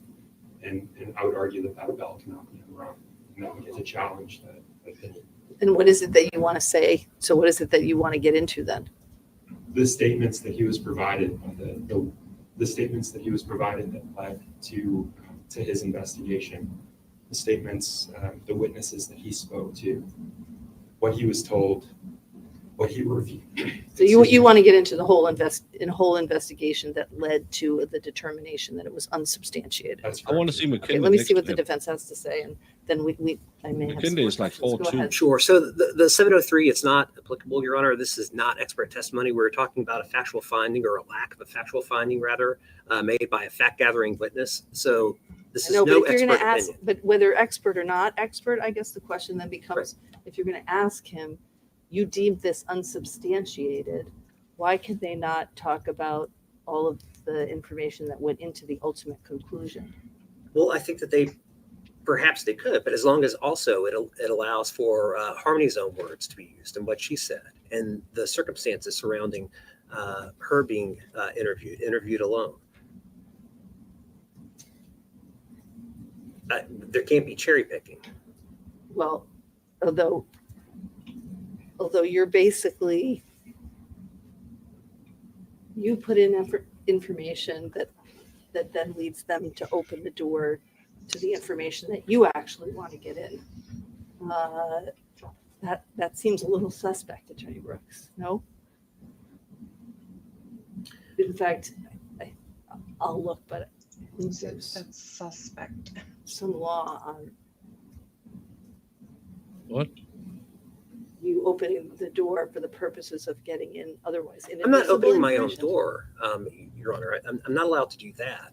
But the state in turn shouldn't be able to just selectively pick various things. And I have no idea at this point what they would be seeking to introduce. Perhaps we can have a discussion about that during the break. But this is not a 703 or an expert situation. 703 is inapplicable. Again, we're Does talking feel about- that it leaves the jury with a misleading impression if you just get to say he reported, Kevin Montgomery reported this to you, and ultimately you deemed it unsubstantiated, and that is my concern. So, and then it does seem that your expectation would be that they would then get to put in the other parts of that. Yeah, I think they took the tall guy investigation, just which because he's would include such a little guy. statements that you would like to get in, which would be Harmony's statements. I mean, isn't that sort of the natural? Yeah, I'm not sure if the state is seeking to get in. I'm not sure what from the DCYF investigation they're seeking to get in, or the limitations of that investigation, or the fact that there may have been subsequent information that that Suros did not have. I don't know. Let me ask you, Attorney Knowles, what are you trying to get into? The substance of the investigation. I know, but what is the substance beyond that Harmony had said that, because what you don't, well, let me start here. If I let you get into what you want to get into, and then the state says, well, if you say that, then we want to get into Harmony's statements. Is that acceptable to you, that it just all comes in, everything about the investigation? Sure. Oh, this is interesting. So they probably have some statement from Harmony that her dad didn't punch her. Well, let's talk while they are talking. Today we had opening statements. Your Honor, the state's fine with getting into Harmony's statement, but understanding that that statement was not made alone, this was just represented. She wasn't alone when that statement was made. And the balance of the information that you want to admit with respect to the defense having said that it was unsubstantiated is what? The substance of the statement that the caseworker received and responded to the call and initiating the investigation. What he did with that information. But can you just tell me what it is? Oh, yeah. Okay. Sorry. I'm just trying to understand where we're going with this so we don't end up in the middle of trial. So Right. go ahead. So it's Kevin Montgomery's call, his repeated calls to DCYF. And the substance of those calls, or and just that substance he's of those calls. okay? And I would admit those through the witness. Okay, so the substance of those calls being what? Tell me, walk me through what you want to admit here. I want to. And I'll give you a chance to respond. I'm just trying to get the lay of the land here. You all have this discovery. I don't have this. So I'm looking at Bates 2084. It depends on Jamie if she's. Reporter is hard to follow and understand. Reporter said that he came back from Florida on Monday, July 22nd, 2019. And his 4-year-old niece had a shiner from her 29-year-old father. Reporter said that the reasons for the shiner was that the father gave an ass whooping because the 4-year-old had been left alone with the 2-month-old, the 6-month-old, while the father was in the bathroom. Reporter heard from her niece and nephew that the baby had been crying, screaming, so the 4-year-old had to put a hand over the 2-month-old's mouth. Father said that the 4-year-old did this very tight and very hard. Father said that he had beaten the dog shit out of her. When reporter left for Florida, there was one running water in the home, and now the electric had been shut off. And I'm just reading the statement. Okay, basically, you just want to get in. You want to get in the rest of Kevin Montgomery's statement. Correct. I want to get into the rest of his statements, but I also want to get. You had Kevin Montgomery on the stand, so yeah, that doesn't make sense. So I'm not sure why we're having this. This is hearsay. If he wants to put that So, in. Judge. Yeah. Again. That was weird. The defense. He just had him on the stand. They opened the door under the opening the door doctrine, which I believe I've proved for this court previously. It makes evidence that would otherwise be inadmissible. Yeah, you called it just hearsay, relevance, admissible. Our argument is that evidence, those statements, in addition to what right now they want to the bring in a witness who said we didn't feel there was enough to go make anything for the Child Protective Service. Why was that, though, what you just read to me, not admissible through Kevin Montgomery, who you had on the stand? It's offered for another purpose, to challenge that witness's opinion that was offered to the jury. But that would be hearsay. Say, this is the information that you received. Let's talk about what you. So you essentially, okay, now I think I'm understanding maybe better. You want to undermine the fact that he came to an opinion that this was unsubstantiated by using just strengthening. That's why I call her Elaine too. Statements made by Kevin Montgomery to him. So you want to basically say he told you all of these things and you still found it unsubstantiated. Contacted you on this date. Okay. And okay. Yes. And what he did with that information, Your Honor. And what did he do with that information? I think the evidence would be that he did nothing with that information, Judge. he contacted the police and told them it was a non-issue without seeing the child. Okay, so When he saw the child, he saw an injury to the child, which was also discussed to the jurors. And he still found it unsubstantiated. Investigating, okay, so why? So putting aside, you know, the Kevin Montgomery's additional statements, do we all agree that Mr. Soros could testify? You were. It's my understanding. It's your plan to elicit that ultimately he made a finding that the report was unsubstantiated, and then the state is going to say, so even though, you know, this Mr. Kevin Montgomery contacted you and told you all of these things, you didn't follow up. That's right. You didn't do anything further. That's right. And ultimately you came to that conclusion that's unsubstantiated. That we can all agree that that's admissible so far, right? Yeah. Okay. Go ahead. Just to be clear, though, and I don't think the state is suggesting this, but just so there's no misunderstanding, Mr. Montgomery Kevin Montgomery, yeah. made a lot of phone calls, continued on and on and on for months into, I think, 2000, Okay. after Harmony was even gone, making all kinds of sets of allegations. Obviously, that would not be coming in. The door isn't open to everything or anything. And also tangential to the concern about the black eye, which was reported on the 29th. There was also a thing about a spoon or potential drug activity. And obviously that is not something that should be allowed to get into. Okay. So let's put aside the drug information for a moment. It sounds like we are not in disagreement, except that the statements by Kevin Montgomery, I mean, you can say, now you got a call from Kevin Montgomery and he contacted you and he informed you that he was aware of this abuse, and then what did you do? And yeah, but then you can follow up. The state really wants to say, it's your view that didn't he tell you that he beat the dog it's crap what out he of her? didn't do that undermines the defense view. He that should have had this him is say that, and he unsubstantiated couldn't therefore did remember not that occur. word. So I think that is admissible. But I don't know about all of the hearsay statements from a witness you just put on the stand and didn't elicit the additional Yeah. statements from. I'm That not shouldn't convinced about be that. allowed to come in. well then, Judge, I would move to strike. I move to admonish the defense for making that statement to the jury. No. Take a minute, yes.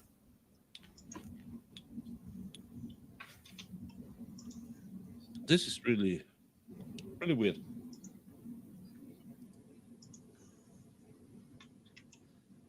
Oh, he's just really big.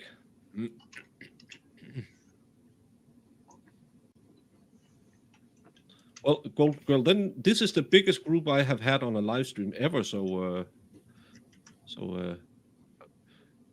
don't size shame me and call it a smaller group.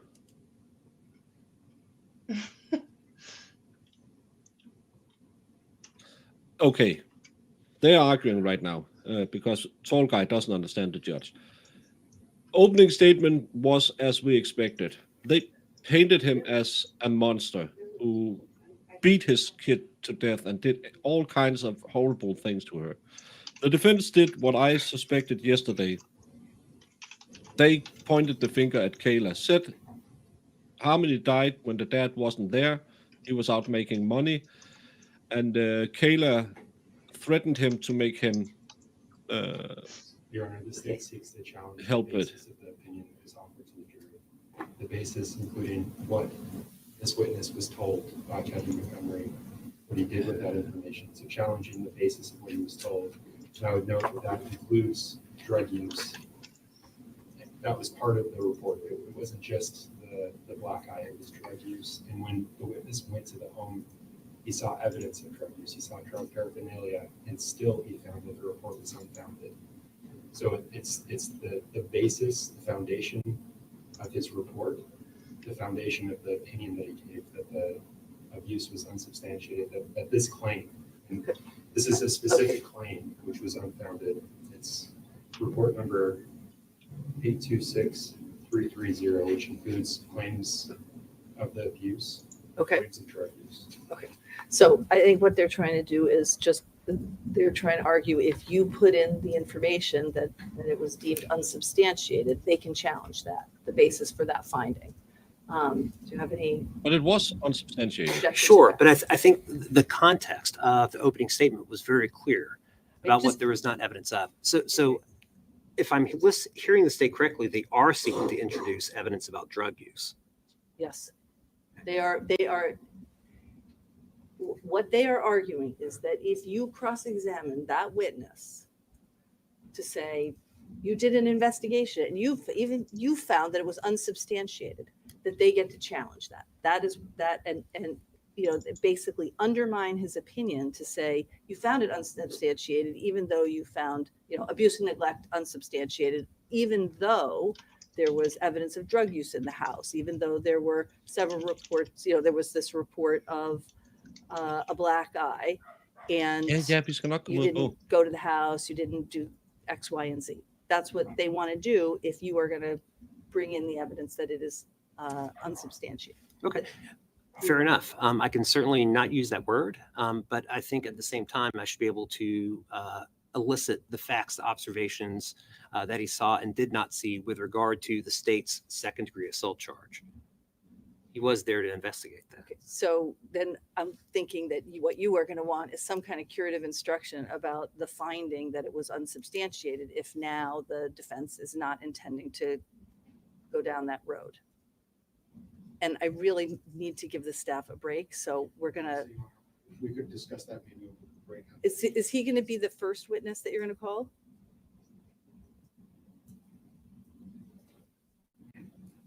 He's not going to be the very first. I think witness, Ron, she said 1:30, and I need to walk Molly and get something to eat. I'll need to buy something. third witness.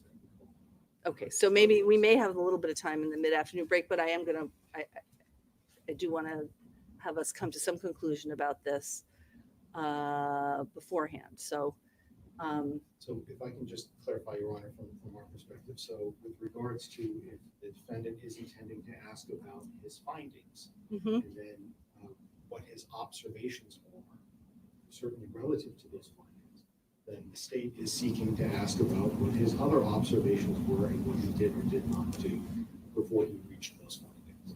And our position is that those findings have already been talked about now in opening argument, with the implication that the conclusion was made that this was unfounded.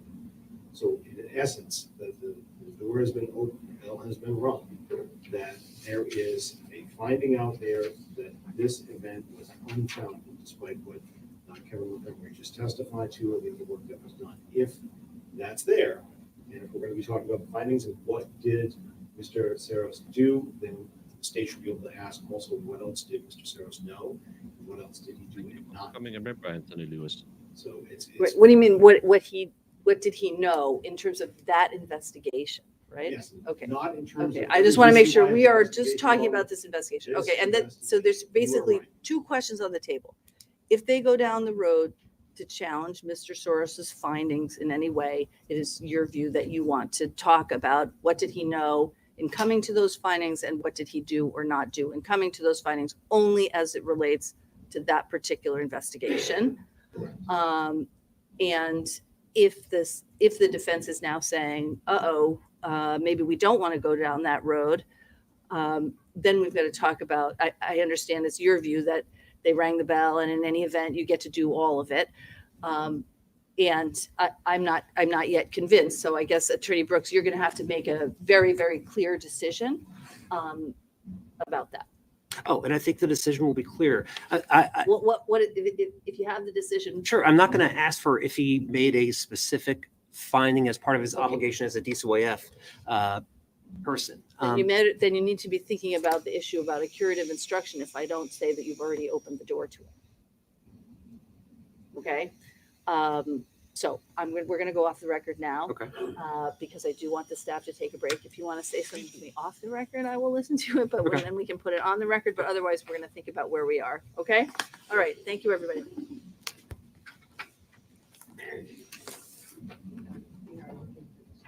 Okay. Yeah, they really should have talked this through. But the case today, opening statements, from the state very, very much as we expected them. He's a monster. He did it. He's a bad guy. He's very evil. The defense threw in a curveball. Kayla did it. She unalived him while he was out scoring monies. And then she forced him to help him hide the body, hide the evidence, move the body around. It was Kayla. They found a note in Kayla's cell before she took the plea deal where she talked about, oh, she wanted to have sex with him again and she missed him, even though the state claimed that she was so deadly afraid of him. She never turned over any evidence for the state, even though that they had been separated for more than a year before she was put before the grand jury. All of a sudden, after she was caught in a lie by the grand jury, she changed her tune. Now Adam did it. That's the opening statement. So don't trust Kayla. Kayla is the only witness to the crime. Then we had the foster mom. She just told that Harmony was a pretty well-adjusted kid. She had some problems working with the birth mom. Really didn't get into it. She just said it was troubling. Then we had the birth mom who was a drug addict. Hey, Farrell. What's up? Yeah, no, you can be the captain while I take Molly Okay. out to get a Poor pee. puppy for a potty. Yeah. We had the foster mom, and she just talked about how much she missed her. And then we had the uncle who saw her after she's been knocked around. So that's what happened today, and we're gonna continue. But I'm gonna put on words on screen, so you didn't even have to jump on. But you can play No. words on screen, and I know you love that game. Oh, I do love that game so much. I did explain how babies are made. Yeah. Yeah. She. If it's Kayla you're talking about, she wasn't the most trustworthy the last time. She got what I call defense dementia. She couldn't remember anything when Elaine started questioning him, and Molly is so angry right now. I've just put on words on screen, and then I'm gonna run because I only have like 25 minutes. I don't know what you're talking about, Wolfie. I love words on stream. It's my favorite. Oh, can you get an intro for Jamie and Farrell? Well, Jamie is, I don't know, somewhere, and Farrell, she's a professional stalker who hunts down people on the internet, and other than that, she can take the con. I have to take Molly out now. Yeah, take that poor puppy out. What's up, humans? Word nerds. It's nerd game, McKinley. You have to type in words that you can make with those letters.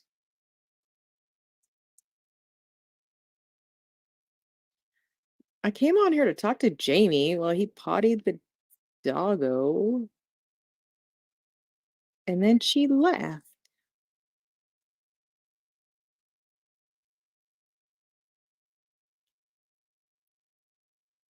Come on, McKinley, you can do it. Don't listen to B.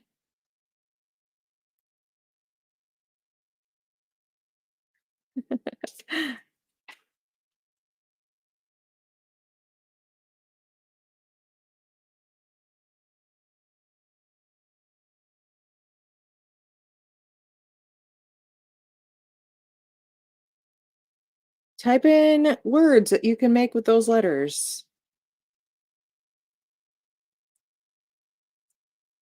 It's Scrabble.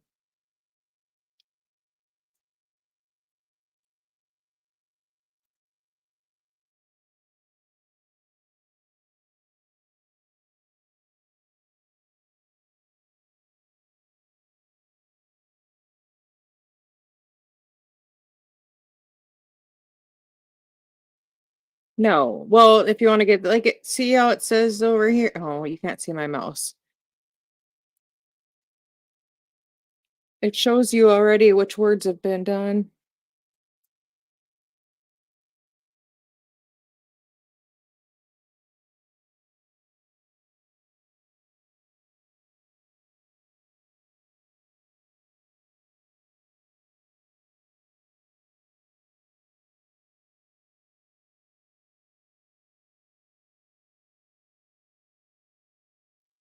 Um, they were arguing about the defense opening the door to other things with their opening statement. So they want to bring in information that might not otherwise be allowed.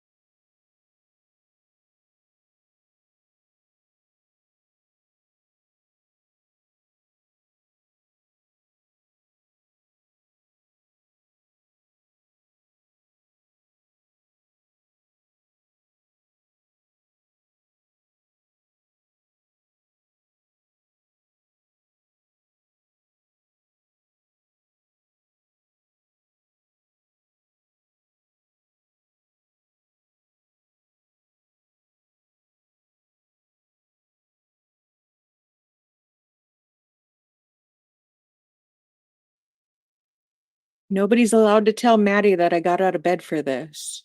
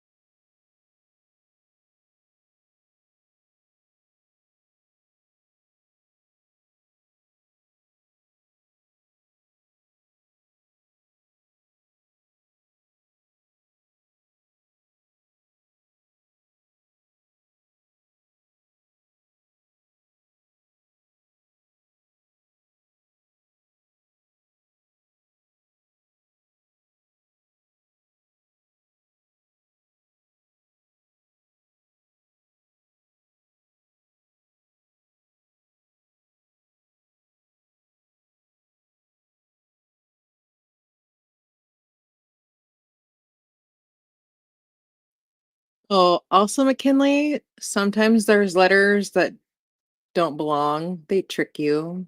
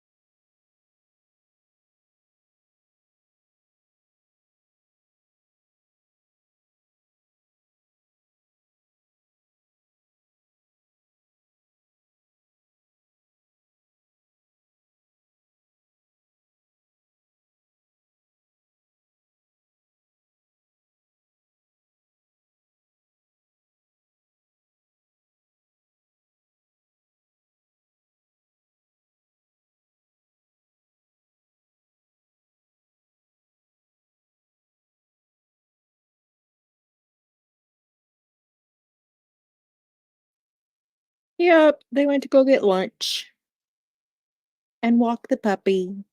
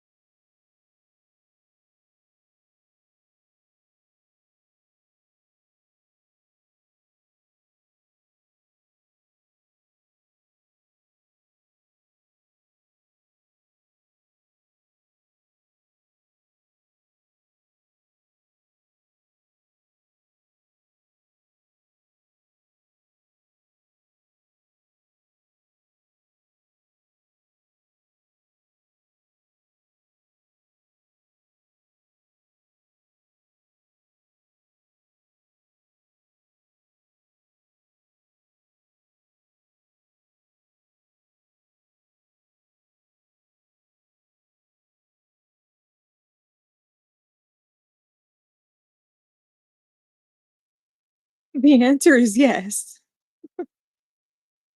They're all happy.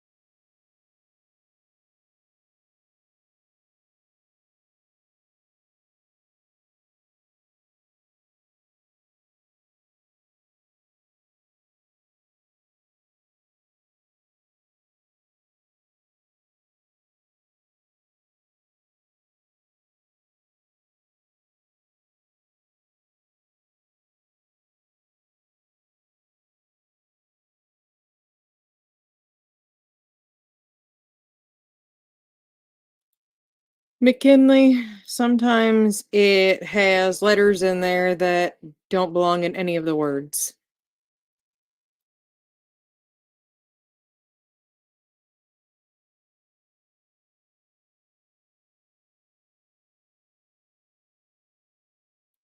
And sometimes, like this one, it has a mystery letter that you gotta find what letter it is.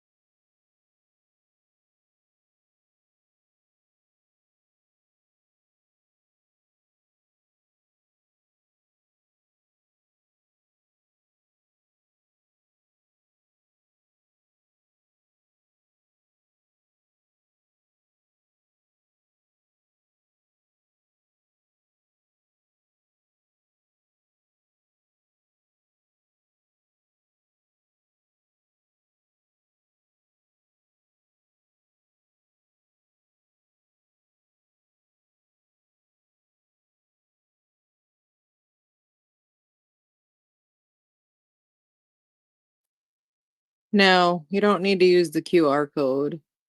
You can just type them in the chat and they show up. It's connected to Baker's YouTube stuff.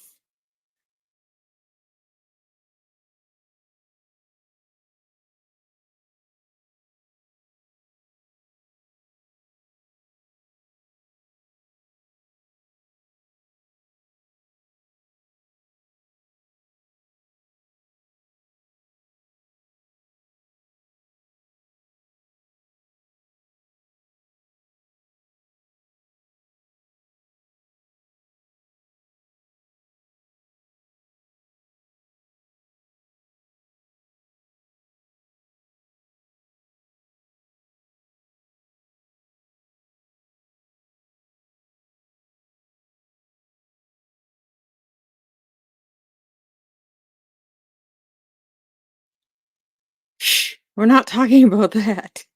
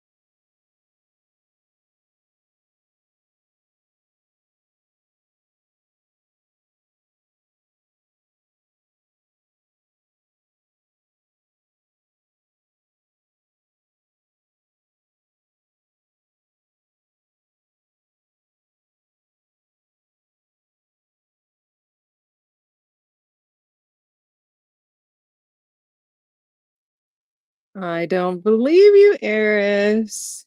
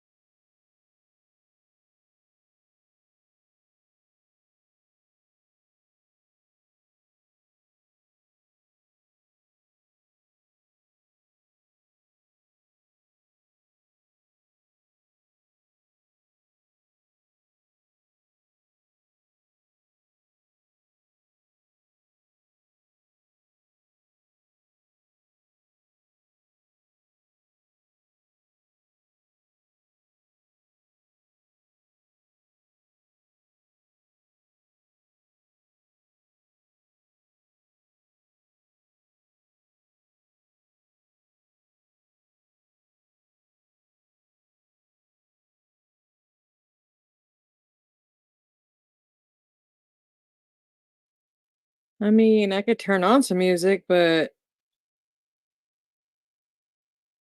I don't. He has lots of clips in here, and I don't know which ones they are.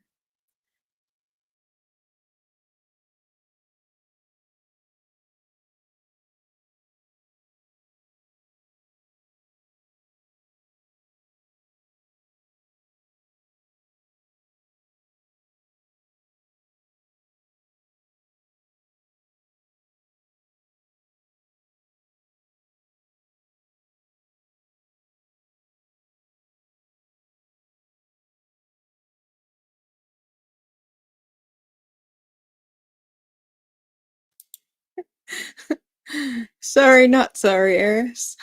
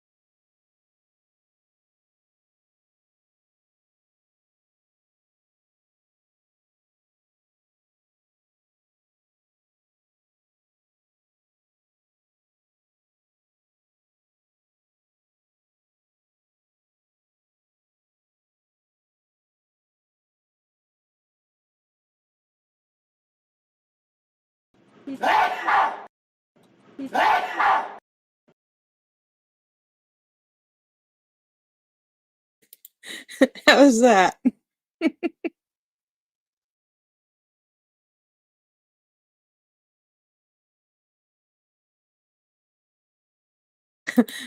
Eris, we're gonna fight.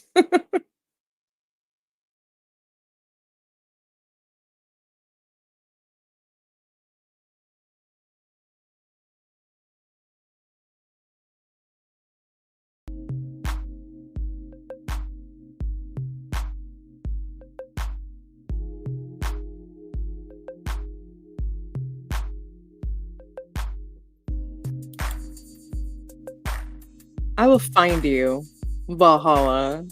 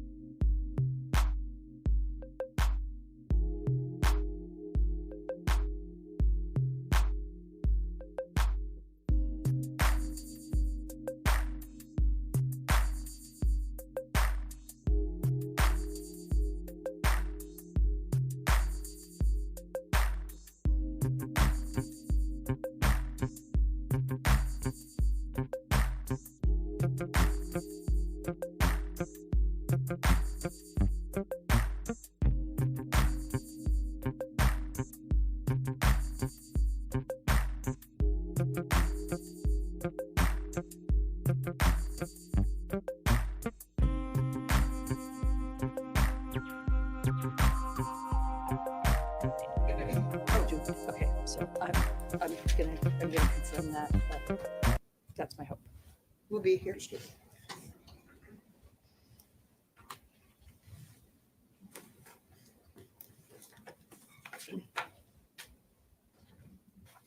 All right, to the jury.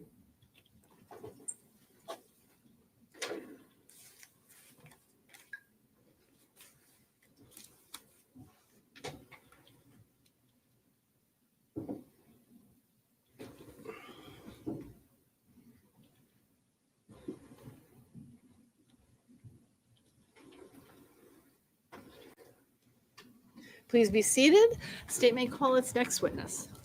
Your Honor, the state prosecuting Moore to the stand.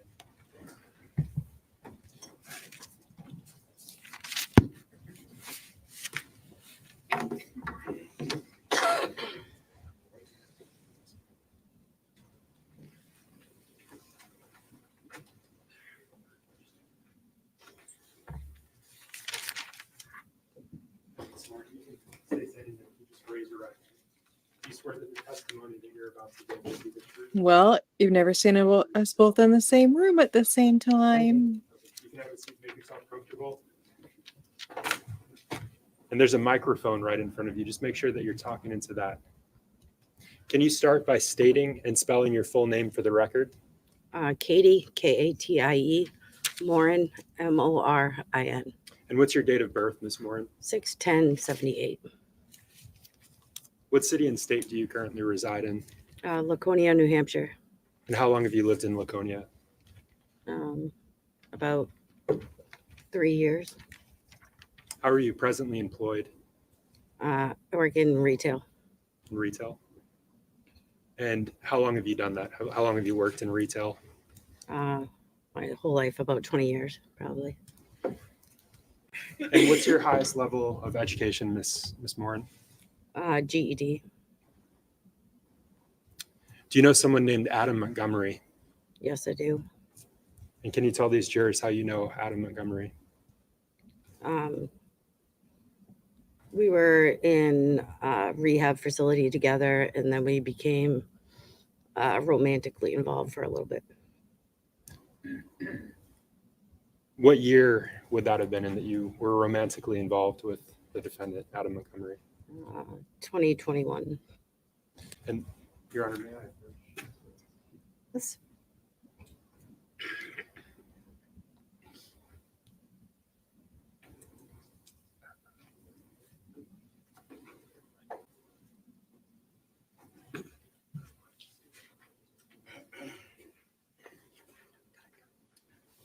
And Your Honor, I'm showing the witness what's been published as State's Exhibit 101.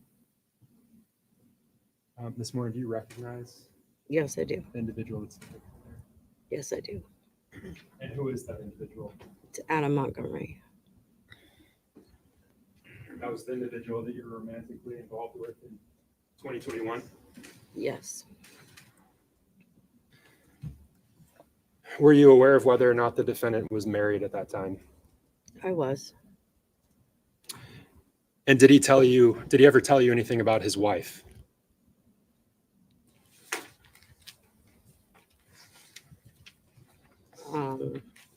Not just that they hadn't seen each other in a while. Do you remember providing a statement to an officer with the Manchester Police Department back in February of 2022? I do. And that statement was regarding the defendant, is that right? It was. Do you think that seeing that statement would refresh your recollection of what the defendant may have said to you about his spouse, about his wife? No, I recall. Okay. And what do you recall him saying about his wife? That she would do anything for him. That she would do anything for him?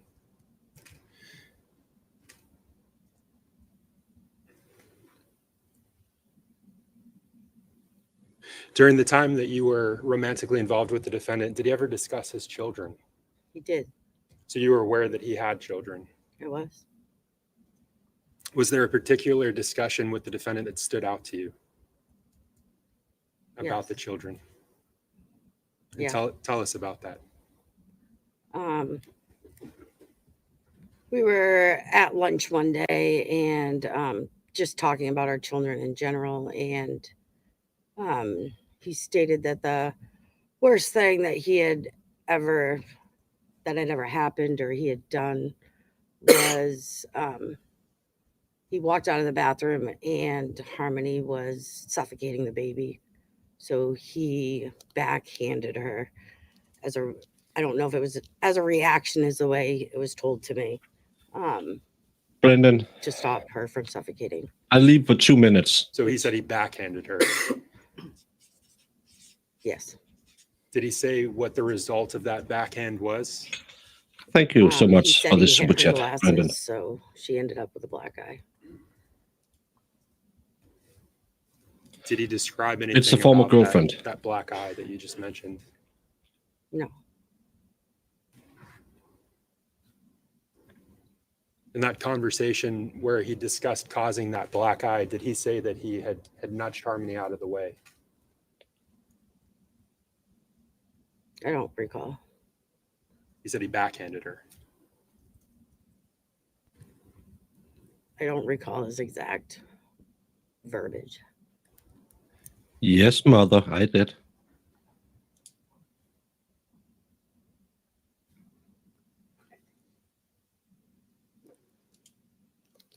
Did he ever discuss other children with you? Yes. And what were those discussions? What was the substance of those discussions? He's told me that he had 5 children, all under the age of 7. They all had the same mom.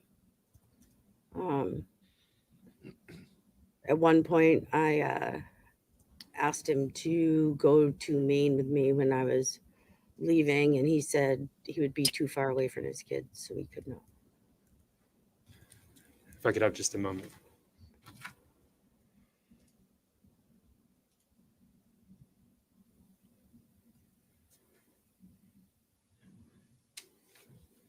Was it really damning this? No questions, Your Honor. You may step down. Thank you. We know he slapped her around. But was it really?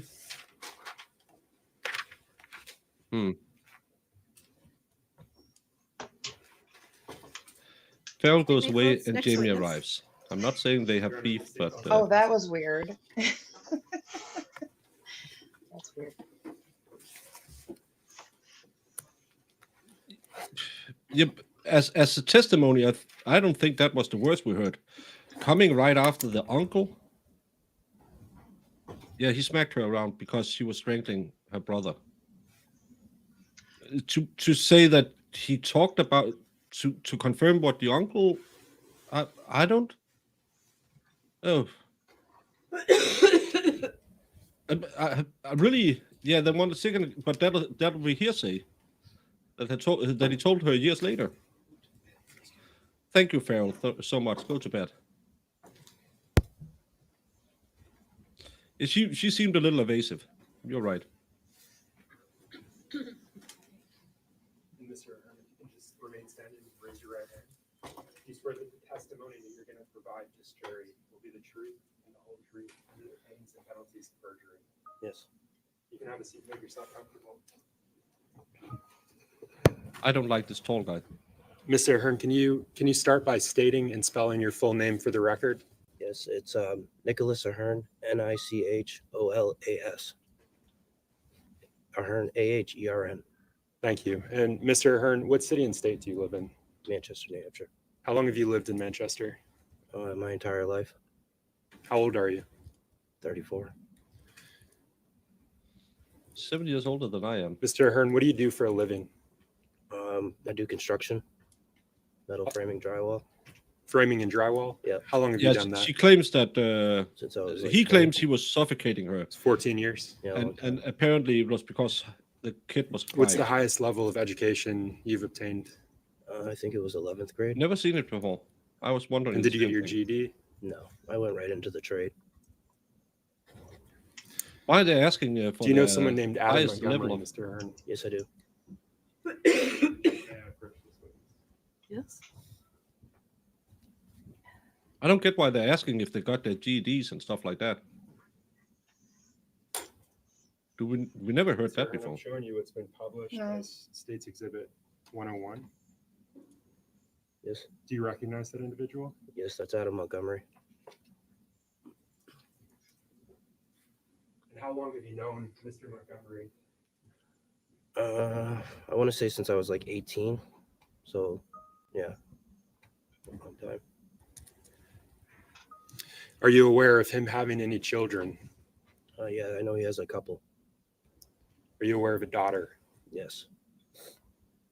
Yes, Have you ever seen his daughter? yes, once.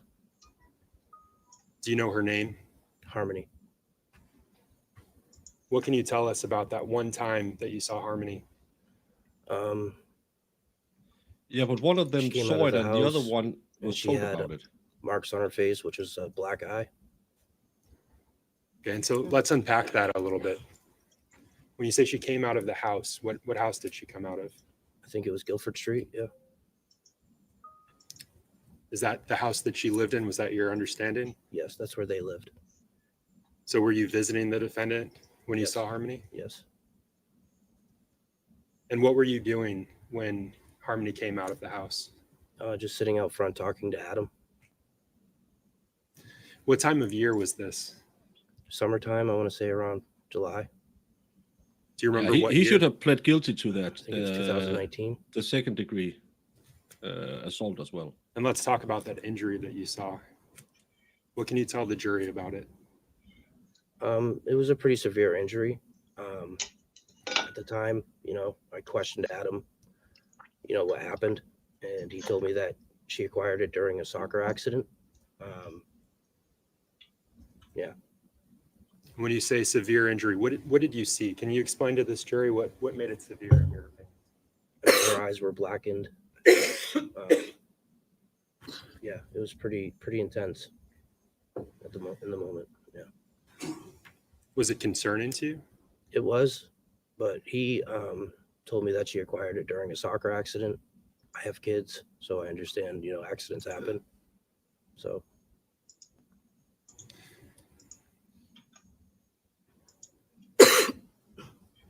Do you know someone named Kevin Montgomery? yes, At some point after you saw that injury to Harmony, did you have a conversation with Kevin? yes, he contacted me. And I'm not asking you for this substance, just whether or not. Yes, yes, And you said he contacted you, is that right? yes. When Harmony came out of the house, about how long did you see her for? Maybe 4 seconds. It was quick Why was it quick? because he told her to go back inside. And sorry, when you say he told her to go back inside, Sorry, Adam Montgomery told her to go back inside. can you tell the jury how he told her to get back inside? He was, Adam was forcive. He just, basically told her to go in, and he kind of walked her up to the door and shut it. About how old was Harmony when you saw her that day? I want to say maybe 5, something like that. 5. How would you describe her when you saw her come out for those 4 seconds? She was just standing there, just looking. No real body movement, just standing there. And when the defendant forcefully told her to go back inside, did she obey? Yes. If I could have just a moment. Yes. Thank you, Mr. No additional questions, Your Honor. Counsel, No questions, Your Honor. you may step down. And we'd ask that this witness be excused, Your Honor. Any objection? No. You may be excused.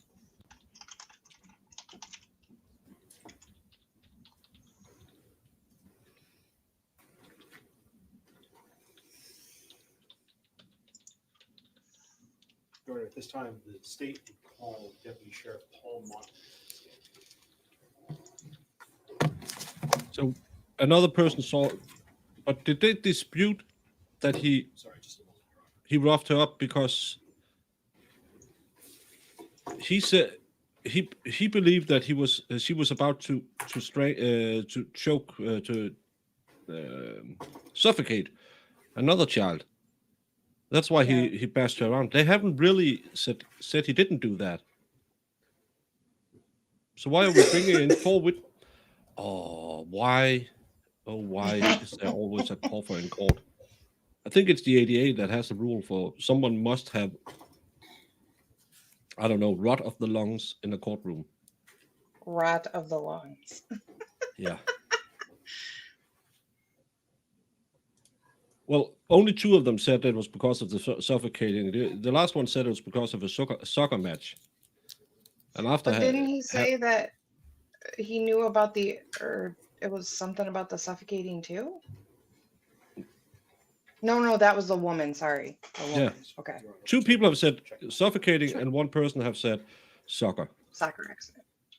And as a person who have both ripped a tendon in my finger and gotten quite severe, what do you call it, when you hit your head? Concussion. Concussion, yeah. In a soccer match. I can believe a black eye. Careful with the wires, please.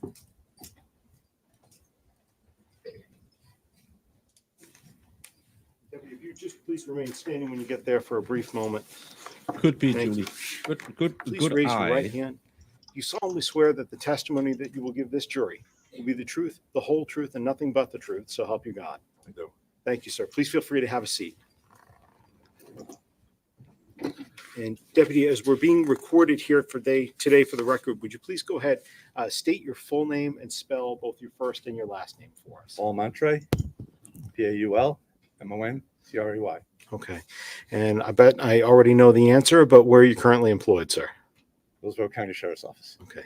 How long have you worked for them? 7 years. 7 years so far. Okay.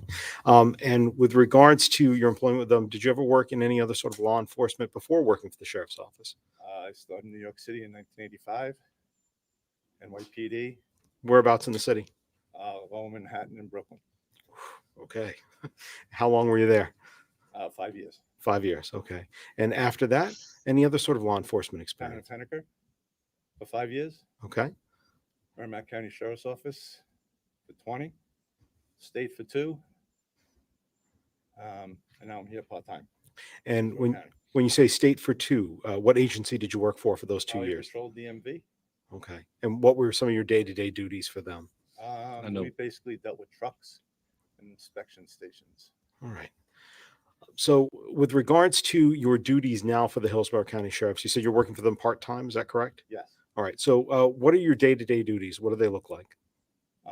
Primarily transporting prisoners to and from the jail and the prison. Okay. To the courts.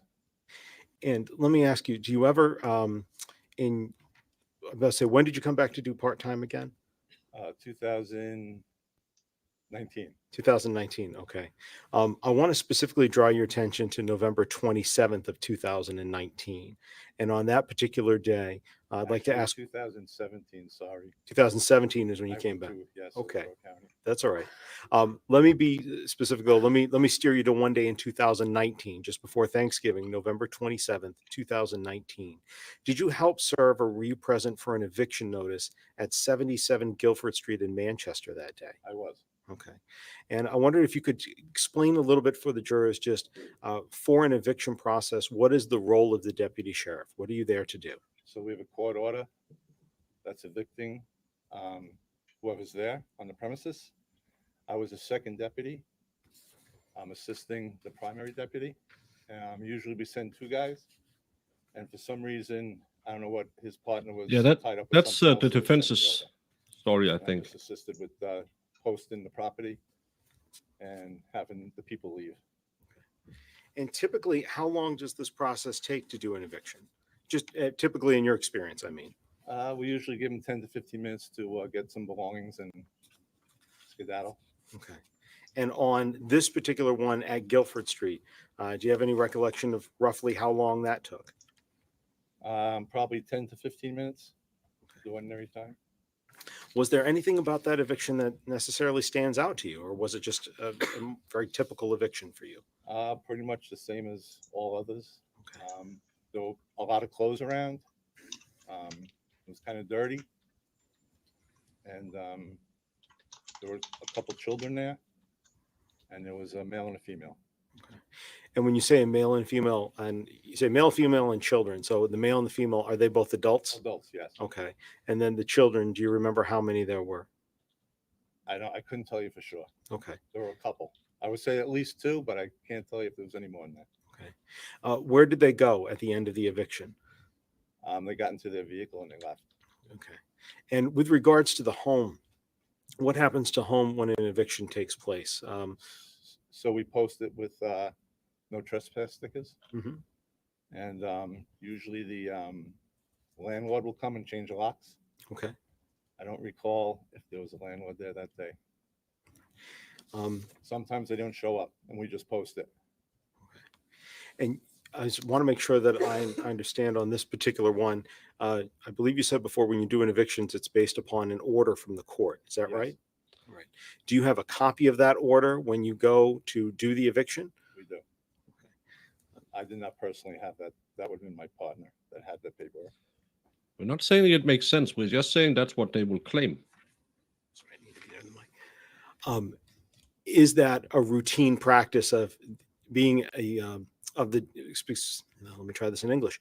Is that a routine practice of the sheriff's office to make sure that a copy of that order is in hand before the eviction is done? In our hand, yeah. In your hand? Yes. Okay. And do you have any reason to believe that's not what happened that day? Not at all. Just a moment, please, Your Honor.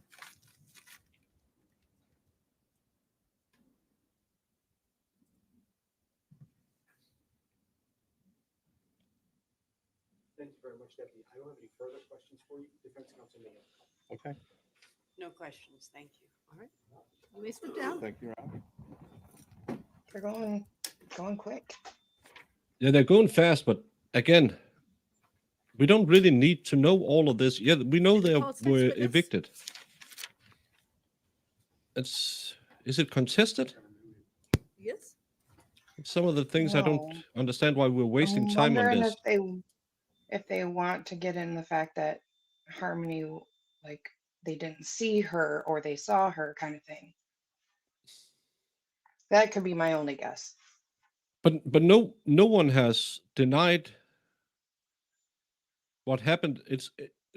What is in contention here is, did it happen at night or did it happen on a drive to a Burger King? Well, you know them. They got to put it all in there and then. Yeah, but I just don't think they shifted yesterday when he admitted his guilt. Yeah. I don't think they shifted, so they're gonna do a full trial for stuff he already admitted. So I'm gonna have what we in Danish call long onions. You can ask Mads what that means. Oh, what is it?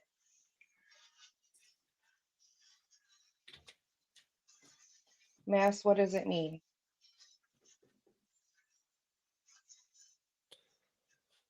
And then we're gonna have that officer come from the Child Protective Service and said, "Yeah, I didn't really feel there was anything to look at." Sometimes things go more quickly than we think. Early day. They go more slowly than we think, but sometimes they do go more quickly than we anticipate. This is one of those times. So what I'm going to do is I'm going to have you take a break as soon as the next Not early witness day. is ready. And we're ready to take their testimony. We will call you back in. We hope that will be in the next 10 to 15 minutes. All right. So What? same rules apply, not to talk about the evidence, not with each other or with anybody else. Don't do any independent research, and we will call you back in as soon as we can. Thank you, ladies and gentlemen.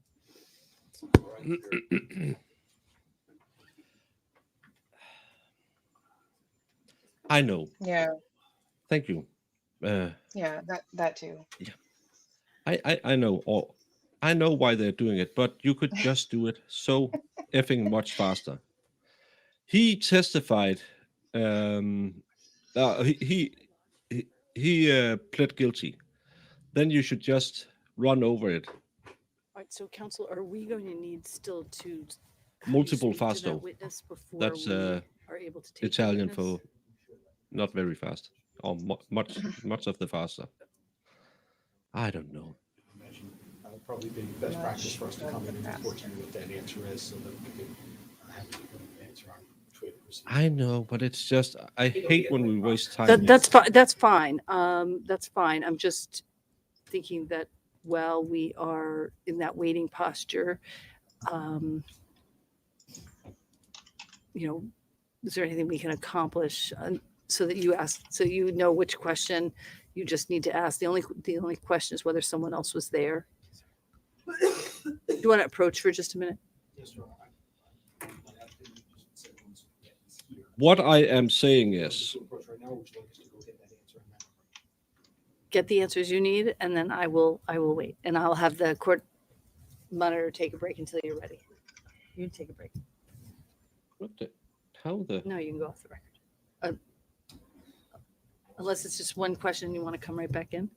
Why don't you go ask the question? We'll stay here. If you can stay on the record if you want to take a break. on the record?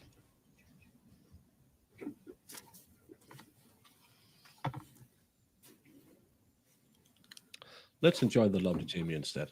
Jamie, someone asked for you to introduce yourself because of all the new people. Hi. Hi, I'm Jamie. I just like watching trials and I hang out with Baker. There's really nothing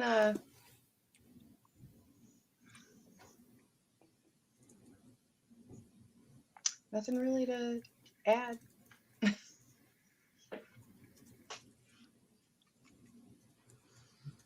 What's that shirt you have on, Jamie? Says Gem and the Holograms. My Do you favorite. do you make your own headbands? No, I get them on Amazon in packs.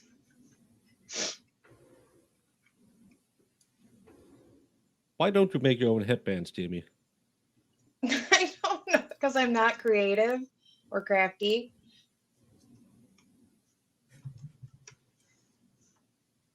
Are we done here? I'm trying to like.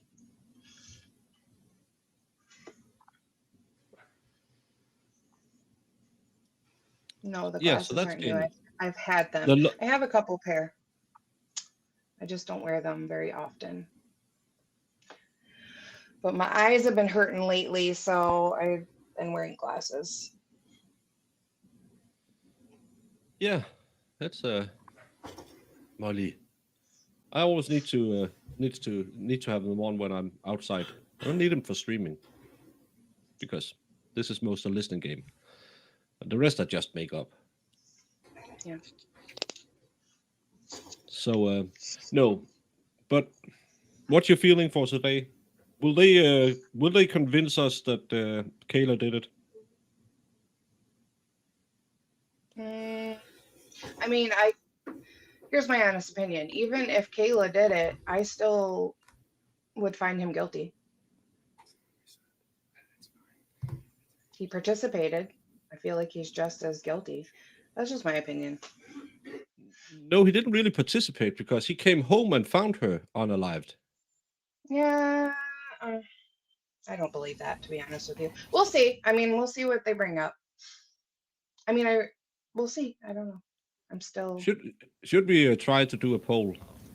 I'll say, Your Honor, we did have an opportunity to ask him with regards to that. Let's just say I would not feel bad about voting guilty on him because he doesn't sound like a good person or redeemable. So there would be a practice to try to speak with a child alone, but that didn't always happen, or that a parent could be nearby or him. So She's yapping in the other room. Okay, so he doesn't know. Okay. So where does that leave us with regard to, you're just, why don't I ask you, Attorney Brooks, we were talking about what you were going to ask, or the other way is just to proceed. I mean, as you know, as state's already indicated, they're going to be looking to challenge him to the extent that you try to get into any opinions, concerns, findings, any of that.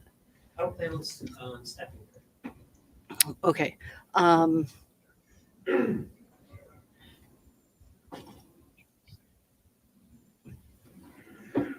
sorry, Your Honor. That's okay.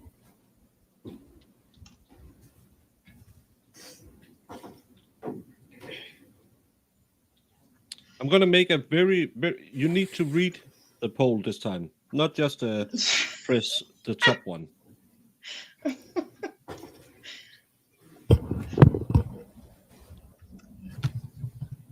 Just to You a need to little read the interaction. poll this time. Okay. Everybody thinks we have a good enough understanding of where things stand? Yes? All right. All right, then let's bring in the jurors.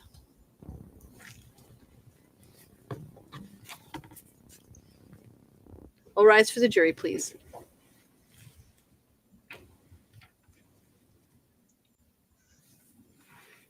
So there's 4 questions. Will they have logged blaming Kayla? And the answers are yes, she did it. Yes, she didn't do it. No, she did it. No, she didn't. She didn't do it. So we can get a little feeling. Do you think Kayla was in on it or not? Counsel. Well, according to the after this affidavit, witness, she am I didn't. releasing them He and didn't. Having them come back at That's why I 8:45? didn't understand the opening statements. Okay. Well, Counsel, I'm sorry. Attorney Smith, did you hear that? No. I just pressed the top one. After this witness will be releasing them MLC then for as an a good 8:45 return tomorrow. Did they charge him in a way that he could be found guilty by helping her, or just a straight murder 2 on its own? Kayla didn't come up as a suspect until they well, I called it yesterday because I am Baker Dimers. But until opening statements today, no one had pointed a finger at her. All rise for the jury. No, she's sentenced for 2 charges of perjury before grand jury and receiving stolen goods by keep getting the welfare for Harmony after she passed away. I'm trying to take the boost off because that makes it hiss a lot. Please be seated. No. State may call its next witness. Turn to the state calls Demetrius Soros. I can't spell that.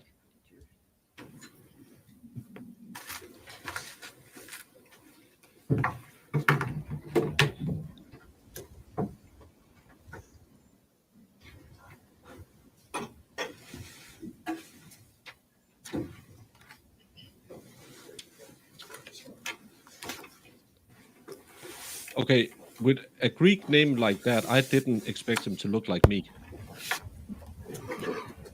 And Mr. Soros, you do remain standing. Raise your right hand.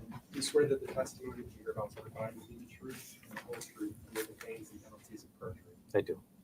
You can make yourself comfortable. Can you start by providing, by stating and spelling your full name for the record? Yes. My name is Demetrius Tsaros. First name is Demetrios. Last name is Tsaros. And Mr. Soros, I'm just going to ask that you speak as loud as you can. Yeah, thank you. I will. Mr. Soros, what city do you live in? I live in Concord, New Hampshire. I apologize. I just moved. Pembroke, New Hampshire. How long have you been a New Hampshire resident? All my life. And what do you currently do for a living? I am a career level letter carrier for the Postal Service. The U.S. Postal Service? Yes. Yes. And how long have you worked in that capacity? Since September of 2021. Prior to September 2021, how were you employed? I was employed as a CPSW, a Child Protective Service worker with the state of New Hampshire for DCYF. And that acronym that you just gave, CPSW, can you tell the jurors what that means? Yes, Child Protective Service worker. How long did you work for DCYF? Approximately 10 years.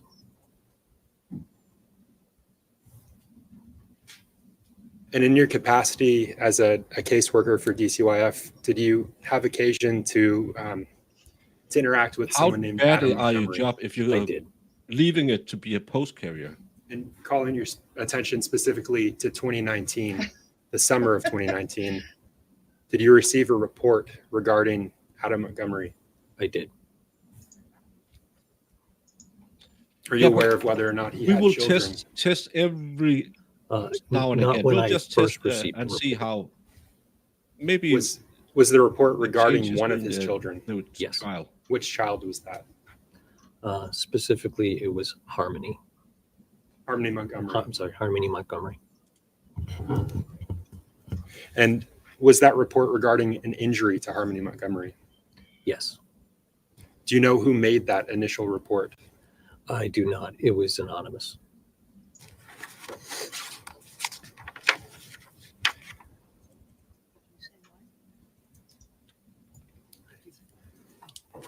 Do you remember specifically when that report was made?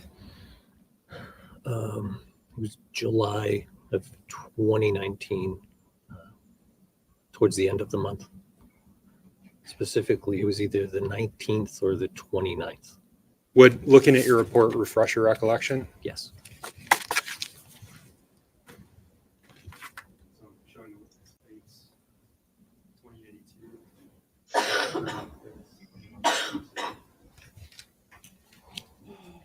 Why, Jamie?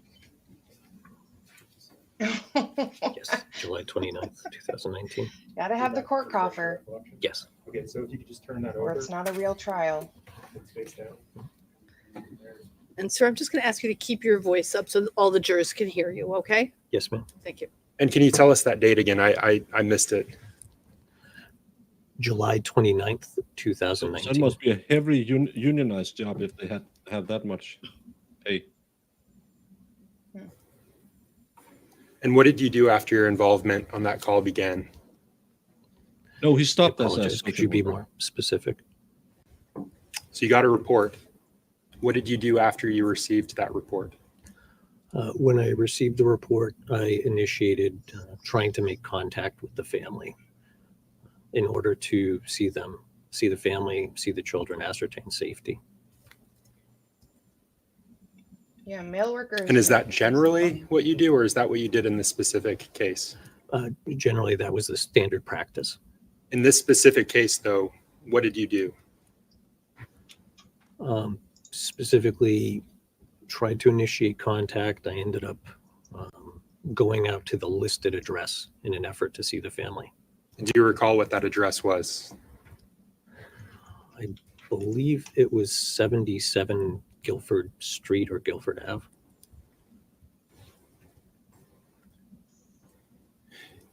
Tell us about that trip out to the 77 Guilford Street or Ave. So I drove to the location, and as I pulled up, to the location, I noticed a person who I recognized as Adam Montgomery getting into a car. And let me stop you there. Yes. Yes.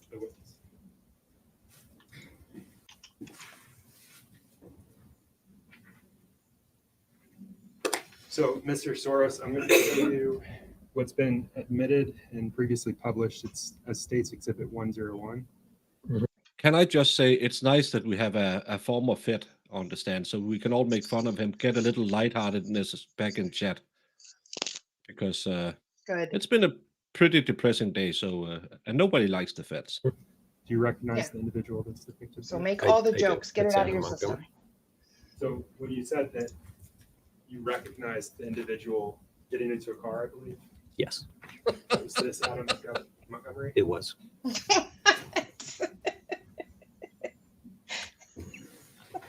Was anyone else present with him as he was getting into that vehicle? There was a young girl, small girl. That interaction, your observation of the defendant, Adam Montgomery, and the small girl who was with him, how long was that? Oh, shit. Not very long. Basically, as I was pulling up and getting ready to park, they were getting into the vehicle, and I can't remember exactly how far away I was, 30, 40 feet or so, when I was parking my car, and I observed them getting into the vehicle. So you're parking your vehicle. Were you outside of your vehicle when you saw him, or were you still inside your I was vehicle? still inside my vehicle. And this young girl that you saw with the defendant, what was she doing? N- Nothing really in particular, just, getting into the vehicle, her father helping her into the vehicle. Excuse me. I didn't know if it was her father at the time. The person, Adam, helping her into the vehicle. Jeg behøver ikke noget stetoskop. It was a good one. It was a It was a good good one. one. It was good. Specifically with respect to that small female that you saw, how long were you able to observe her for before she got into the vehicle? Maybe 10 seconds, 15 seconds. Not a long period of time. And this was from 30 to 40 feet away? Correct.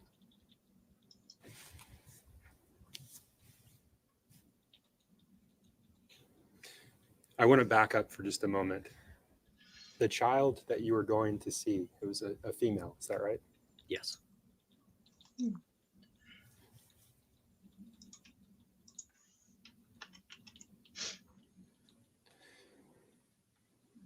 How long, sorry, let me strike that. Were you able to clearly see the child when you were in your car there? I guess as clearly as I could from that distance. Did you observe anything about the child other than her gender? No, just it literally just looked like a small child, a female, getting into a car with someone.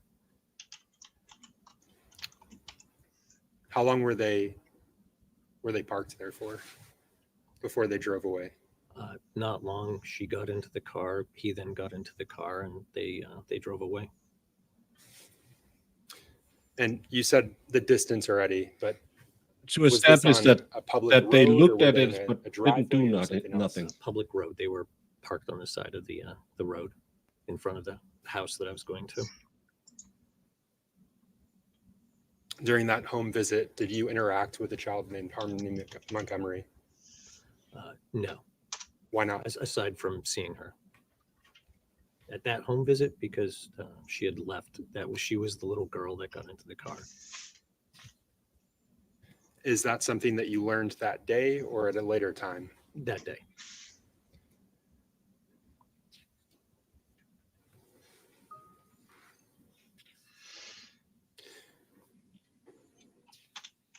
While you were at the home attempting to make contact with Harmony, was there anything that drew your attention away as you were approaching the home? Anything that drew my attention away? Yes. Nothing in particular. Do you recall? I'm sorry, go ahead. Do you recall noting that there was a loud dog that was barking at you? Yes. There was a loud dog, a large dog barking at me from the property. And was that before or after the defendant drove away with this young female? I believe it was after. It was after they left. I approached the property.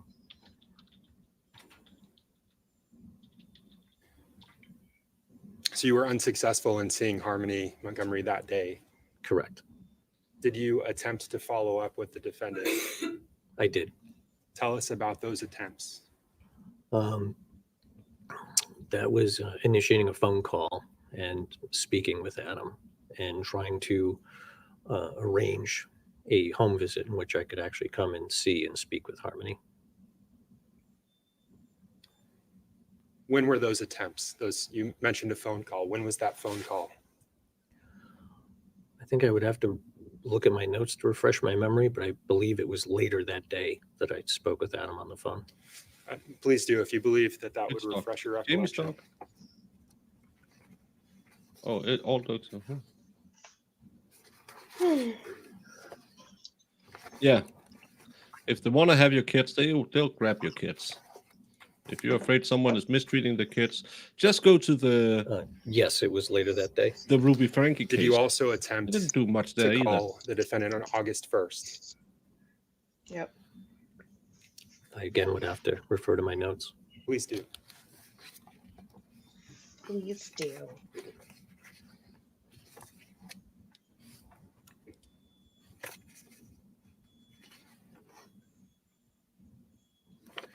I did.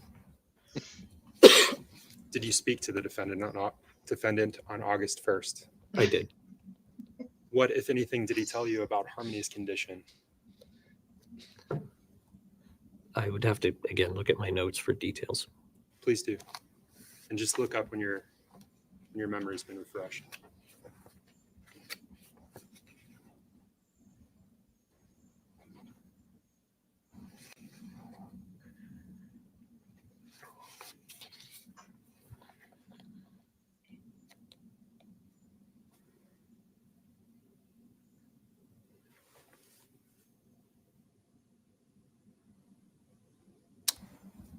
Do you recall what, if anything, the defendant told you about Harmony's condition when you spoke to him on August 1st?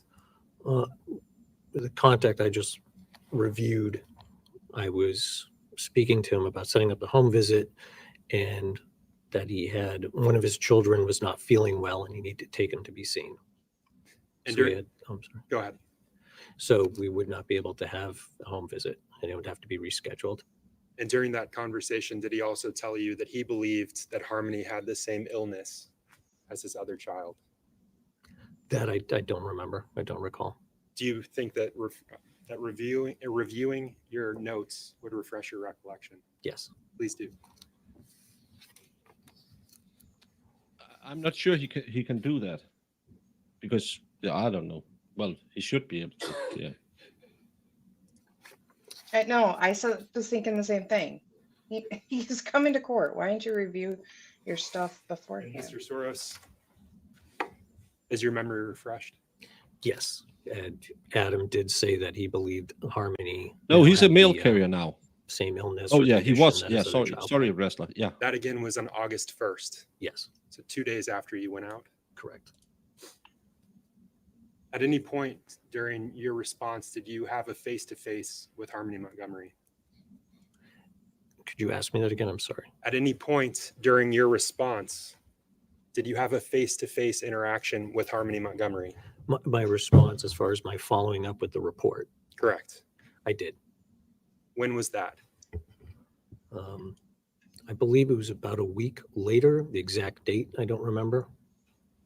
Do you think that reviewing your report would refresh your recollection with respect to the God. date? Yes. Can you please do so? Could he just speed read it now, so we don't have to? I do know, that? just look through the whole thing right now.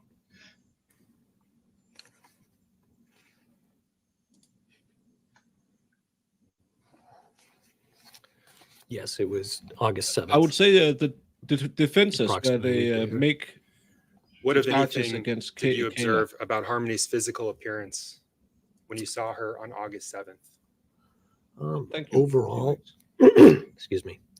Overall, she seemed So let me strike that question. Yes. Specifically, did you notice any markings or injury to her face? I would I watch did notice the a defense small red talking. mark under one Thank of you. her eyes and some redness, a little discoloration in the Because eye. that was 42% closest to says that. no in the.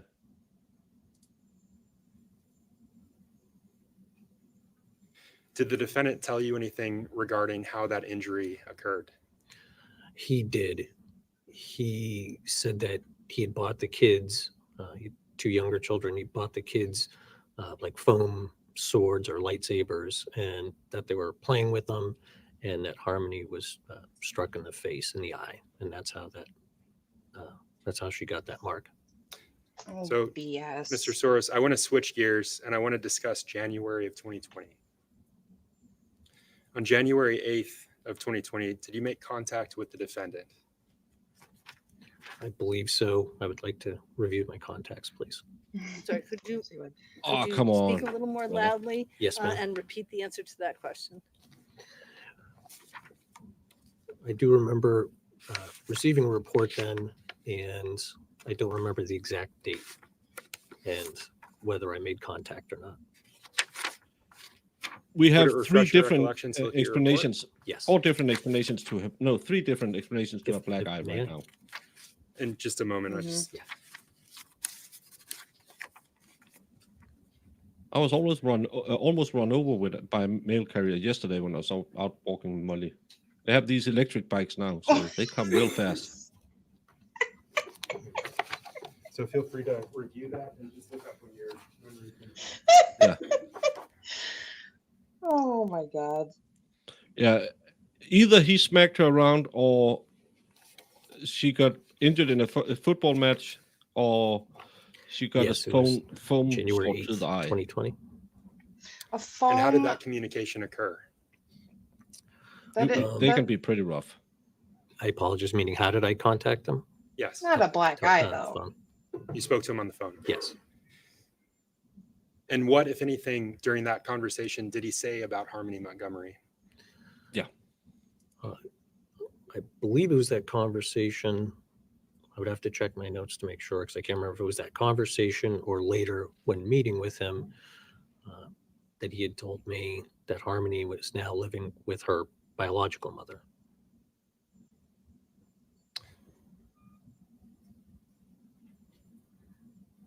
Do you recall the specifics of what he said about how she came to be with her biological mother?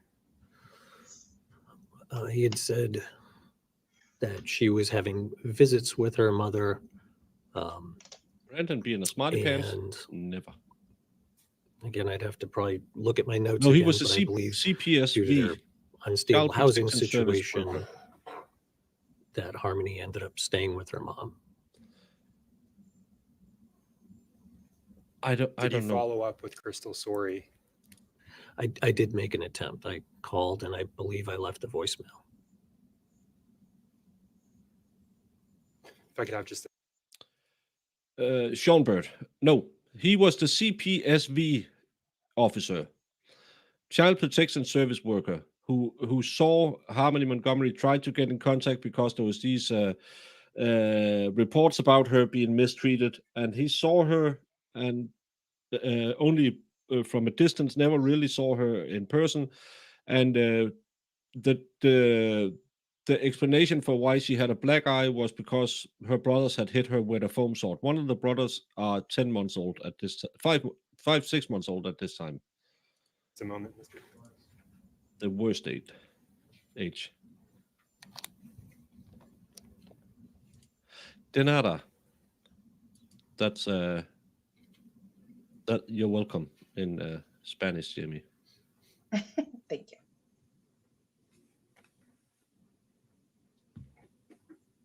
Well, did he say he saw them, or did he was he just told about them? No further questions, Your Honor. All right, thank you. Attorney Brooks?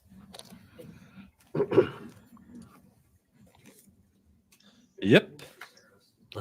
We met briefly beforehand, but my name is Jamie Brooks. I represent Mr. Montgomery. Just in terms of the timeline, a report came in on Use a July microphone. 29th of 2019 regarding Harmony, correct? Correct. And specifically, it was that Adam had caused a black eye. That was in the report. Someone referred, whomever it was that made the report referred to it as a shiner, which I interpret as a black eye. And the report was made anonymously, but you knew the person to be Kevin Montgomery. I did learn that later on. So that day you went to the residence, the 29th, Yes. but it was a very fleeting encounter. Adam and Harmony were getting in a vehicle as you were arriving. Correct. So you observed Harmony for all of 10 seconds, right? Thereabouts. Yeah. 30, 40 feet away. Hmm. You were in your car still at the time. Yes. But you did have a longer visit approximately a week later, correct? Yes. That was August 7th. Yes. You went inside the residence. I did. And it sounds like you spoke with Adam, but you also spoke with Harmony. I did. Your general or preferred practice is to try and meet with the kid alone, correct? Correct. But that doesn't always happen. That's the uncle. Correct. Sometimes there is a The parent uncle who said Sometimes he was there's the a third parent witness. there, or in the next room. or in the next room. And you don't have any specific recollection regarding whether anybody was present when you spoke with Harmony. I don't recall that. But you were able to visually see Harmony, right? Jamie doesn't Yes. know that. And He you believes what I'm noticed saying. a little bit of red in her right eye. I can't remember if it was a right or left eye, but it was one of the eyes. In one eye, there was some redness, Yes. faded bruising as well. Yeah, I refer to it as like like a faint red mark and then some redness in the eye. Harmony had her glasses, right? She did. You, she agreed to remove them, right? Yes. So that you could look at her. Yes. And there's a standard set of questions you ask under these circumstances, right? I do. I did. So again, without indicating what the answer was, you would obviously ask her what had happened. Yes. And other questions regarding her general safety. Yes.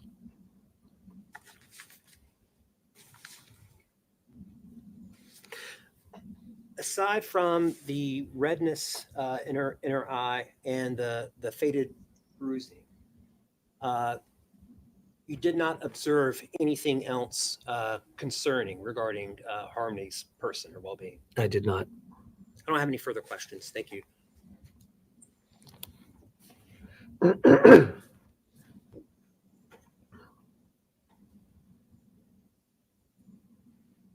Well, Yeah, now he can't get the questions in he wanted to get in. Because they really want to talk about drug use and all of that, and he kept that out of there by not asking the specific answers Harmony gave you.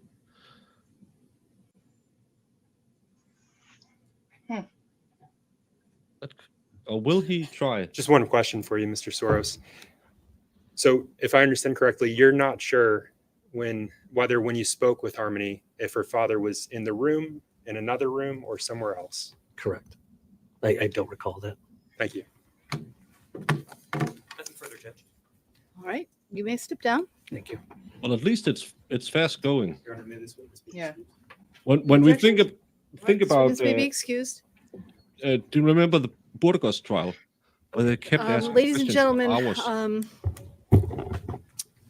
as I said, things moved a little more quickly than the parties anticipated today. So we are going to end a little bit earlier today.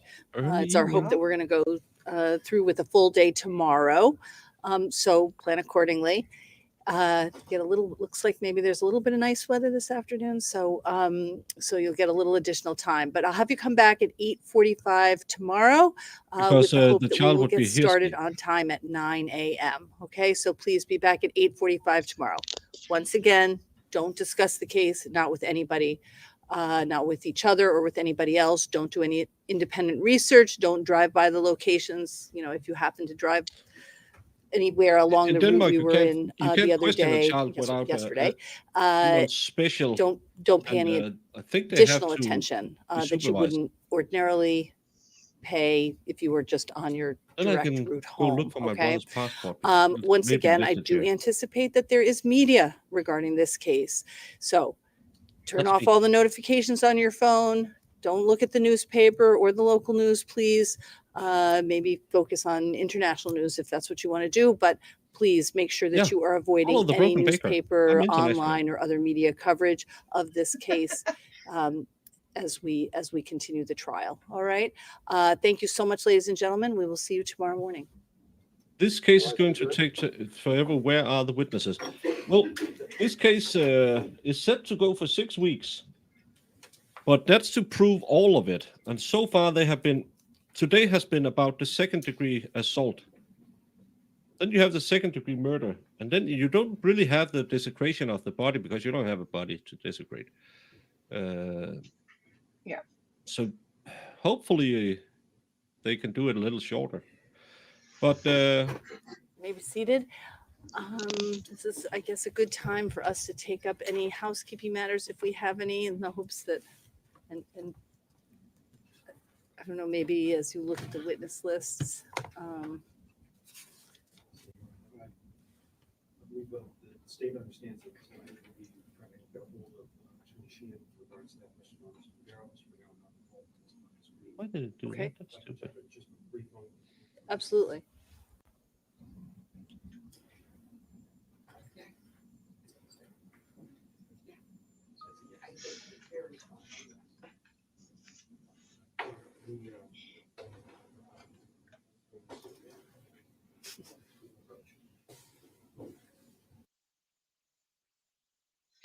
I'm just doing the math here. So no, she did it. Good. 17%. And Yeah. yes, she didn't do it. 16%. I So I don't ended think the it will poll. either. I ended the poll, and the poll said, will they have luck blaming Kayla? No, she didn't do it. 39%. Yes, she did it. 26%. No, she did. No, they won't have luck, but she did it. 70%. Yes, she didn't do it. 16%. So a majority thinks that she didn't do it, and they won't have any luck blaming her. And I will probably, if I remember it, run this poll a couple of times when we get more into it to see if it changes. So I'll save this just to make sure that it's just interesting, because now we know where they're going. They both did it. My biggest problem is her changing stories. She has at least 3 different stories about what happened. If they can bring that out, I don't know what they have agreed to and how, whichever rulings has been done before, but can they bring it out that she had changed her testimony so many times, and that she wasn't deadly afraid of him? She really wanted a little of the snickerdoodle. They can paint her in a bad light. And remember, in a courtroom, it's not about who did it. It's what the jury believes. Yeah. Do I still believe he's an accomplice to Paul Harmony's murder? Yes. In some way or fashion, yes. But presumption of innocence and all that, I'll have to wait and see where the evidence takes us. Have they proven anything today? No. He smacked her around. Yeah. I would after today, the defense hasn't been really good. Second degree assault, probably yes. I would vote for that. We haven't touched the murder yet, but it's going to be interesting because the story have changed so many times. He has the option to stay away. They told him yesterday every morning they will call the prison. If you want to join us, you can. We'll send a car, but you can only come if you say yes in the morning. Yep. So I don't he can think stay away. I don't think he'll show up, to be honest with you. No, they won't get her blamed for this. They'll find him guilty just because of what he actually is guilty for. Perhaps. But if they want to paint Kayla as the guilty person, they need her. They need him. Understand? Yeah. That's the only way I can see they can finish the 16 chapel in this one. Does Kayla have a violent history? I don't think she has more than theft and drug use, I believe. Yeah, but I should have worded it different. No, I worded it correctly. Will they have luck blaming Kayla? As I said, I'm pretty sure. I believe he did it, or they both did it. I didn't like her during the trial. We talked about it during the gun trial. I didn't like her doing that. I didn't find her trustworthy. We know she has plea deals, and remember, he just need one person who will stick to. I don't think he did it, and then he can get out of it. I ended my poll. I'll have a new poll by tomorrow. It's 2024. You can see the crazy in his eyes. Well, yeah, but again, we can't judge a book by its cover. Sometimes you have to read a few pages, and again, the presumption of innocence and all of this and that, and yeah. You missed yesterday. You saw he pleaded guilty to something, not clear exactly what. Well, Shiraz, He pled guilty to falsifying physical evidence and abuse of a corpse. Those two charges carry a maximum sentence of 8 years combined if they run.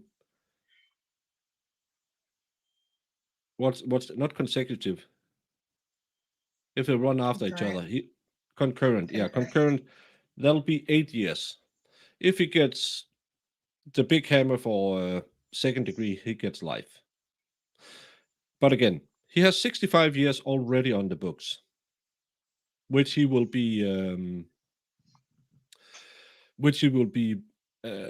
appealing. Yes. And Sassy Pants, It by Stephen King. A character named Pennywise is a shape-shifting creature who feeds on kids. That's Adam's neck tattoo. Oh, I didn't know There's it was Pennywise on Pennywise. his neck. Yeah, I like Pennywise. Oh, You like him? They all I love float down horror here. movies. You know I do. Yeah. You love I like horse? all those characters. I used to Horror do that movies. when I was in the Navy. What? I'm not. No, I'm just reminiscing of old Nothing. times. Okay. Thank you so much, Sassy Pants. I'll nail you to the wall in a second. No, but Pennywise, yeah, that's maybe a stupid tattoo to have if you're charged with unaliving a kid. That's why that's probably why he's not, because it's on the left side of his neck, so that's facing the jury. I would wear a turtleneck to court then. Fedorowski, I don't find her trustworthy at all, but seems he did it and she might or might not have participated somehow. Yeah. He's got a few crazy chapters. Yeah. His latest girlfriend died in an apartment as well. He was stopped by the police with a needle in his pocket. The previous girlfriend we heard said they met in rehab. Yeah. That apparently didn't work for him. Maybe it's just because he wants people to think he can read. Baker, will I stream Tucker Carlson Putin interview in 2 hours? Nope. 1, it would kill my channel. 2, it'll be in 2 hours. It'll be 11 o'clock. So no, I won't do that. I Baker know. will be Oh, who sleeping. did I see is gonna? I think Shissy might do it. Sean Bird, I have a proclivity for those movies as well, just like Jamie. Is it Tim Curry who plays Pennywise? Yeah, in the original, yeah. I like He's the a great original. actor. Yeah, he'll float down here. And have you read the book? Yeah, a long time ago. The question, is there reasonable doubt? Well, if they can blame her, there will be reasonable doubt. Yeah, you don't want to be the one who unalived a kid in prison. I just don't like the book's ending. I think it's weird. It turns into a giant spider and he uses his asthma spray to kill it or something. It's such a weird ending on it. I know Stephen King was very heavy into cocaine at the time, but it's a weird ending to a book. Yeah. He did the act, but she absolutely helped cover it up. Yeah, but you just have to get 1-2 juries to believe it happened while he was out scoring drugs and she did it because it wasn't her child. None of her children got injured. It's only his child because she smacked him around. She hated how much Kayla looked. Yeah, they said he hated that she looked like her mother, but in reality, Kayla had always been jealous of Crystal. So she poured that hatred onto poor little Harmony. From the second she stepped into the house, she battered her around, and Adam tried to protect her because she was the mother of his 2 small children. Yes, Crystal wasn't perfect, but she was Harmony's mother, and he loved Harmony with all his heart. But he loved Kayla as well, and loving a woman, having 2 beautiful children with her that he missed every day, with a woman who's very heavy into crack cocaine and heroin and has a immense temper. and you live in that little house and you're trying the best, but you're a drug addict and you just can't make it work. And yes, I ruined my life the first time I took a hit of the crack pipe. And it ended my daughter's life because I trusted Kayla to take care of my precious little daughter. So I just want justice for Harmony. I know I father, but Kayla did it. That's what I would do, understand. Yeah, well, I'd be like, you're a lying sack of crap. Yeah, but that's because it's me. He can sell it. He could sell it. We haven't even heard him. I haven't heard him do a monologue like that yet. Maybe, I don't Yeah, know. Pennywise is misunderstood. Most clowns are. Yes, they Because really are. most people think they are fun, nice people. They aren't. Well, I have to jump off. Bye bye, honey bunny. See you tomorrow. Bye. Bye, everybody. Have a good day. I will see you tomorrow. Bye. Well, I learned from my good friend Dave that one of the good things you can do, because when you have a chat that might all be agreeing on something, try to throw a curveball, make them think, because it's very easy to just go the lawn and crim way and say, yeah, everyone's guilty because no one's accused of anything in the US without them being guilty. The state would never do that. No, then try to make you think. How would you get out of this mess? That could be fun. I just present alternatives. No, what is it? I'm just asking questions. That's the way to say it. Yeah. He loves her so much he can't even bother to come to court and tell her story. Old line. You're making me work today. Ladies and gentlemen of the jury, the reason I haven't been to court for the last 6 weeks is because I live with what I did every single day. I let Kayla take my girl away. And by using my two lovely sons, Declan and Braveheart, she forced me into living this lie, which I kept living in an attempt to protect her and to give at least my sons a life with their mother. She doesn't deserve a life with our kids, but I'm a bad person. I'm in prison for a very long time. I can't give them the life they deserve. But I hope by protecting Kayla, at least Declan and little Braveheart could get a better life. But I couldn't sit here every day and listen to the memory of my sweet, sweet little Harmony, who I lost because I chose the wrong woman. Yeah, I would do that.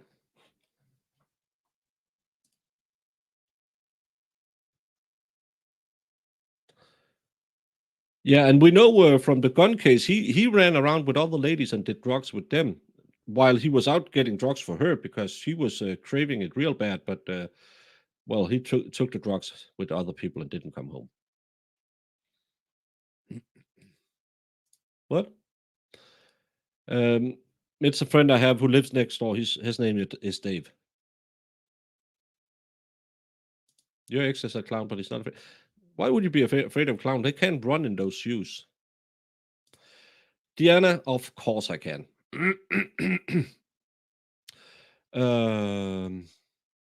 This case is about a 5-year-old girl who disappeared in 2019.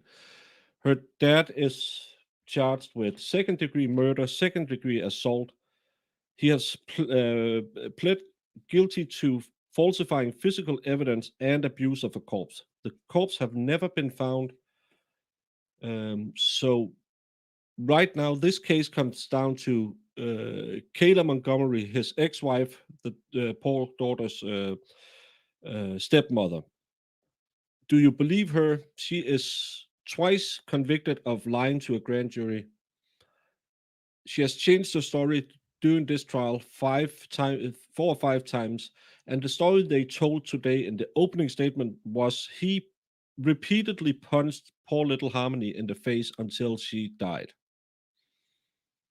And then he hid the body in a duffel bag and threatened Kayla so much that she never spoke up about it until they had her for perjury in a grand jury case, which happened a year after she was separated from Adam. But first, when she stood to go away for a long time, she remembered everything bad that happened. The defense's theory in this case is Kayla did it at some point. Adam was out, they had been evicted from their home. He had been out getting money, probably heroin. Came back, and Kayla had died during the night. No, not Kayla. Harmony had died during the night. And because Kayla said, well, we're going to lose our kids, you must help me cover this up, he did.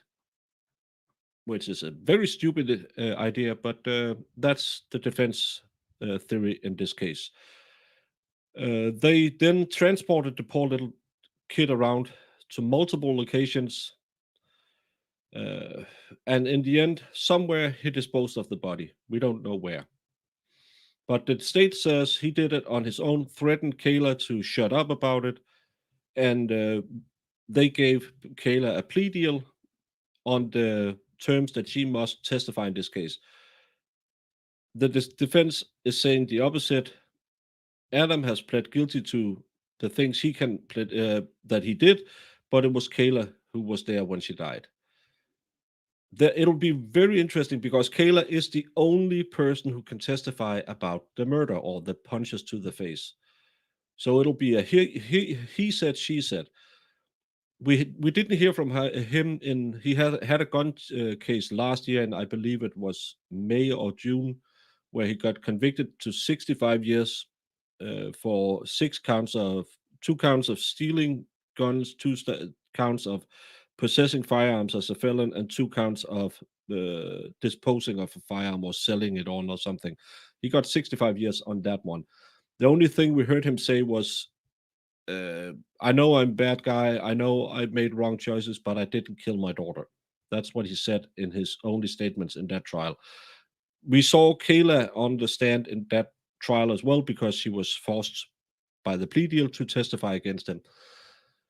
And she comes off a little untrustworthy. We watched parts of her testimony yesterday. She seems heavily medicated at that time. Hopefully she's kicked the habit. But all of the witnesses who has anything to do with the family are drug users.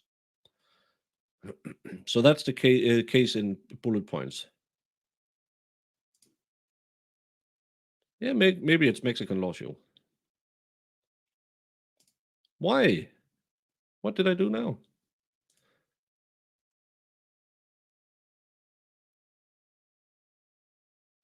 Exactly. He wants the truth out there. He won't listen to the lies. Julie, that's not nice. Oh yeah, if you want to have I don't know if any of you stays up late, but subscribe to MG Law. He does some old trial reruns. He's gonna start covering the Edgecombe case, a self-defense murder case. So if you're up late or you work at night, go check out MG Law. He has. I'm usually jumping on in the end of the show, and then we derail it and talk for another hour about nothing. But the MG Law, highly recommended. I have the problem that I have these heavy eyelids, so I can't really do it doesn't work that way. You watch your Friday trial stream wearing a jersey with a beer in my hand. Well, Brandon, that sounds like a better plan than I will be having, because I will be watching my trial stream in my chair with probably an energy drink. And as soon as it's done, or maybe when we're about to finish, I will have my glass of whiskey, because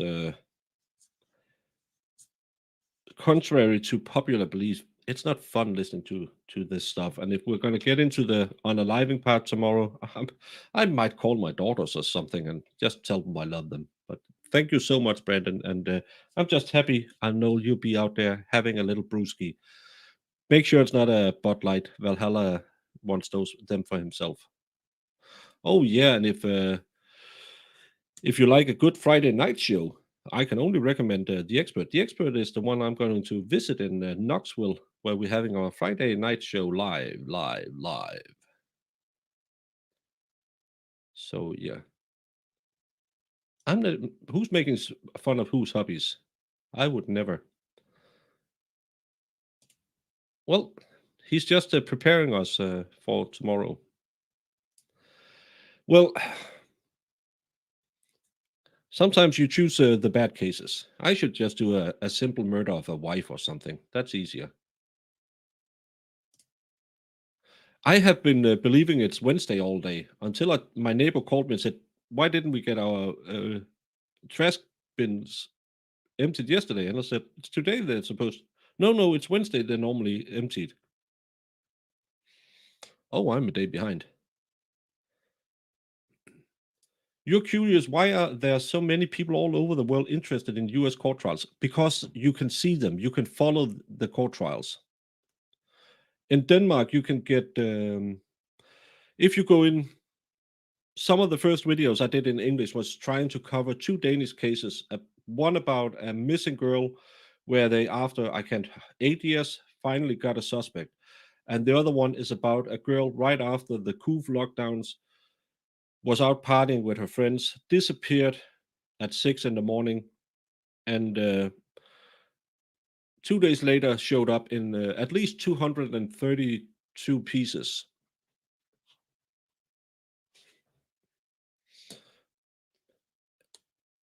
Yeah, that was a bad case.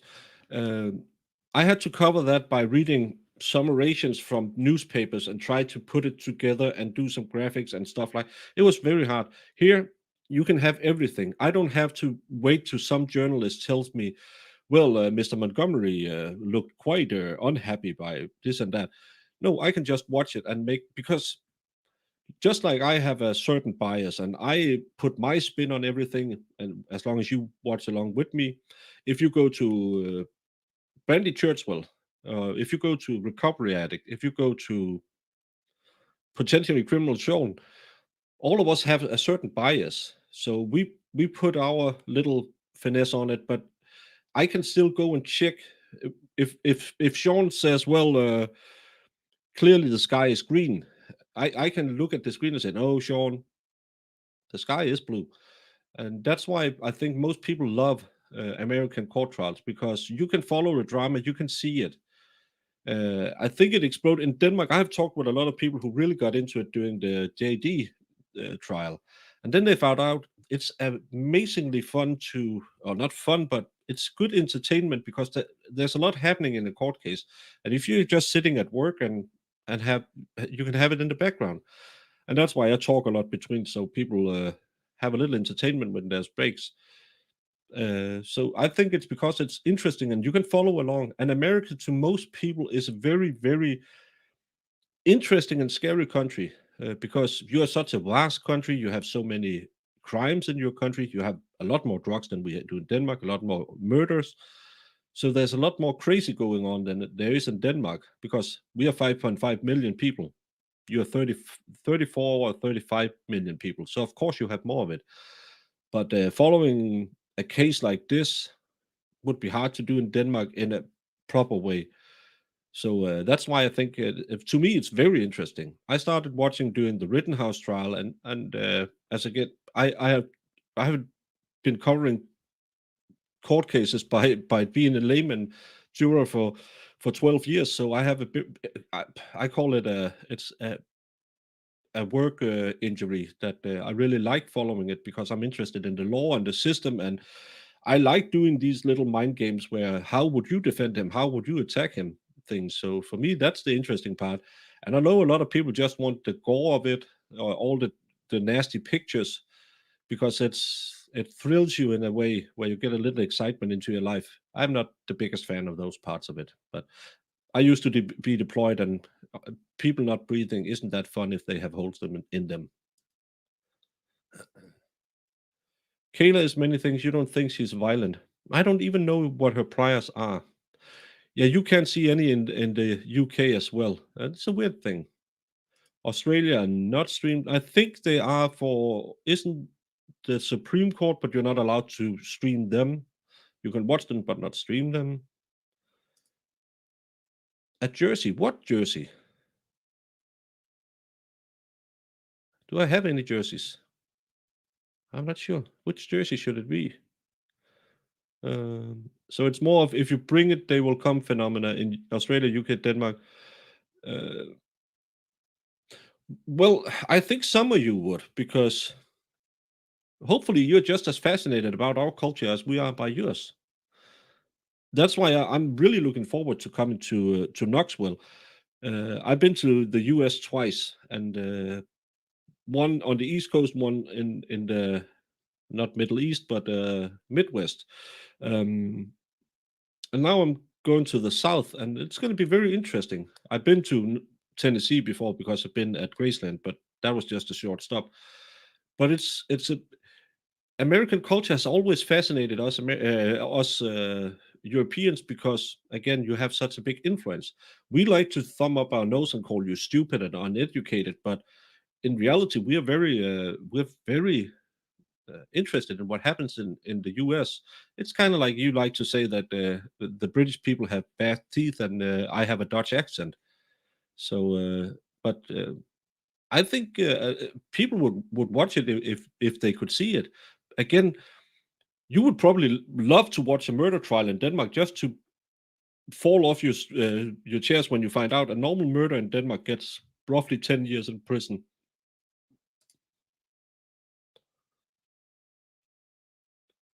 Thir 338 million. I liked you had a little influx of illegals, so it might be 445 million. Compared to literally every other country, well, Sean Bird, you haven't been to Denmark, but you're close. America is a close. It's at least top 10. New Jersey is terrible. No, Brandon is in New Jersey.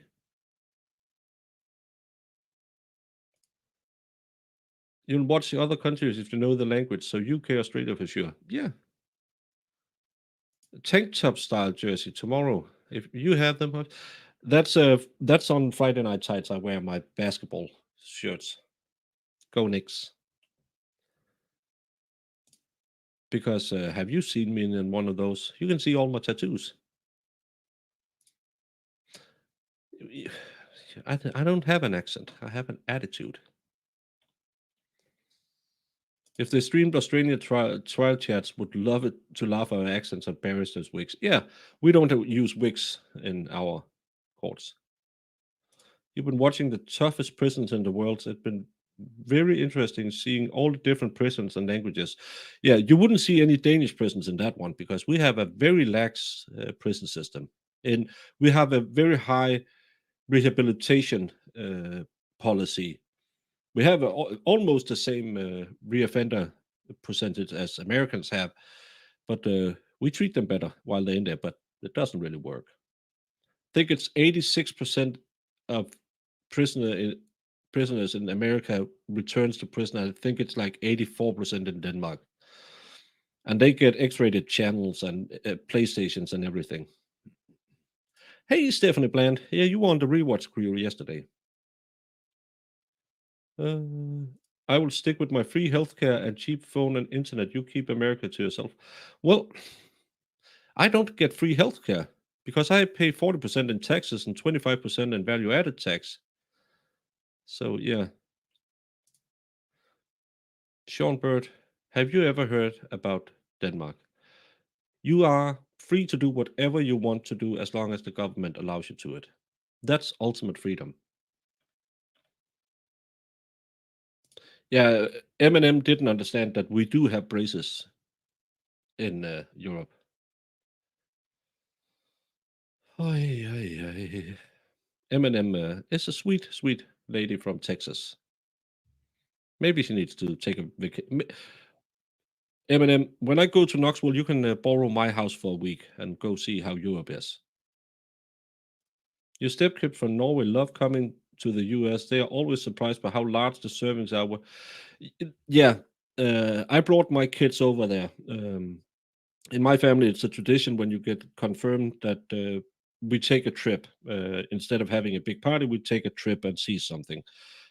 So we went to, I have some friends in Delaware. So we went, stayed with them, and then we did the touristy thing, went to Rehoboth Beach and bought a lot of stuff. They were very impressed by all the stuff you can buy at malls. Then we went to Washington. That was special for me because I love history. But they were really looking forward to going to New York. And I have to say, that's not really for me.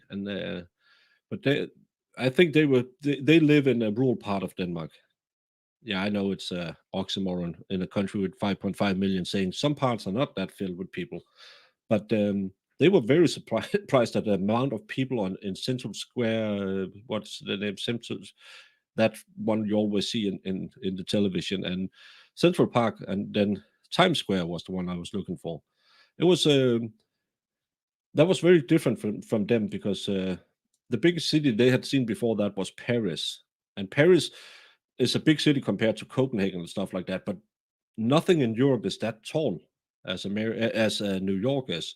Driving through that canyon on Manhattan, driving in Manhattan was the worst idea I ever had in my life, but I did it. But yeah, America is a fantastic country, and I am so looking forward to visiting you again. I will learn about Old English, Boone's Farm, my lord, and one more thing. I can't remember what it is. And Brandon and I are on a mission to save a lot of girls from college. So it'll be a fantastic trip. And hospice, Jen. Jess, not Jen. Hospice Jess gifted 5 membership that went to Sassy Pants, Carmen Dustuff, Shiraz, Captain Set, Ditch Pickle Huntress. That's a cool name. Congratulations with the memberships, and thank you so much, Hospice Jess. Yeah, I drove in Manhattan. I didn't. The GPS told me I had to cross Manhattan. It's the worst thing I've done even the cops passed me on the right side. That's so stupid. Well, I was told I have to do it. So, Irish, as soon as you agree to go on a Taco Bell date with me, I'll buy the tickets to Tejas. That's Texas is in Spanish, Jamie.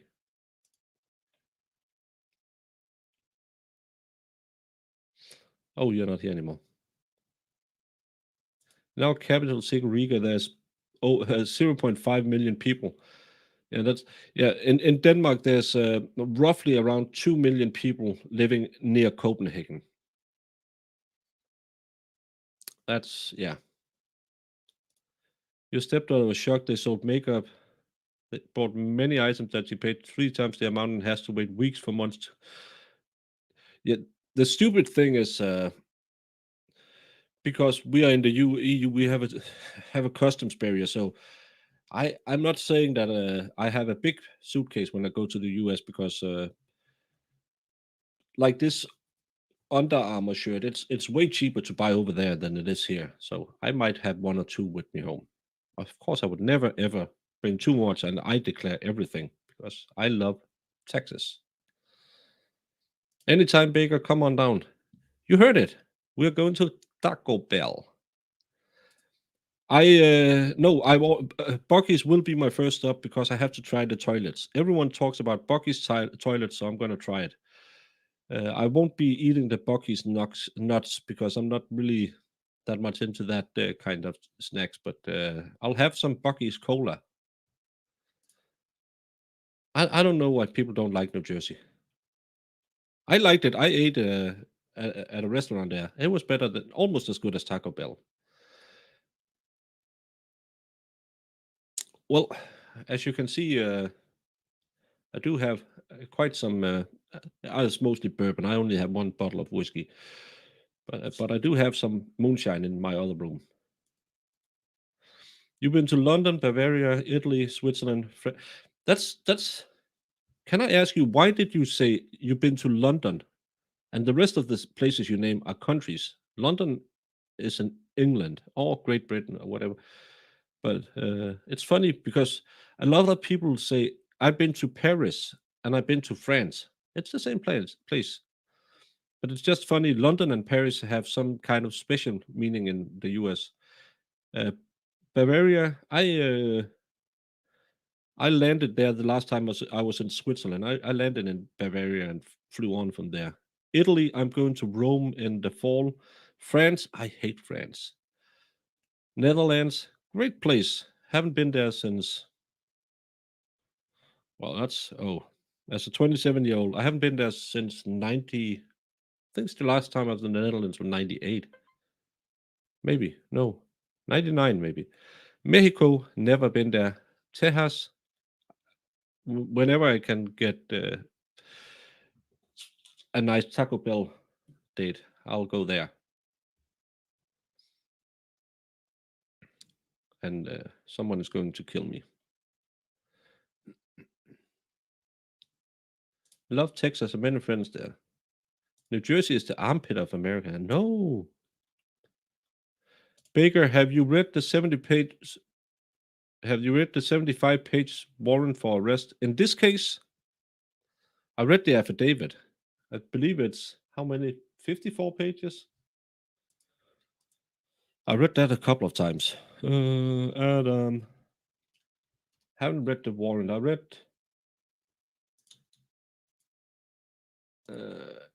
The affidavit is. That's 54 pages. So I read that one. I haven't read this one, but thank you so much, T-Rex, for the $5 super chat. I'll nail you to the wall in a second.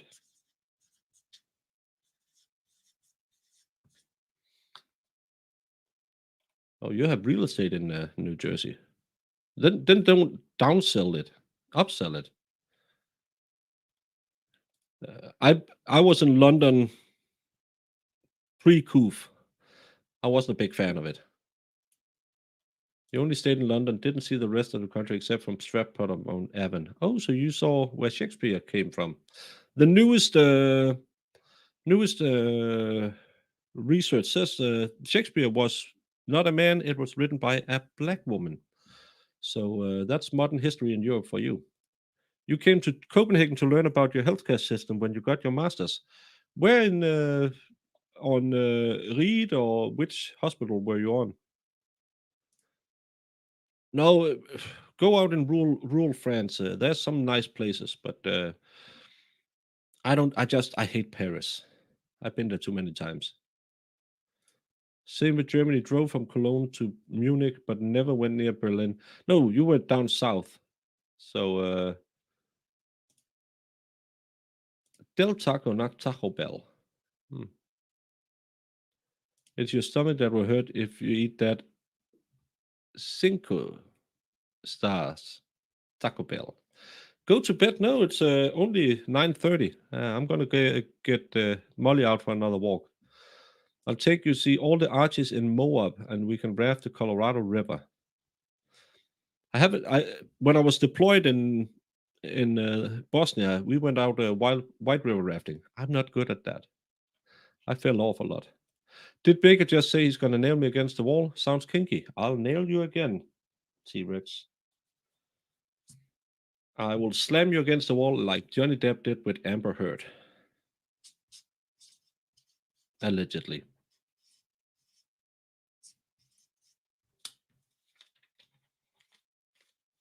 But thank you so much. You tried to drive in Paris, almost got divorced. Yeah, especially when you go to see La Barque de Triomphe, going around in that roundabout with, I think it's 6 or 8 tracks. Yeah, you can just as well get a divorce. It's easier. Yeah, the big fight, that was. Well, Paris is a beautiful city, but I used to play in a marching band, and we were there every other year. And then when I was in the Navy, we went down there with the Navy band I played in. So I hate Paris. Go to bed, Farrell.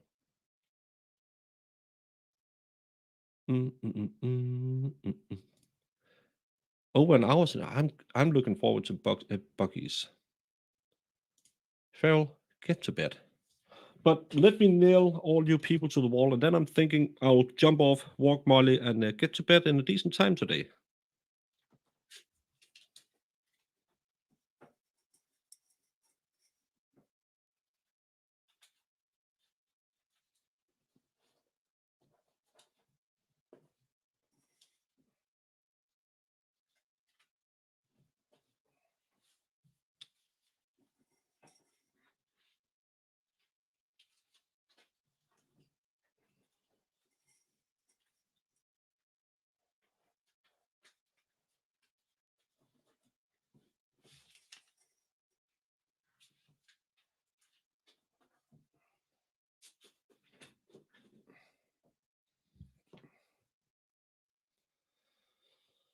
I'm going to give Rexy the tinkles. Well, as long as you stay on the road.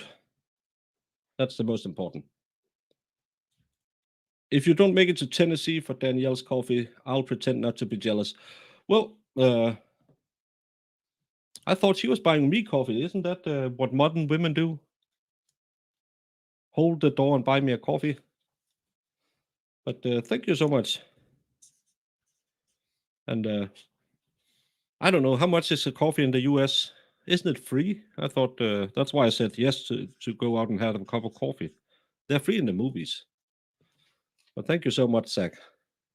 And I'll make sure that I leave her in the same condition I found her. I don't know why I say stuff like I say. I'm tired. I will be flying into Knoxville.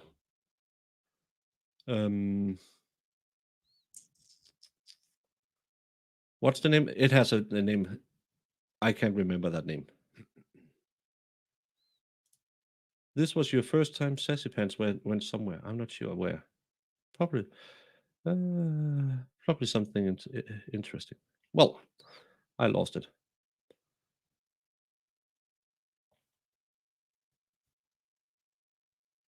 Tyson McGee. Yeah, exactly. I'm going to fly into that one and out of it again. And then I'd go over Phoenix, London, and then Copenhagen. So it's a 16-hour flight, but I will meet some cool people and Farrell. So it's going to be interesting. Me and Farrell are going to hit the gym together. So if anyone is in the Tennessee area and knows a good gym that doesn't cost too much on a day basis, let me know and you can join us. You've been lurking because I was on the dog and bone. Haven't been to the West Coast, the best coast. Well, back in the good old East Coast, West Coast days, I was totally on the West Coast side. Who's in Copenhagen? I'm not. I wouldn't be in Copenhagen. It's close to Sweden. There's a gym at Dollywood. Well, we're not staying in Pigeon Forge. We're staying in Knoxville, I think.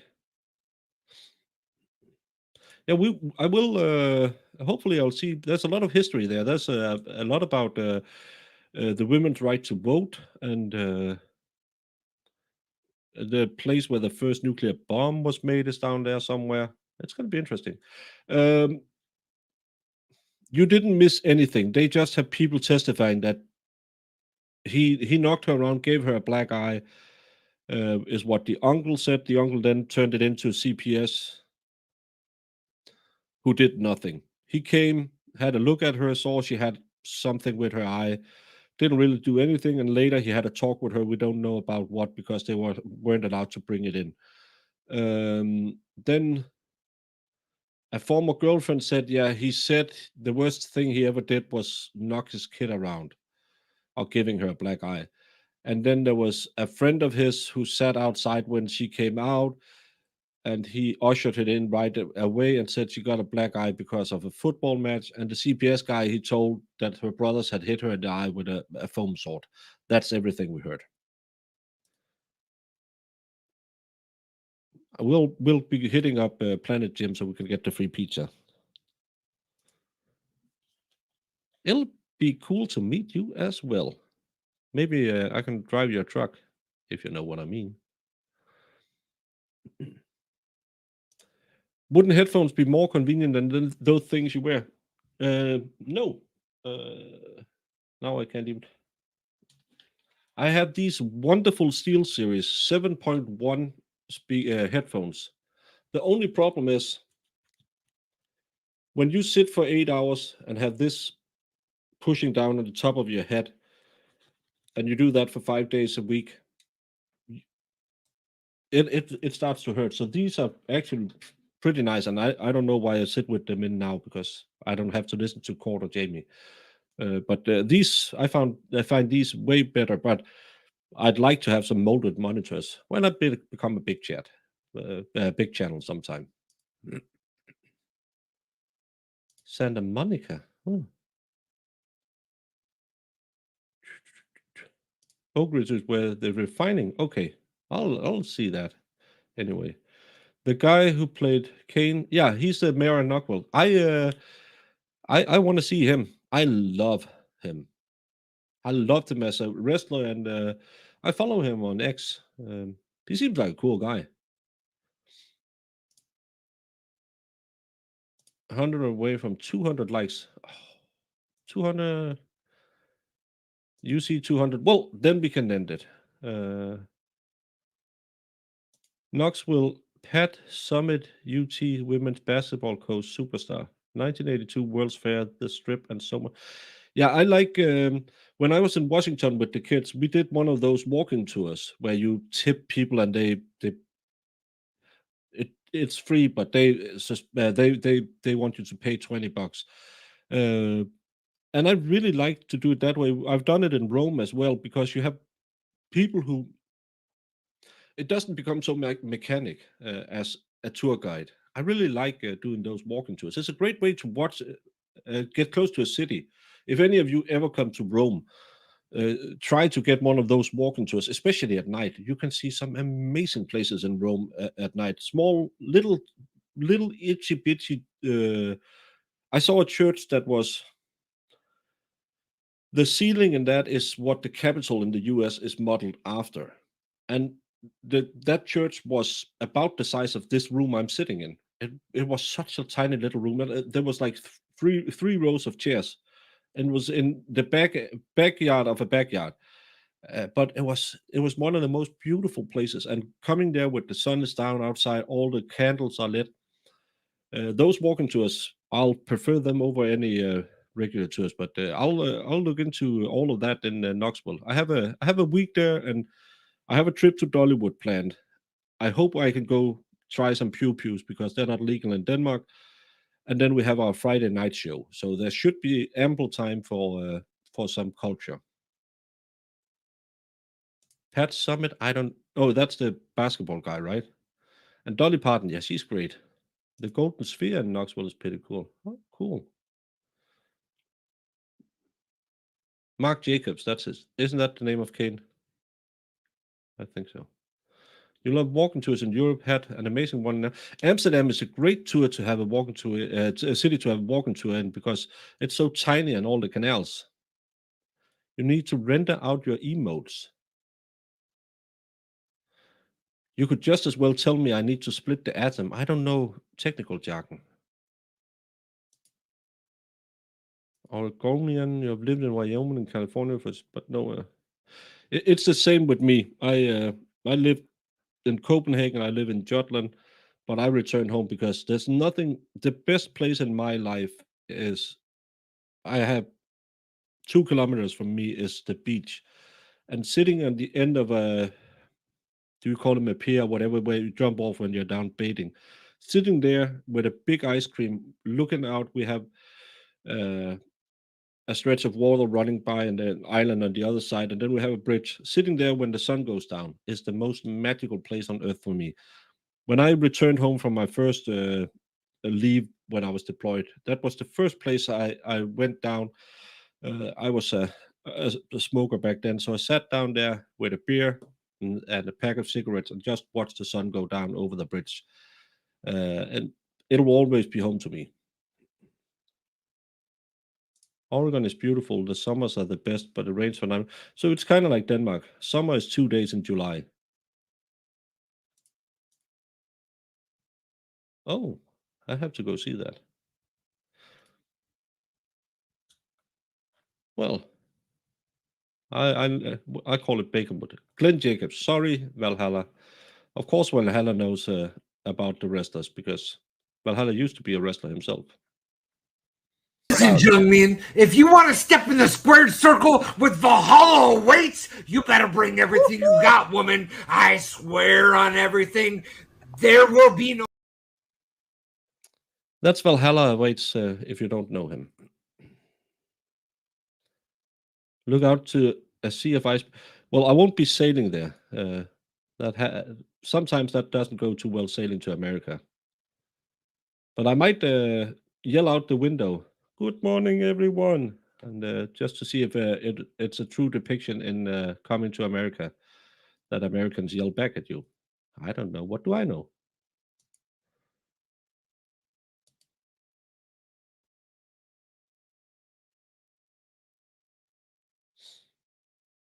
Yeah, I think we'll do this today. Well, kids, kittens, canoodles, it's time for me to end, take Molly out, and get to bed because it's 20 to 10 my time. Thank you all so very, very much for showing up today, and hopefully I see some of you again tomorrow. Hopefully, most of you.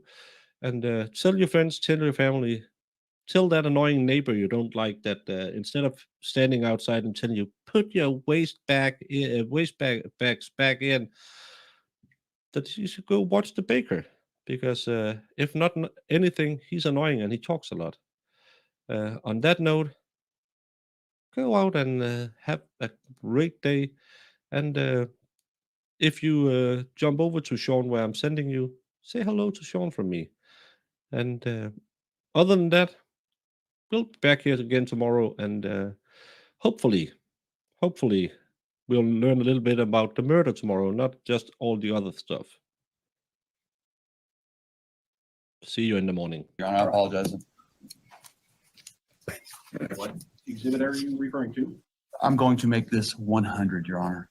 100. Because it is 100% correct. Objection, Your Honor. Do you see the lawyer's face? Okay, we have to go back and they. Widower case.